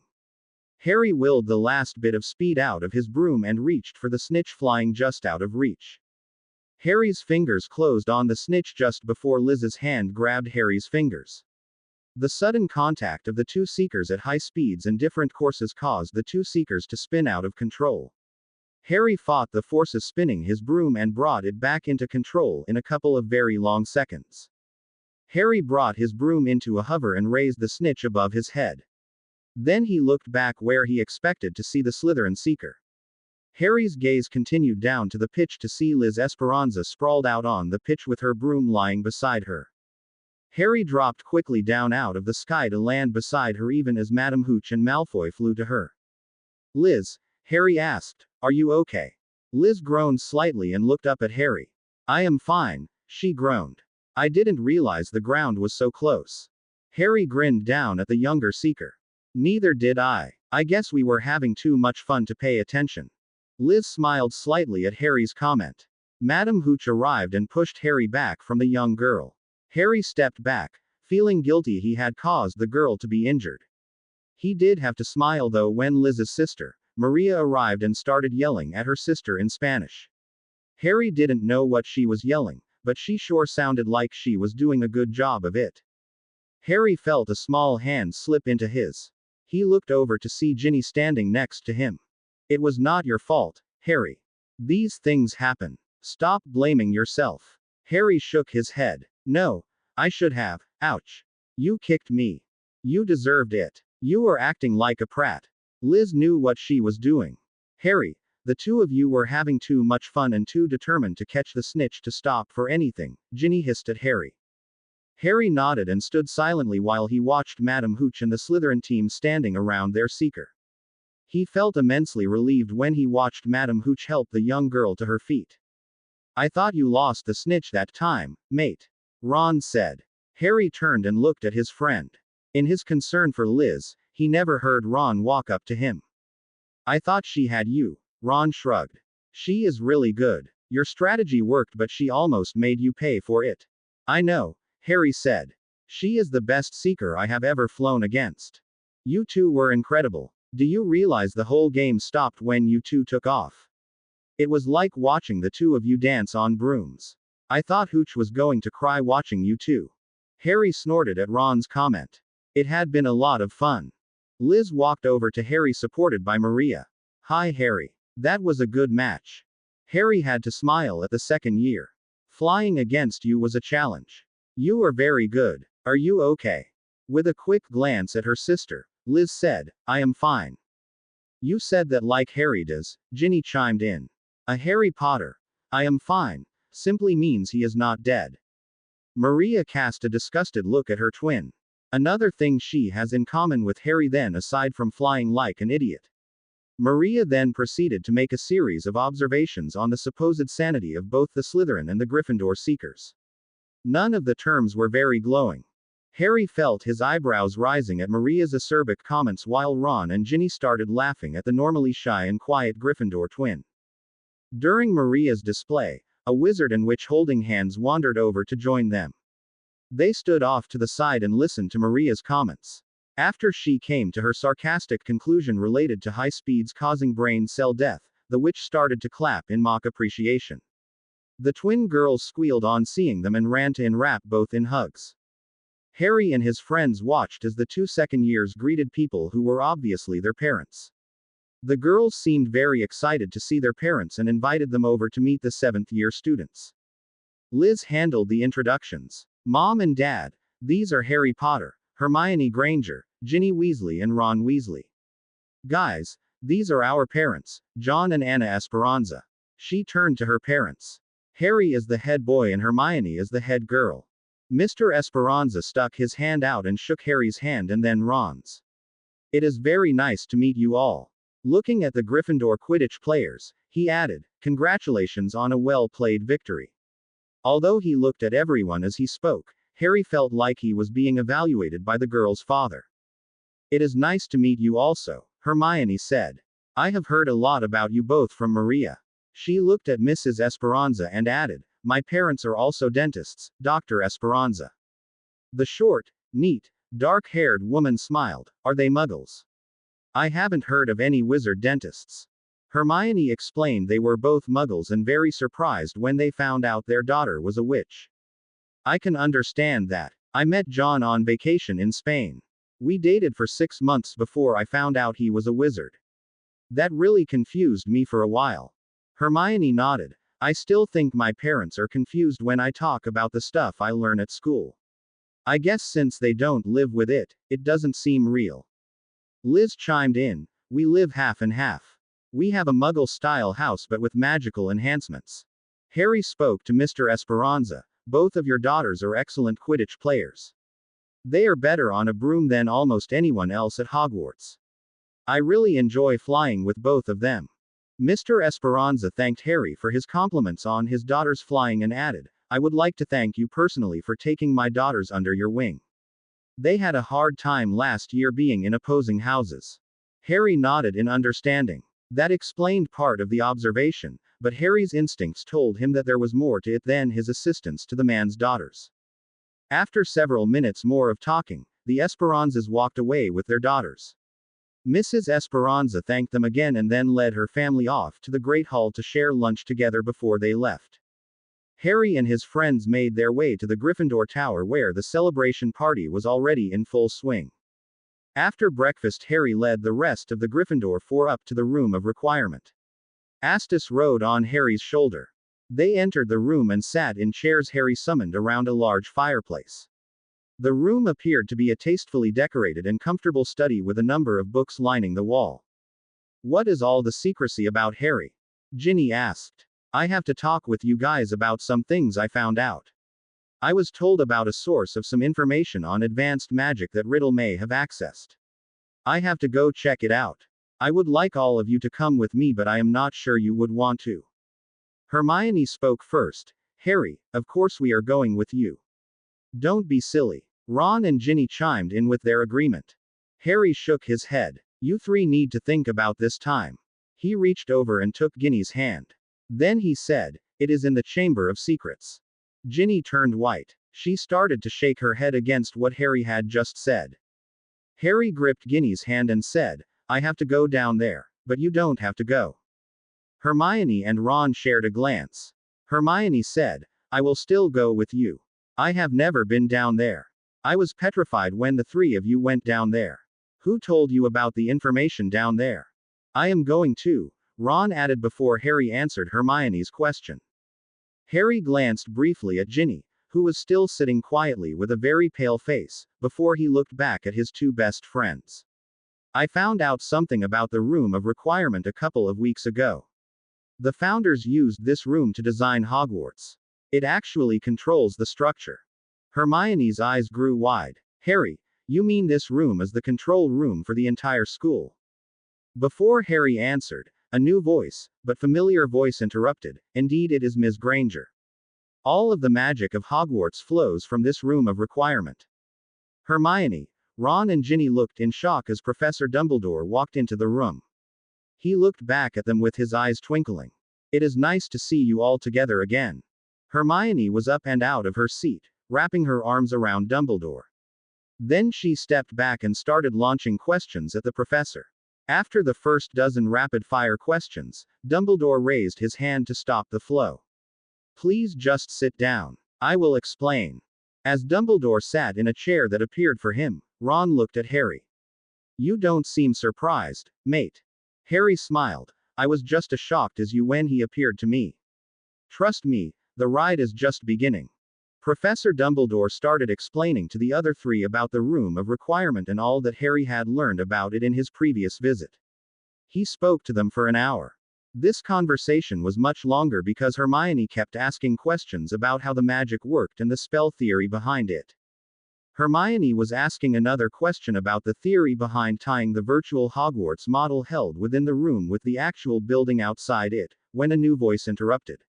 I do not understand how someone with her brain ended up in your house. Another voice jovially asked, My love, how can you say that? Don't you call me that, Godric. You started saying that as a joke and 1,000 years later wizards still whisper that we had a love child together. My reputation was ruined for all time. Another man's voice sighed, you would think after all this time they would either let it go or key. Harry smirked at both recognition of the new voice and the similarity of the thought he had often had about Ron and Hermione in the past. I agree, dearie. But some people are too full of brains for common sense and others are simply too full of themselves. A fourth voice added. Ron, Ginny and Hermione looked around the room for the sources of the new voices. Harry grinned watching them. He had not yet met Helga Hufflepuff or Rowena Ravenclaw, but he had heard stories about each from the two male founders. Harry stood up and his friends looked at him. In his best showman style, Harry said, May I present the Hogwarts founders, Godric Gryffindor, Helga Hufflepuff, Rowena Ravenclaw, and, of course, Salazar Slytherin. The four founders appeared standing next to each other in front of the fireplace when Harry mentioned their name, except for Slytherin who appeared next to Harry's chair.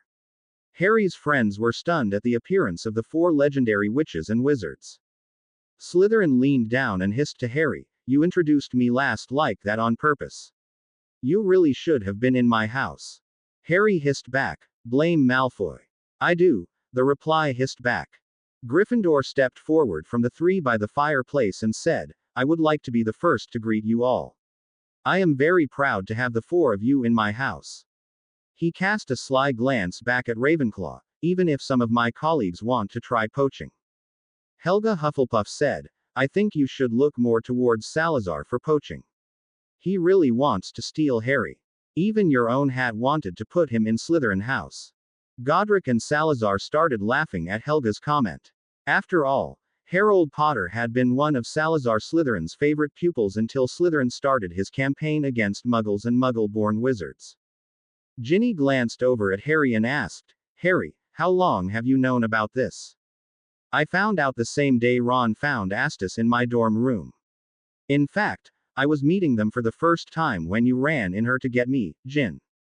The Hogwarts founders introduced themselves to the Gryffindor Four, at least to the other three members. Ron seemed shocked to see Godric Gryffindor and Salazar Slytherin laughing together as they traded barbs back and forth.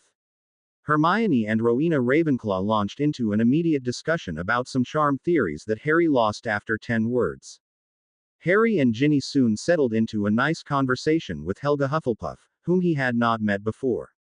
Harry soon realized she was just as sharp as Rowena Ravenclaw was reported to be, but it was hidden behind a cheerful, homey personality. Eventually Dumbledore, Godric and Salazar joined Helga sitting with Harry and Ginny. Hermione and Rowena stayed apart to continue a conversation it was obvious both were enjoying immensely. Salazar looked at Ginny and said, "I want to apologize for what you went through in my chamber. It was not meant to be used in that fashion. Please don't associate that place with what Tom Riddle does." Ginny had turned pale when the founder of Slytherin House started to address her. She relaxed a little but still held Harry's hand. "I guess I am just afraid of going back there and facing what I thought I put behind me." She glanced at Godric when she admitted her fear. Godric chimed in, "Completely understandable, everyone fears something. You have a better reason than most to fear the events that occurred in that room. If Harry had been 5 minutes later, there would have been nothing he could have done. Riddle would have been reborn and you would have died." This did not help the expression on Ginny's face. Helga smacked Godric on the leg. "Godric, you still have no tact after 1,000 years." Then she reached over and placed her hand on Ginny's shoulder. "You fought his control for weeks. An untrained 11-year-old girl held out against his control when most adult wizards would have given over to him after the first couple of days. You fought. Have pride in that accomplishment. You did well, child, even with all that it cost you." Slytherin added, "I do share some of the blame for what happened. The madness that ruled the end of my life encouraged the madness that ruled Tom Riddle's life from the time he arrived here. The Bloody Baron, who was a student of mine and a good friend of your ancestor, Harry, told me of my blood heir as soon as he arrived. None of the Gounts had attended Hogwarts in over 300 years." Salazar looked saddened by the memory. "I had hoped that he would turn out to be my redemption, but that was not to be. His madness grew each year. There was nothing I could do to stop him or change him. He discovered my chamber in his 6th year. I could do nothing." This last was said in barely a whisper. Helga took Salazar's hand. Then she looked at Harry. "I know the circumstances that led to you receiving that scar. I am sorry for that. But I also know how happy Salazar was when you arrived, both as a connection to his past through Harold, and the transfer of the gifts of the Slytherin family. Salazar sees you as the true heir of his family." Ginny leaned back in her chair. "Why do we have to go back into the chamber?" she asked. Salazar sighed. "It contained my personal library, potions lab and workroom. I also had quarters down there. A lot of my personal records and discoveries should still be there. Tom could not take most of it out when he was a student. That is why he wanted to come back as a teacher." "Ginny, you don't have to go back down there," Harry said. Ginny shook her head. "No, I have to put this behind me. Also, it sounds like there is a lot of information that will help you survive this war. We need to know what is down there." Harry stepped over to Ginny's chair and gave her a warm hug and then kissed her. "You are wonderful, Gin." Ginny gave Harry a smile and asked, "So, when are we going to do this?" Ron shrugged his shoulders slightly. "Let's do it now. Otherwise thinking about it will drive me spare all week." Godric turned to Salazar and said, "I guess I win. It takes a lot of courage to go back down there." Salazar smiled. "The game goes on." The courage was driven by the ambition and drive to succeed and triumph. Helga sighed. The Gryffindor Four returned to the head dorm after their meeting with Professor Dumbledore and the founders. The meeting degenerated into an impromptu party after Godric and Salazar started telling stories about Dumbledore as a student. Rowena and Helga came to the former headmaster's aid with their own stories about the male founder's youthful misadventures. Ron complained as they left the room of requirement that his ribs hurt from laughing so hard. Harry was not sure he would have wanted to attend Hogwarts with Albus Dumbledore. From Godric's description, Albus Dumbledore brothers caused as much havoc as the Marauders and the Weasley twins combined. During his 6th year, Albus and his younger brother Aberforth charmed all of the ingredients in the potion supply cabinet to appear to be another randomly chosen ingredient. The 7th year Newt class almost blew up the school when they tried brewing luck potions. The male founders did not seem to be much better. Salazar enjoyed leading raiding bands of Vikings into attacking other bands with illusions. Both wizards witnessed the Battle of Hastings during the Norman conquest. The magical community on both sides agreed the war would only be worse with their involvement. Godric's family traced to Celtic times, and he saw both Saxon and Norman sides as invaders. Although he could not interfere with the battle, nothing said he could not prank both sides equally before the fighting started. In their 120s, the two wizards launched a one-sided prank war on both sides of the Saxon-Norman fight. The death of Naderia Slytherin came at the hands of a Norman clergyman. The friar may have whipped the mob into frenzy not over her truly being a witch, assuming the friar truly believed in witches, but simply as a way of cementing the primacy of the Norman clergy over the native clergy. Harry wondered if part of Salazar's campaign against the Muggles came about because he blamed himself for not using his power to stop the Norman invasion. Entering the head dorm, Harry dropped into a couch. Ginny plopped into the couch next to him and snuggled herself under his arm. Harry noticed she was wearing an absent expression. Ron sat in a chair next to the fireplace across from the couple. Hermione ran upstairs to her room without a word. "Canute for your thoughts?" Harry asked Ginny. Harry gently rocked Ginny. "Hello, are you okay?" Ron snorted. "Mate, I think meeting the founders broke her." Harry shot Ron a nasty look and pulled Ginny in closer to him. He ed her gently on the forehead and whispered into her ear. "It is okay. You don't need to go down there. We can handle it." Harry felt the petite red head shiver against his shoulder. He could almost feel the fear and dread rolling through her at the thought of going back into the Chamber of Secrets. Oddly enough, he also imagined a strange sense of excitement, almost anticipation, in her also. Hermione returned before Harry could ask Ginny any more questions. She sat in the chair next to Ron. She opened her book and started flipping pages rapidly. Ron leaned over to look at the book in Hermione's lap. "What book is that?" "Hogwarts. A history," she replied in her clipped, "I am in research mode" voice. "It says nothing in here about why Slytherin changed his views. It should be in here."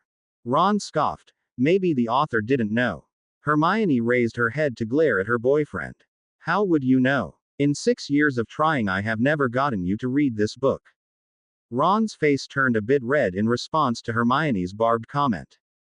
Harry interrupted before he could respond. "Hermione, when was the first edition of that book?" Hermione flipped to the front of the book. 1429, she said. "That is over 400 years after the founding of the school. Maybe no one remembered why it happened." After a second, he added, "Or, possibly, they did not care why. Salazar pointed out to me the lies the prophet prints about me. What will they print about me 100 years from now when I am no longer around to stand up for myself?"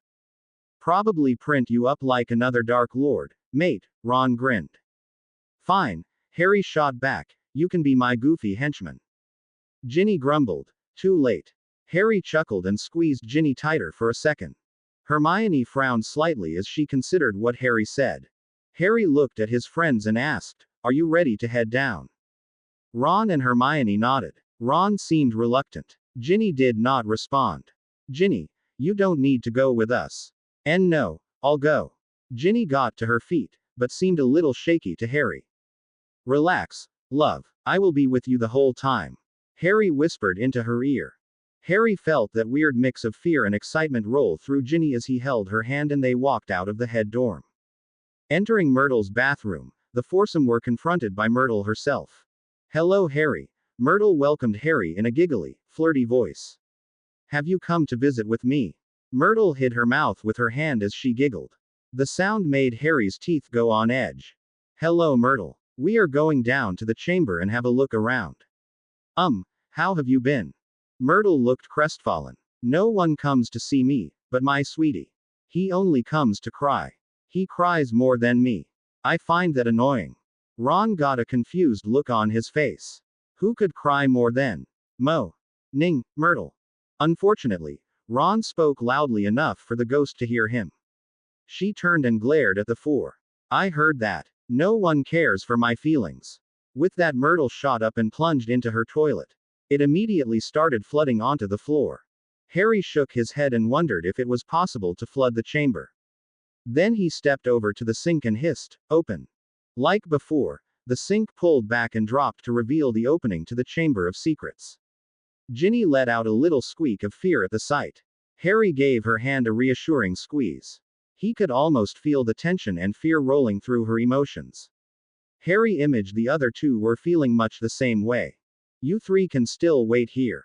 I'll be okay. I am coming with you, mate. You shouldn't be alone down there," Ron answered. "You two will get in trouble without me," Hermione said. "I want to see what books are down there." Ron snorted. Only Hermione would brave death over curiosity for books. His girlfriend took this opportunity to provide Ron with a sharp smack to the back of his head. Hermione turned to Harry. "How do we get down?" Harry ignored the evidence that his best mate was completely whipped and hissed stairs. A circular set of stairs emerged from the walls of the opening leading down to the chamber. "Why didn't we use these last time?" Ron asked. "I didn't have Salazar giving me information as a second year." "Oh, yeah, right." Hermione snorted. "Honestly, Ronald." Harry looked at Ginny. She looked completely terrified. Her eyes were wide and Harry could feel her hand shaking. Before he could say anything, she stepped onto the first step, pulling Harry along. "I have to do this," she whispered.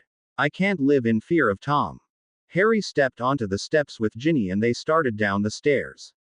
After Hermione and Ron joined them, the steps started to move down, corkscrewing down the hole. Descending, Harry and Ron drew their wands and cast luminos to light the way. Reaching the bottom of the hole, Ron quipped to Harry, "At least the trip down wasn't as exciting this time." Harry gave Ron a brief glance with a small smirk, his attention primarily focused on Ginny. Hermione stepped beside the small redhead. "Ginny, do you remember any of this?" she asked in a quiet voice. Ginny vaguely nodded her head in the affirmative. "Like a dream. Tom was guiding me down this hall." Hermione took Ginny's free hand, Harry still had possession of the other. And they started down the hall. Stones and larger rocks lay strewn around the floor. Mixed in were the bones of small animals. A layer of dust covered everything. The only sign of disturbance in the dirt were from trainers sized for a first or second year student. Climbing through the rubble, the foursome soon found themselves standing in the chamber with the large statue of Salazar Slytherin. Ginny looked around in a panic, a small bird looking frantically for the predator it knew was nearby. Harry wrapped his arms around Ginny and started whispering into her ear. Ron and Hermione had never entered the chamber before. Both gazed around the room trying to imagine the fight that had occurred there. "Bloody hell!" Ron yelled in surprise. "Language, Ron," Hermione said in an absent voice. "Harry, you fought that. That is a big bloody snake," Ron yelled. Harry glanced up from where he was supporting Ginny and replied in a dry voice, "Funny, it seemed larger when I was 12. The passage of 5 years had gone a long way in decomposing the huge serpent. Only some sagging scales and bones remained. The sand around the body had turned black, spread out like a blood pool." Ron stepped up to take a closer look at the remains of the snake.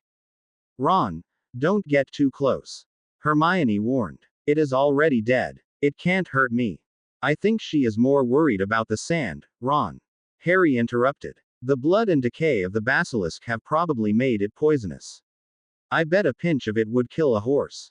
Ron stepped hastily back from the remains of the basilisk. Turning from the snake, he looked up at the statue. "That doesn't really look like the Salazar Slytherin we met." Harry nodded. "I asked about that. After his split from the founders, Salazar started experimenting with various rituals. One of them dealt with a strength increase. He wanted the proportional strength of an ape. Unfortunately, they did not know anything about genetics or DNA.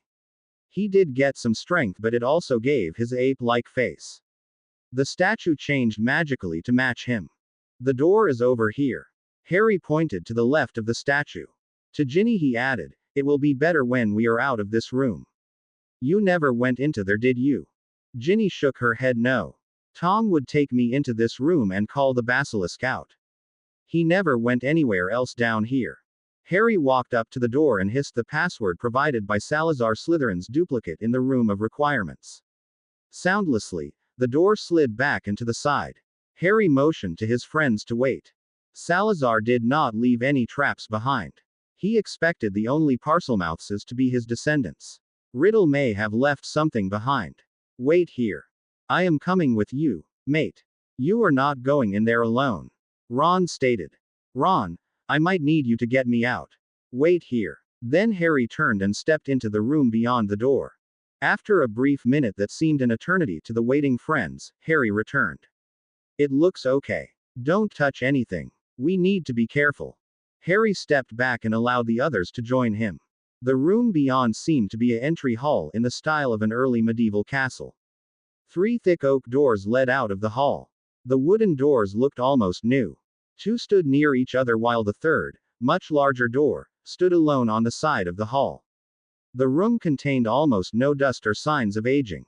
The crest of Slytherin House hung on the wall with a spear and halberd crossed behind it.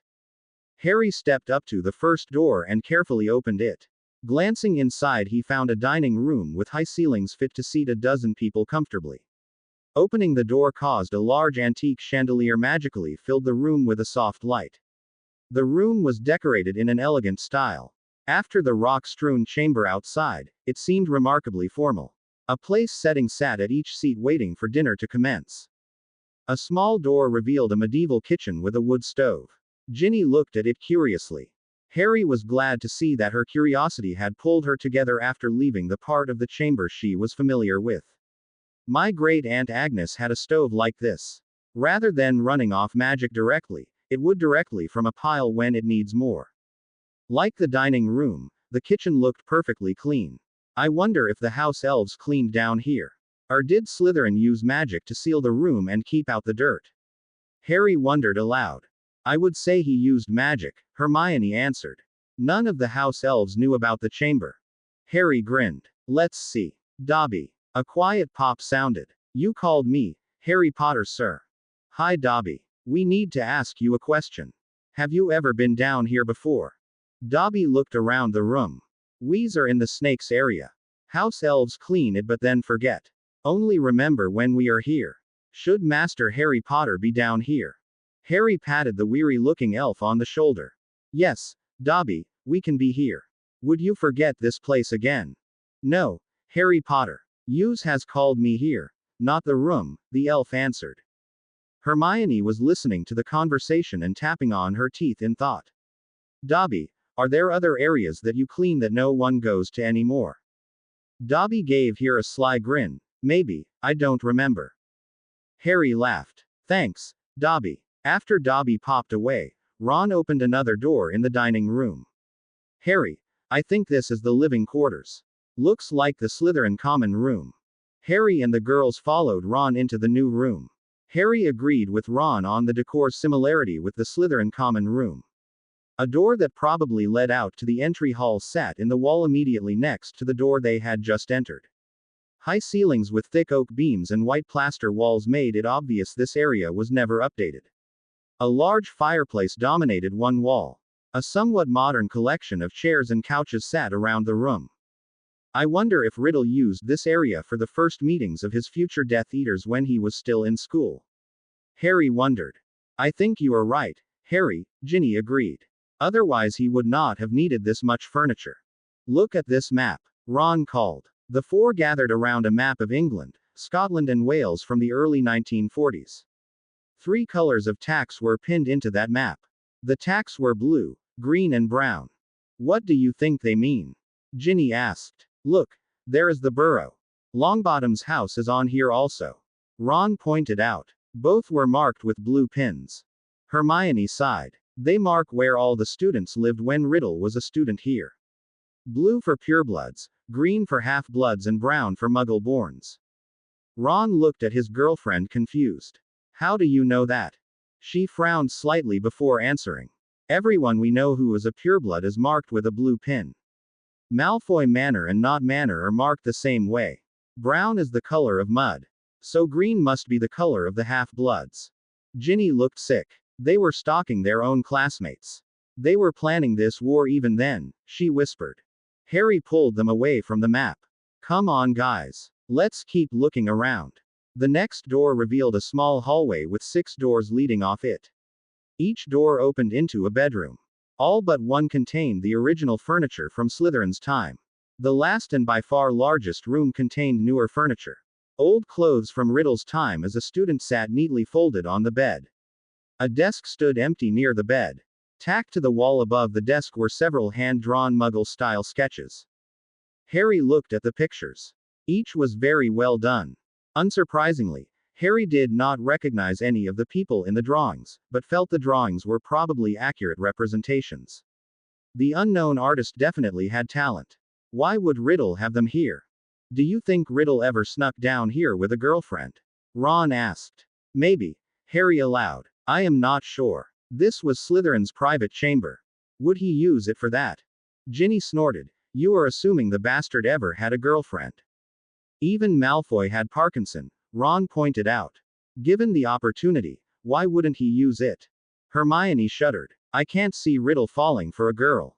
Harry absently agreed, his attention on the pictures. I don't think he ever would. Tom sees emotions as a weakness to be exploited. I think he would have liked to manipulate, dominate and control the girls around him. It would be a control issue, not an emotional one. I could see him chasing the nicest, most innocent girls in the school and corrupting them.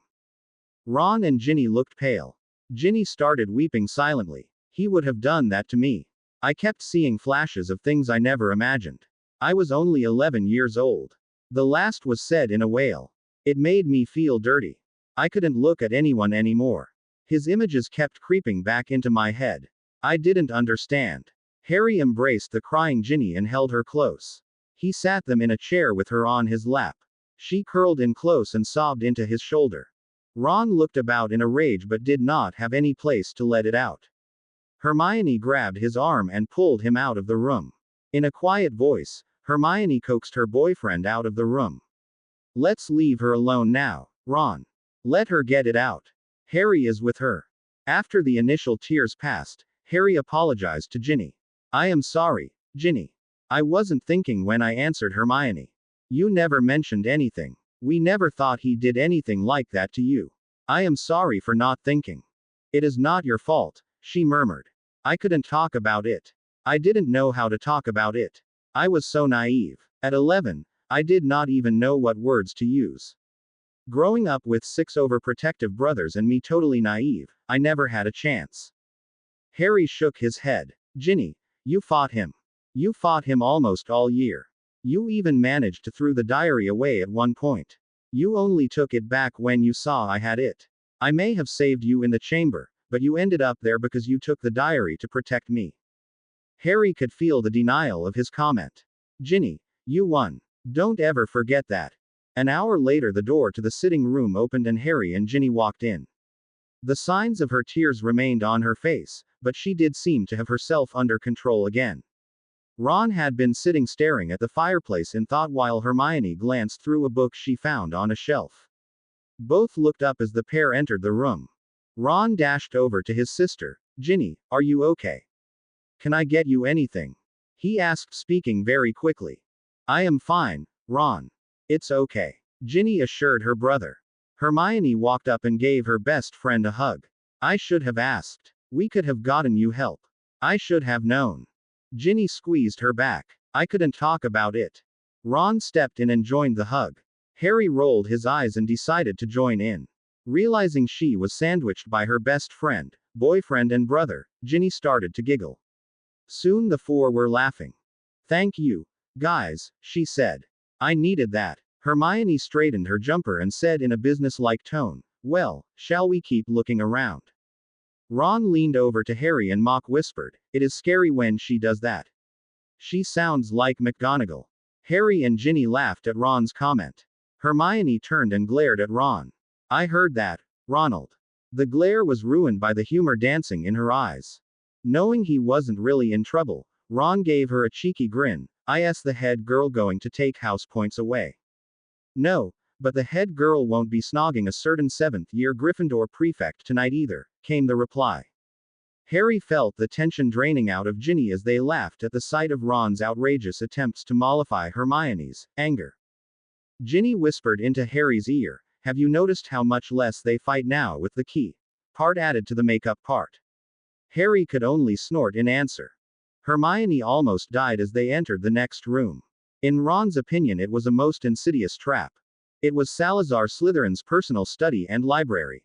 Hermione's eyes grew huge as they entered the room. Only about a quarter the size of the main Hogwarts library, it was still massive for a private library. Hermione started walking along the shelves looking at the various titles. Occasionally she would emit a squeal of delight at a particular title. Tobin's Spirit Guide. These were all thought to be lost. Astra Varga's Guide to the Dark. No one has seen these in 300 years. Oh, Harry said, think she will explode or implode. She will explode any second now. Ron said, she won't be able to contain it. Ginny shook her head. Implode, Ginny answered. She wouldn't was to damage the books. It looks like she is vibrating. Ron commented. I never knew it was possible to orgasm from smelling a book, was Harry's snarky contribution. Finally it happened. Hermione spun around and collapsed in a rickety-looking old chair. She collapsed with a sigh. A happy smile covered her face. This is wonderful. A contented happiness radiated from the brown-haired girl. Ron walked over and kissed his girlfriend on the forehead. You cost me a galleon. I thought the sight would cause you to explode. Hermione grinned back at him. Never. It might damage the books. After she recovered, Hermione commented to Harry, I expected more dark books with Slytherin's reputation. Some of the books are considered dark now, but not in the Founder's time. Ron looked confused. How can the dark change? It is not the magic that is dark, Ron. It is how you use it. At Ron's rebellious look, Harry asked, is a levitation charm light or dark? Light, I guess, Ron answered. If I use it to lift you off the astronomy tower and then release it, is it still light? Harry asked rhetorically. Dark spells just can be abused easier than others. I don't think anyone would complain or call me a Dark Lord if I used a killing curse to finish off Riddle. Although Ron nodded his understanding of the point, Harry could tell he did not fully agree. Harry suggested he and Ron continue to look around while the girls looked through the library. Ginny looked slightly rebellious but agreed in the end. Hermione looked excited to start cataloging the different books. Ginny gave Harry a look he knew meant he would pay for this. The two new doors led out of the study. The first revealed a potions lab. It was obvious that Riddle and his followers had used this room during their time at Hogwarts. The equipment left by Slytherin was set aside carefully on shelves. The 1,000-year-old scales, cauldrons and other equipment set up like museum pieces. Replacing them was equipment that would have been top of the line in the 1940s. A solid gold cauldron sat to one side, cleaned and ready for immediate use. Bloody hell, Ron said in a sigh, that cauldron cost more than the burrow. Riddle was stealing other people's money even then, was Harry's only comment. Most of the potion's ingredients had gone bad over the last 50 years. Some of the rare ingredients were sealed in charmed jars to keep them fresh.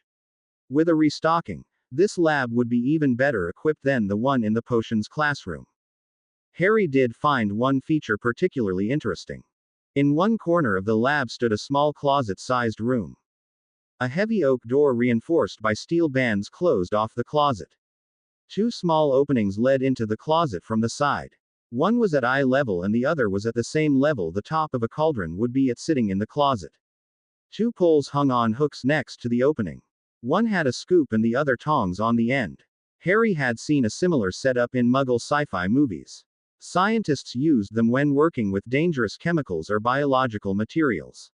The boys moved back through the library where Hermione continued to catalog the books. Ginny sat at the table recording the titles Hermione mentioned. Harry told them about the potions lab and the different materials found there. Hermione asked a couple of questions but never really turned from the shelves of books. Ginny just rolled her eyes. Harry was glad to see Ginny was feeling better. He knew coming down to the chamber was hard on her emotionally. The revelation of Riddle's attempt to corrupt her added to her pain. Ginny was always good at bouncing back from a bad experience.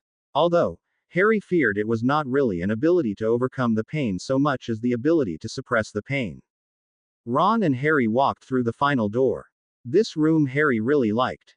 It was the only room that showed Riddle had completely modernized it during his time in school.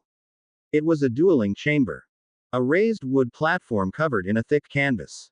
The walls had been padded to prevent injury when a dueler took a hit. No Muggle weapons were in the room, but the walls showed signs of damage from a variety of curses and hexes. It looked like all of the common spells were represented, from blasting to cutting curses. Harry noticed a mirror mounted on the wall. He had heard of these kinds of mirrors. Harry pulled out his wand, touched the mirror and said, "Show me." The reflection faded and was replaced by an image of the dueling room. Two figures faced each other on the platform. One Harry recognized as Riddle. The other looked like Theodore Nott. "Are you prepared, Lord Voldemort?" The handsome young man addressed raised his wand and answered with a rapid firing of curses. No warning was given. Neither was quarter. The older Nott was thrown against the wall and he collapsed into a boneless heap. Harry watched another 15 minutes of images of Voldemort dueling as a seventh year. He was quick and ruthless. If Harry fought the boy he was watching, he felt they would split their duels. Unfortunately, that boy had another 50 years of training under his belt now. Ron had walked over while Harry watched the duels. Harry looked at his friend and said, "I need to train harder."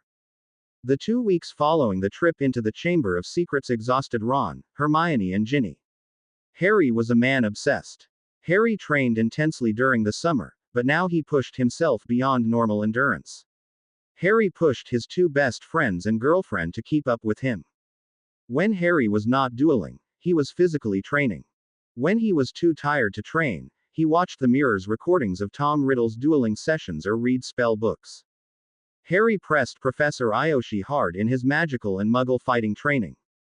The professor maintained a large advantage in skill and style, but Harry's bloody determination and drive made the fights split more often than not. Salazar Slytherin and Godric Gryffindor worked with Harry on Parseltongue magic and wordless magic. Harry even made some small progress on wandless magic. His wandless magic was limited to simple spells like summoning and conjuring light. Harry no longer attended most of his classes. Only potions saw his regular attendance. The extensive dueling training made Dada a waste of time. Occasionally, Harry attended to assist in dueling demonstrations.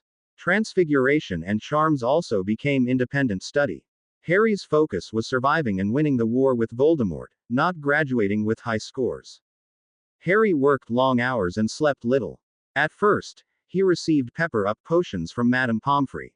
After he continued to use them, the Mediwitch refused to provide him with any more.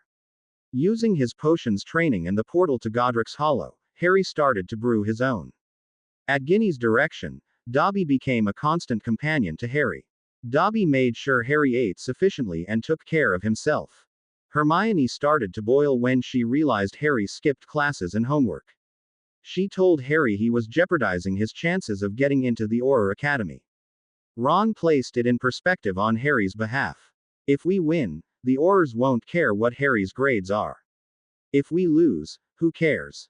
Ron spent some of his time training and dueling, but not most of it. Ron attended his classes like a normal student, although homework to his enjoyment became optional. Ron spent much of his time in the room of requirement training to understand strategy and tactics. Wizard chess gave Ron a skill for thinking out his plans, assessing his opponent's intention, and execution. Chess does not translate directly into real-world skill. Mike and Professor Ayoshi developed simulations in the room of requirement. The magical world, hidden for so long, never saw large-scale pitched battles. The population would simply not support it. Instead, they focused on smaller-scale unit and company-size actions. The Dada professor and retired Army NCO turned the room into a combination seminar and video game. They either used scenarios from the previous war or Muggle conflicts adapted to magical conditions. Hermione and Ginny maintained a rigorous training schedule, but also attended all of their classes. Hermione maintained she may die in the war, but it would be with all of her newts. The girls focused on researching Tom Riddle, the previous war, and possible location of the unidentified Horcrux. Without explaining what they were exactly looking for, they recruited Padma, Luna, and several other Ravenclaw members of the DA to assist in the research. The Tuesday following the trip into the Chamber of Secrets, Harry called the first meeting of the reformed Dumbledore's army. Professor McGonagall allowed them to call the meeting in the Great Hall.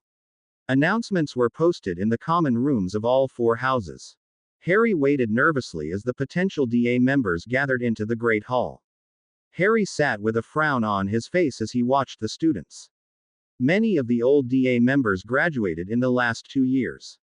The loss of so many trained students brought the frown to Harry's face. Ginny dropped into Harry's lap and wrapped her surprisingly strong arms around his neck. Do I have to snog you senseless to get you to relax? You're scaring the younger students.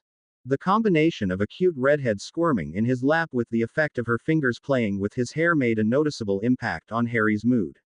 Against his will, his lips quirked up at his girlfriend. Harry imagined he could feel the satisfaction rolling off of her as his distraction. You're a naughty little witch. Ginny faked a pout and gave Harry the big, innocent brown eyes. Don't even try it, Harry smirked. I'm onto your secret. Ginny giggled and started nuzzling into Harry's neck. Can the head girl take house points away from the head boy for snogging his girlfriend in public? Harry glanced up to a grinning Neville and Luna. Ron and Hermione were studiously ignoring the couple. Harry snorted. I think she went suddenly blind. Neville grinned. Maybe, but the DA is getting an eyeful. Harry started laughing at Neville's comment. It was amazing the change in Neville since first year. The Neville who joined the DA in 5th year would never have stood here and made a similar comment so confidently. Harry patted Ginny on the bum saying, Playtime is over, dear. Time to go to work. Ginny replied with a growl, which Harry found very say. Why, and stood up. Harry stood and walked over to the raised platform the staff table normal stood on. Harry looked at the crowd. Harry estimated there were over 100 students in the Great Hall. Harry was mildly surprised to see Theodore Nott, Daphne Greengrass and several younger Slytherins. Welcome to the first DA meeting for the year. My name is Harry Potter. Myself, Ron Weasley, Hermione Granger and Ginny Weasley are the organizers for the DA. The DA was originally planned as a study group to make up for Umbridge's reign of terror in the Dada classroom. We are reforming it to assist in the defense of Hogwarts and to fight the Death Eaters. DA members will receive training 1 night a week and on Sundays. We are allowing only 4th year and older to join the DA. A sad sigh passed through a good chunk of the gathered students. Harry added, depending on interest and time, we train the younger students to assist in care for the wounded. We will be using a contract similar to the one we used 2 years ago to keep the plans and training of the DA secret. The contract will end after Voldemort and his merry band of idiots are destroyed. The titters through the crowd told Harry the students were not sure if they should laugh or shudder at Harry's comment. If you would like to join the DA, please sign the contract on the staff table. Anyone not interested, please leave now. Harry stepped down from the platform as Hermione and Ron moved to be the first to sign the document. Hermione found a modified version of the Fidelis charm that would prevent the signers from communicating anything about what happened in DA meetings or any of their plans. Harry planned for the DA to meet Monday through Thursday after dinner for 90 minutes in an old classroom set aside for its use. The door to the classroom was actually set up as a portal. The portal connected only to the Chamber of Secrets. Harry, working in the room of requirements with the ghost of Salazar Slytherin, updated the inner chambers of the chamber for use by the DA. Only DA members and select staff members would be able to step through the portal and find themselves in the chamber. Everyone else would find a dusty, old classroom. Harry sealed the doors to the outer chamber with a Parseltongue password. Harry hid any dark arts books in the Salazar's library in a secret room. None of the DA members would know they gathered in the legendary Chamber of Secrets except the Gryffindor 4. After all of the interested students signed the contract, Harry stood up on the platform again. Thank you for joining the DA. Working together is the only way we can keep the school and our fellow students safe. Tomorrow night we will start running a dueling skill assessment. This is to place you at the right level of training. Training will not be by year or house but solely by skill level. On Sunday afternoons we will train as teams of various sizes in different tasks. Harry thanked them again for attending and gave them the location of the classroom the DA would be using. After answering questions from a number of new DA members, Harry invited Neville and Luna to join Ron, Ginny and Hermione in the head dorms to discuss organizing the DA. Sitting in the common room, Ron proposed his structure for the DA. I would like to divide us up into 5 units of 15 DA members apiece. Including us, we have 83 members. Harry, Hermione and I will not be a member of a particular unit. It leaves us 5 other members outside a unit. I propose they be some of our better fighters to act as a special team. Harry nodded in consideration of what Ron proposed. Who would be the unit leaders? I think Neville, Ginny and Dean would be my first 3 choices. Neville, Dean and the other 2 units will train to combat Death Eaters directly, Ron answered. You want me? Neville asked in disbelief. Harry answered before Ron, you did well in the fight in the Department of Mysteries. Besides me, you were the only one left standing. That says a lot. You've done even better since getting your new wand. Neville swallowed and nodded, trying to look confident. Luna absently patted his leg and said innocently, you handle your wand very well, Neville. Into his ear. Neville went from white to Weasley red in an instant. His friends snickered at the change. Partially in an effort to save Neville, Ginny asked, what do you want me to do? Your group will train to fight mounted on brooms. You get first choice of any Quidditch players in the DA, unless I want them for team leaders.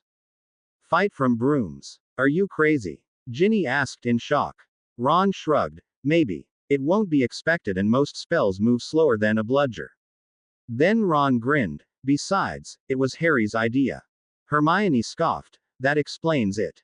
Everyone knows Harry is crazy on a broom. Harry mockingly gave Hermione a sneer worthy of a Malfoy and ignored her comment. I think it will work well. It won't be expected and I've asked Fred and George to develop a few surprises.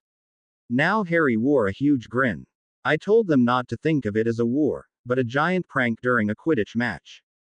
Ginny and Ron grew matching evil grins while Hermione and Neville started to look really nervous.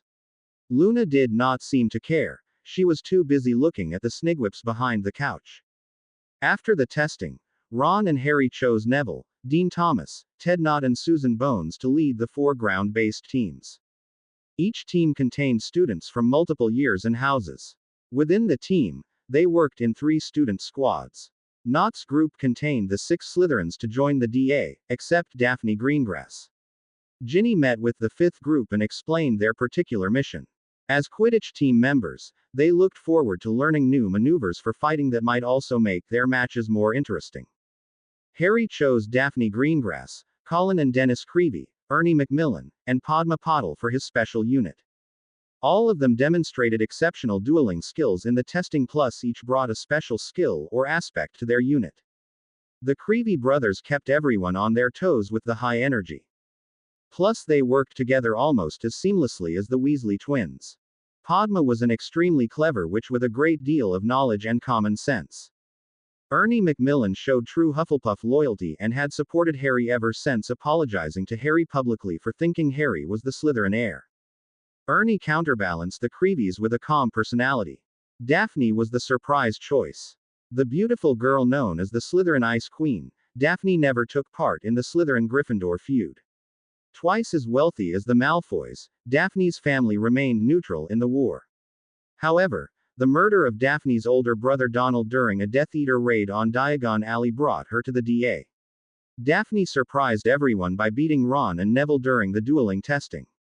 Ron and Harry arranged with Professor McGonagall to reserve the Quidditch pitch every Sunday afternoon. The twins provided Ron with special trick wands they developed. Fred got the idea from a Muggle device called a paintball gun. The wands shot glowing balls of light that turned their target colors. Ron used the wands to practice battle tactics without worrying about injuring DA members. The flying team would learn 2 things from the paintball wands. 1 was a surprise strafing run could be devastating. 2, massed spellfire on a single target would usually hit the flyer. In the 2 weeks prior to Halloween, Ron and Harry started training the units in dueling and combat tactics. The dedication and hard work the new DA members expressed impressed all of previous members of the DA. The teams only worked together for a short time, but Ron felt they showed a great deal of potential. Harry worked with all of them on battle skills and spells, and let the unit maneuvers and plans with Ron. Nott showed a great deal of skill in tactical thinking. Where Ron showed a subtlety unlike his Gryffindor exterior in his tactics, not used his Slytherin-ness to deceive, making his opponent react to what they thought they see rather than what really existed. Halloween was Harry's least favorite holiday. All of the magical world would know why if they stopped and thought about it. Unfortunately, it was a major holiday for magical folk. Not only did the ancient holiday celebrate magic and magical creatures, Muggles had it all wrong. But it was also the anniversary of the end of Voldemort's first reign of terror. It always seemed like things got messed up on this day. Harry's final Halloween at Hogwarts fell on a Friday. Professor McGonagall cancelled afternoon classes to allow preparations for the ball. Hermione and Ginny left for the Gryffindor girls' dorms to get ready. Harry wondered about the odd ritual that called for women to get together in order to get dresses. Riddle. Harry understood. Women were a complete mystery. Hey, mate. Good thing we didn't catch you snogging our innocent baby sister. Harry looked up from his reading to a sight that struck fear in the hearts of professors and Slytherins everywhere. The infamous Weasley twins. Here to help save my sanity from the Halloween ball. Fred and George looked at each other, grinned and looked back at Harry. Together, they said, "Nope. We had to deal with it. So you do too. Besides, Ginny would hurt us if we helped you escape. And we are more afraid of her than you. You might be a powerful wizard, but she is one scary witch." Harry had to laugh at the antics of the twins. What brings the two of you to Hogwarts? Fred smiled innocently and spread his hands. A test. George matched the smile. We need to use a Death Eater. You have the only one in captivity we can reach. You want to use Malfoy to test one of your inventions. Yep. Don't worry, this won't hurt him a bit. Unfortunately, Fred told him. Watch. George pulled a snitch out of his pocket and released it into the common room. The snitch darted around randomly. George said, "Get Malfoy." Harry grinned and walked over to Malfoy's door and knocked. "Malfoy, come out here for a minute." After several seconds, the door whipped open to reveal the disheveled figure of Draco Malfoy. Against his will, Harry felt a spark of empathy for the pain Malfoy displayed. He tried to hide it, but the loss of his parents and the betrayal of Riddle tormented the bee-owned boy. "What do you want, Potter?" Malfoy snapped. Before Harry could answer, the snitch shot past Harry and smacked into Draco's right arm. Then it circled around again and tried to hit him again in the same place. Draco moved his arm out of the way but only succeeded in making it hit him in the side instead. "What the bloody hell?" a confused Malfoy yelled. Yes. The twins celebrated. George whistled a tune and the snitch returned to his hand. Taking the tone of a gentleman, George bowed to Draco. "Thank you, kind sir, for the services of yourself in our pursuit of fine pranks and magic." Draco sneered and slammed the door closed. Harry asked the twins, "Should I know something here?" Fred smiled. "I think our partner feels left in the dark." George. That is not fair since he was really the first test subject. Fred. "I think we tell him, oh twin of mine." George. "Indeed. Harry, this is a prototype Death Eater beater. I am afraid to ask. What does the snitch do?" Harry asked. "Dobby gave us the idea your second year with his bludger. What if we connected Hermione's dark mark revealing charm with a charmed bludger?" Harry grinned. "It targets the dark mark." The twins nodded. "Since most wizards are right-handed and the mark is on their right arms, you would get a lot of broken wand arms." Fred grinned. "We thought of using a charmed bludger in a match during our 7th year. Since we never got the chance, we forgot about it." George nodded. "Until our one and only partner told us to prank the Death Eaters." Harry looked thoughtful for a minute. "Your sister is going to love this. Her flying team could drop these over a fight from a safe distance and still cause massive amounts of chaos." The twins grinned back at Harry with a light of anticipation in their eyes. "We have a couple other items to show you." Harry and Ron stood in the Gryffindor common room waiting on their dates. Neville had just left to pick up Luna at the entrance to the Ravenclaw Tower. "I haven't been in here much this year," Harry commented. Ron nodded. "No kidding, mate. You've been driving yourself too hard.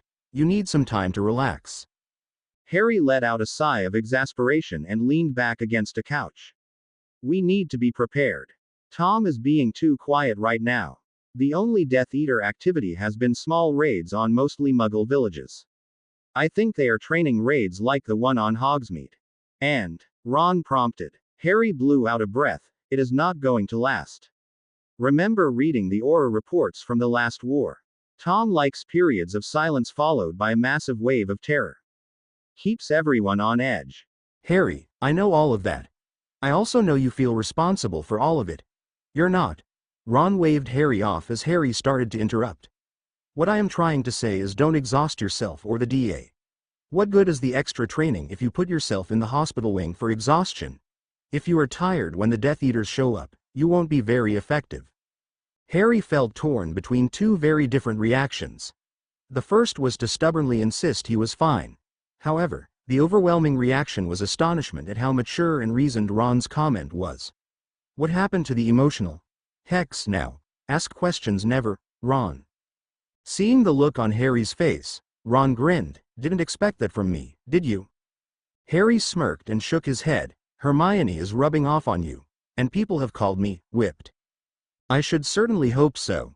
To the first comment, not the second, a familiar voice commented. Harry and Ron turned to see Hermione and Ginny standing at the bottom of the stairs. Harry's clever retort dribbled out of his ear and slunk off into a corner to pout. Ron let out a short whimper. Both girls wore black cocktail dresses. Hermione's came to mid-thigh with her arms and shoulders bare.